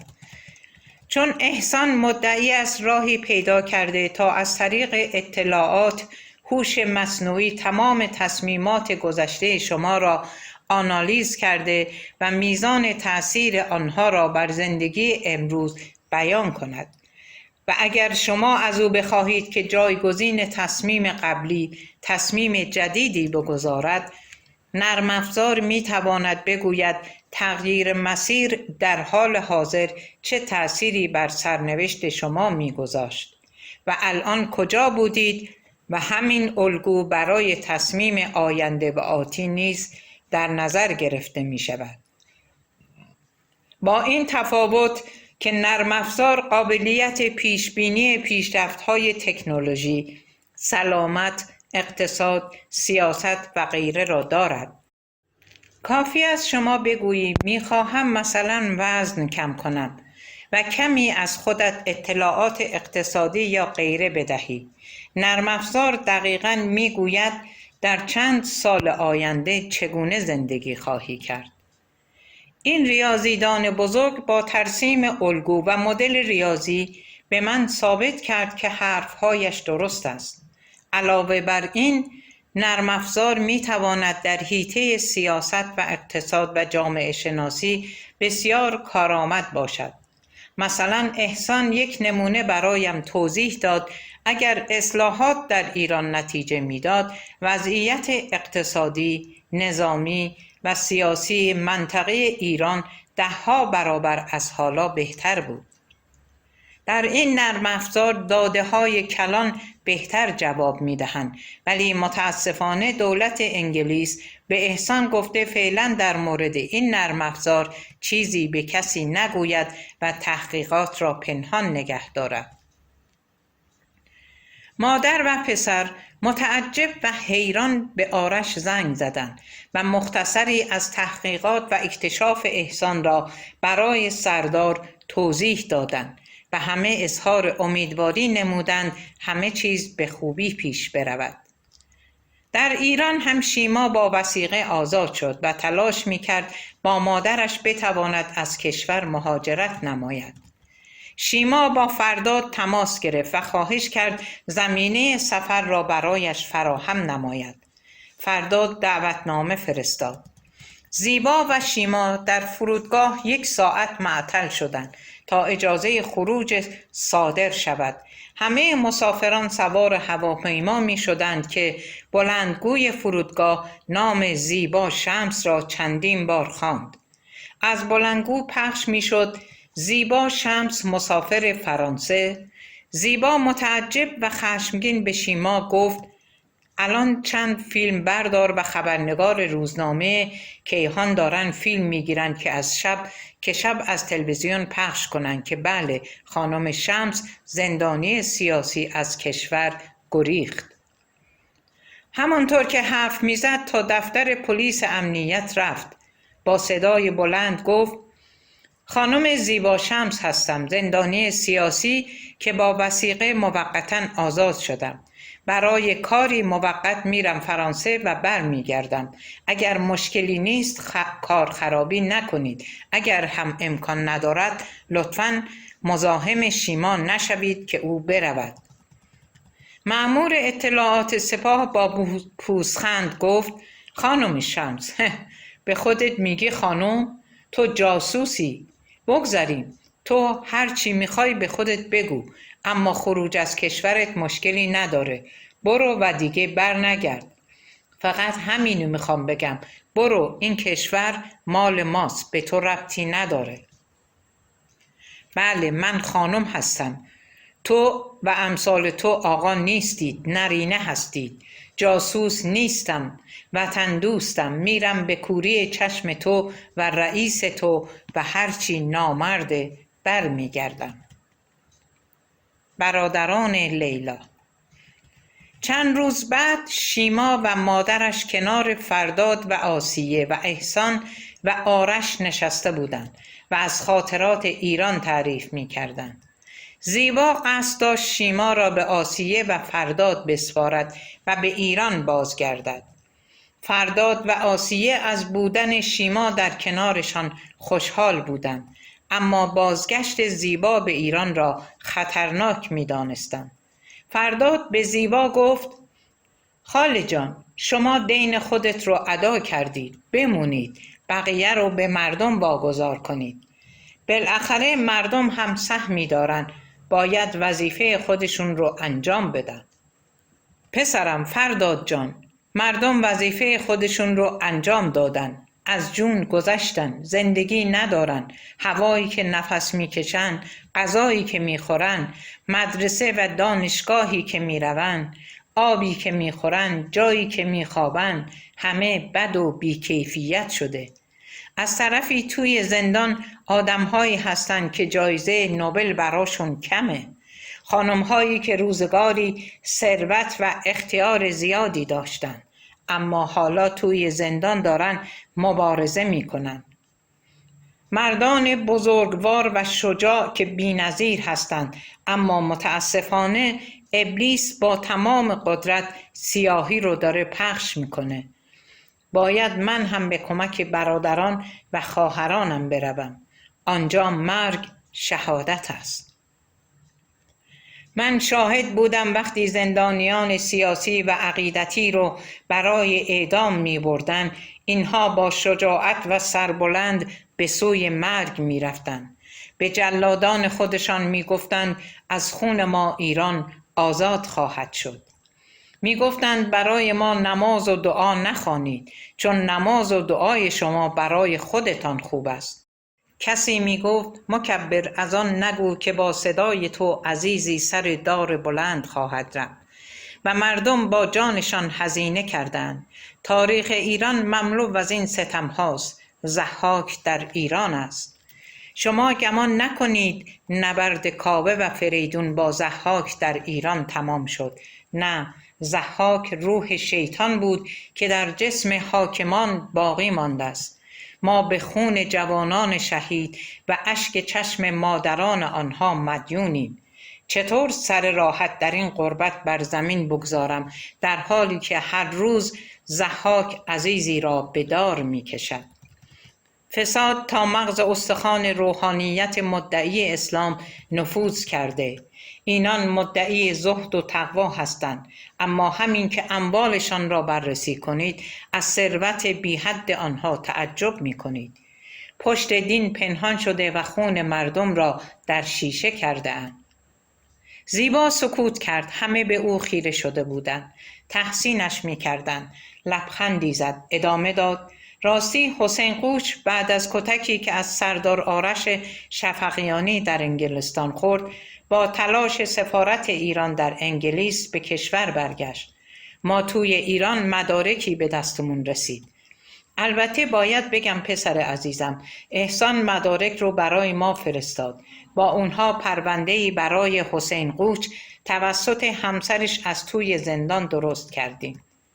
فاطمه اندیشمند همسر حسین قوچ با دسیسه شوهرش به زندان افتاد. توی زندان با هم کلی حرف زدیم. برایم تعریف کرد حسین چطور نامردی کرده و خلاصه از برادرش اصغر زمانی و مصطفی گفت. راستی از حاج سعید اندیشمند ارتش تک نفره هم برایم تعریف کرد.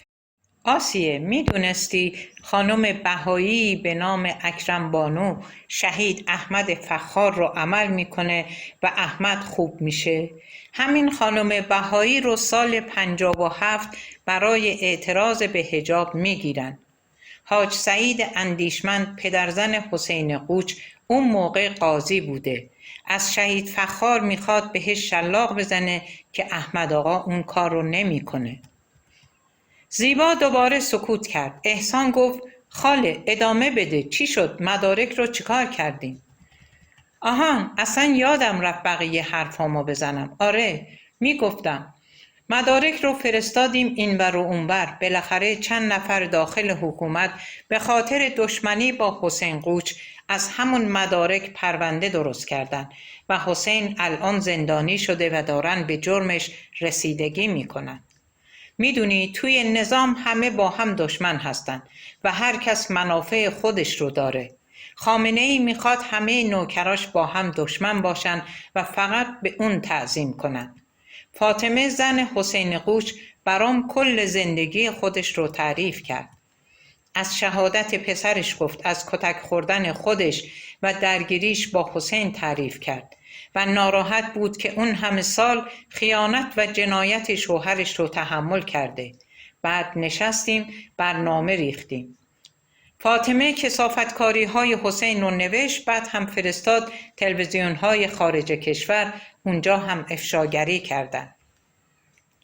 احسان خم شد و دست زیبا را بوسید و گفت خاله شما بی‌نظیرید. هر کاری از دستم بر بیاد برای شما و عزیزان داخل زندان می کنم. مجسمه هر کدام از شماها رو باید با طلا ساخت و در تمام کشور در میدانهای اصلی نصب کرد. شما ستودنی هستید. همه زندانیان سیاسی قابل ستایش هستند. شیما نگران مادر سرش را پایین انداخت و گفت همه تلاش خودم رو کردم مادر بمونه، یا حداقل اجازه بده من پیشش بمونم، اما قبول نکردن. میگه اونجا باشم منو به خاطر ساکت کردن مامانم اذیت میکنن. اینجا هم نمیمونه. میگه مدیونم باید برم. دوباره سکوت فضا را سنگین کرد که شیما با لبخند ادامه داد به نظرم ما هم باید اینجا دین خودمون رو ادا کنیم. ایران که بودم یکی از دوستان دعوتم کرد تا در زمان فیلم برداری یکی از صحنه‌های فیلم خوب برادران لیلا ساخته کارگردان جوان ایرانی سعید روستا حضور داشته باشم و نوازندگی کنم.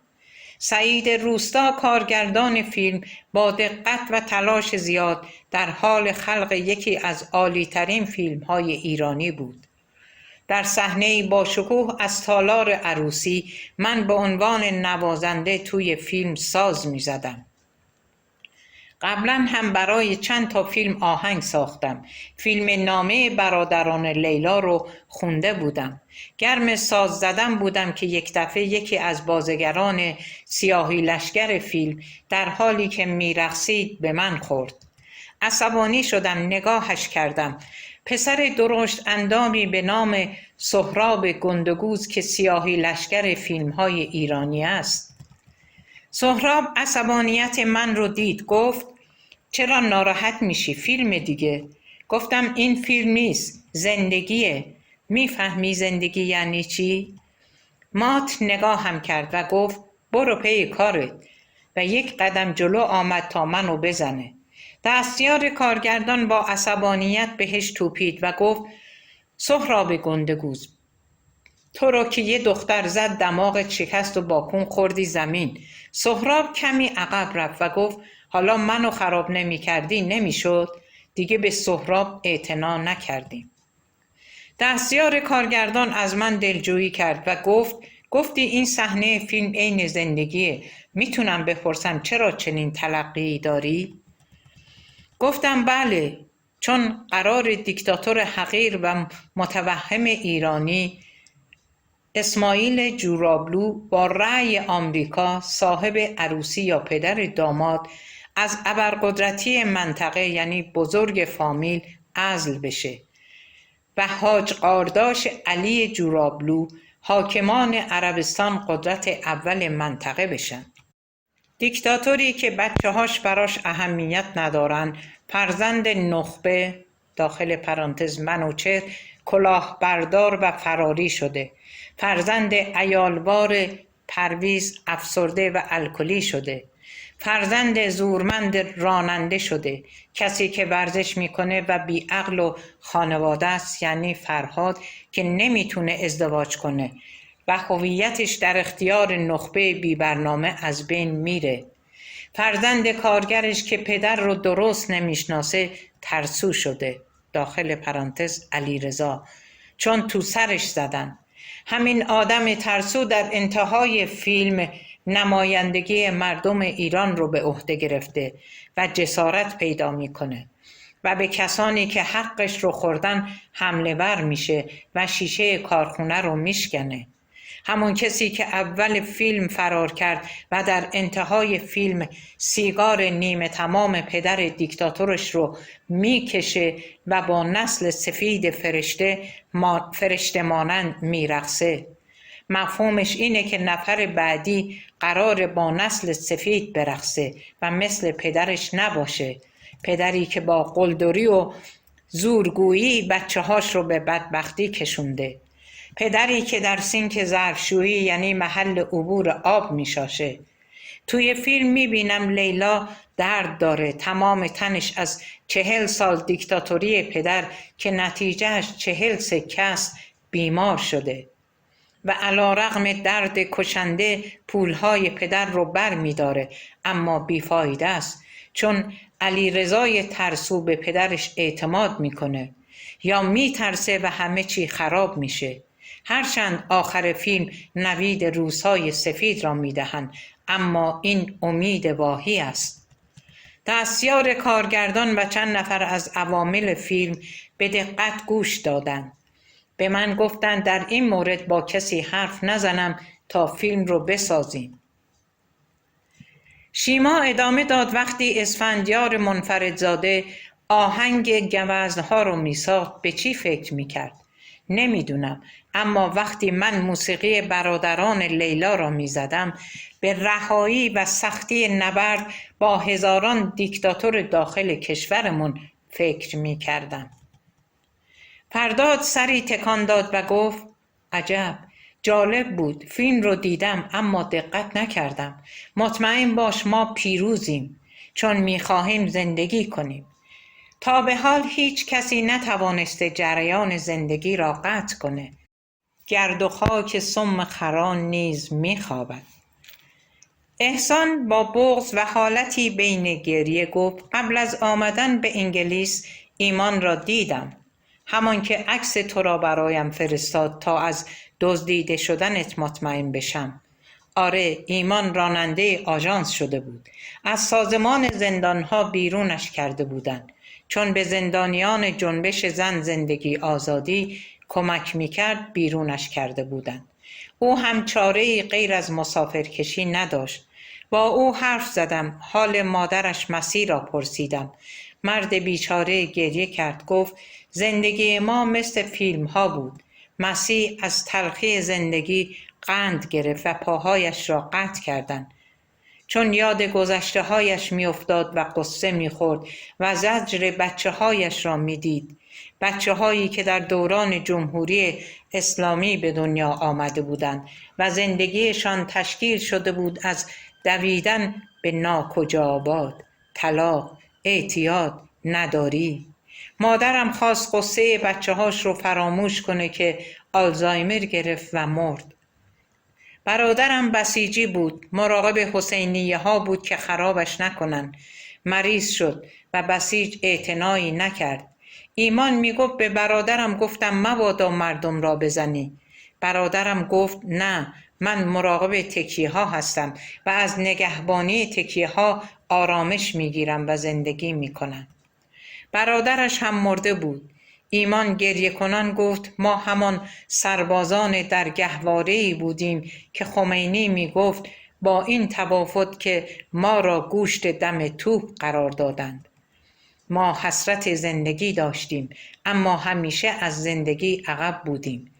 با این حال 3 دختر برادرم و بچه های دیگه باقی مونده.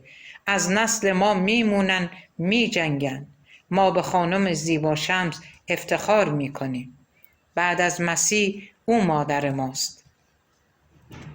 شیما ویولونش را برداشت، آرام و موزون آهنگ امشب در سر شوری دارم را شروع به نواختن نمود. فرداد نگاهی به احسان انداخت و گفت راستی چی شد؟ گوزنها شدند برادران لیلا. احسان سری تکان داد و گفت از شما و خال شیما و خال آسیه عذرخواهی می کنم.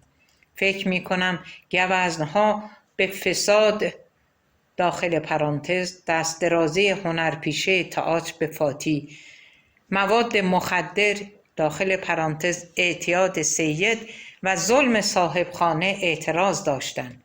اما خب خونه خراب شد و همه چیز به هم ریخت.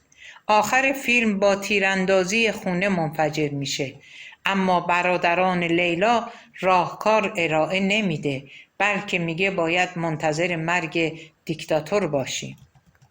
آسیه اشک میریخت و حق حق کنان ادامه داد وقتی فیلم گوزنها رو میساختن، حسین قوش که بعداً مدعی انقلابی بودن شد مست به من حمله کرد. آره پسرم، شهیدان احمد فخار و شاپور شاه سبن فریب ریاکاری دیکتاتورها رو خوردن. اونها فکر میکردن با ظلم و تجاوز میجنگن. خبر نداشتن متجاوز توی خونه است. فیلم برادران لیلا رو من هم دیدم. درد لیلا درد ماست. 40 سال شلاق خوردیم تا آقایون صاحب سکه های طلا بشن. شیما همچنان می نواخت و صدای ساز با صدای کسانی که حرف می زدن تلفیقی دلنشین داشت. زیبا هم گریه می کرد. ادامه داد آره من هم هر 2 فیلم رو دیدم. آدمبدهای فیلم گوزنها ساده، قابل مبارزه و تنها هستند، اما آدمبدهای فیلم برادران لیلا موذی، سرسخت، متعدد و هوچی هستند. بایرام با کل فامیل مقابل لیلا و برادرش ایستاده و پدر لیلا دروغگو، موذی و هوچی. توی یه صحنه به خاطر اسمگذاری نوه پسریش همه رو خسته و کلافه میکنه. همین تفاوت تفکر و رفتار بین حاکمان دیروز و امروز وجود داره. فرداد هم گریه کنان ادامه داد: زمان گوزنها مردم ساده، بیریا و فقیر به تصویر کشیده شدند، اما در فیلم برادران لیلا مردم ناامید، ستم دیده به تصویر کشیده شدند. آنجا ظالم از آدمهای بیرون خانه بود و اینجا ظالم اهل خانه و فامیل بود. بچه هایی که توی فیلم گوزنها گوشت نظری می گرفتن گرسنه بودن، اما بچه های فیلم برادران لیلا مورد تبعیض پدر بزرگشان قرار گرفتند. شیما گریه نمی کرد، ساز را هم قطع نکرد و همزمان که می نواخت با سر بالا گفت: زنها در گوزنها فداکار، ناچار و سازگار بودند، مثل فاتی یا زنان خانه محل سکونت سید، یا دختری که غش کرد و خواستگارش رفت. اما زنان فیلم برادران لیلا تنبیه کرد گر و ظلم ستیز بودند و نسلی که سازگار و ساده بود مثل مادر لیلا را سرزنش کردند و از زنانی که میخواهند زندگی کنند حمایت میکردند. زن پرویز نماینده یک دسته، مادر لیلا نماینده دسته دیگر و لیلا نماینده زنان شجاع امروز بودند. فضای سنگینی بر حاضرین حکم فرما شد. حالا همه ساکت بودند. همه به سردار آرش شفقیانی نگاه کردند تا او هم نظر بدهد. آرش سری تکان داد و گفت: فکر کنم هر چیزی که لازم بود را گفتید و من حرفی ندارم. ضمناً تخصصی هم ندارم. اما اینکه چی شد انقلاب سال 57 به اینجا رسید، شاید این باشه که فریبکاری انقلابیون و سرکوب شدید باعث شد حاکمان اشتباه کنند و با فریبکاری و پنهان کردن مانع از اطلاع مردم شدند. بعد هم اگر کسی فهمید سرکوب کردند. احسان سری به تایید تکان داد و برای اینکه فضای غمگین را از بین ببرد گفت: شیما تو بی‌نظیری. راستی میدونستی ایمان از بچگی تو رو دوست داشت؟ اما چون از تو کوچیک‌تره جرأت نکرده بهت بگه. میخواسته ازت خواستگاری کنه اما ترسیده. راست میگی؟ خاک به سر من، چه پسر خوبی بود. ندیدمش، اصلا توجه نکردم. عیبی نداره، خودم از اینجا ازش خواستگاری میکنم. خب چرا زودتر نگفتی؟ همه خندیدن. پایان. 28 اسفند 1402.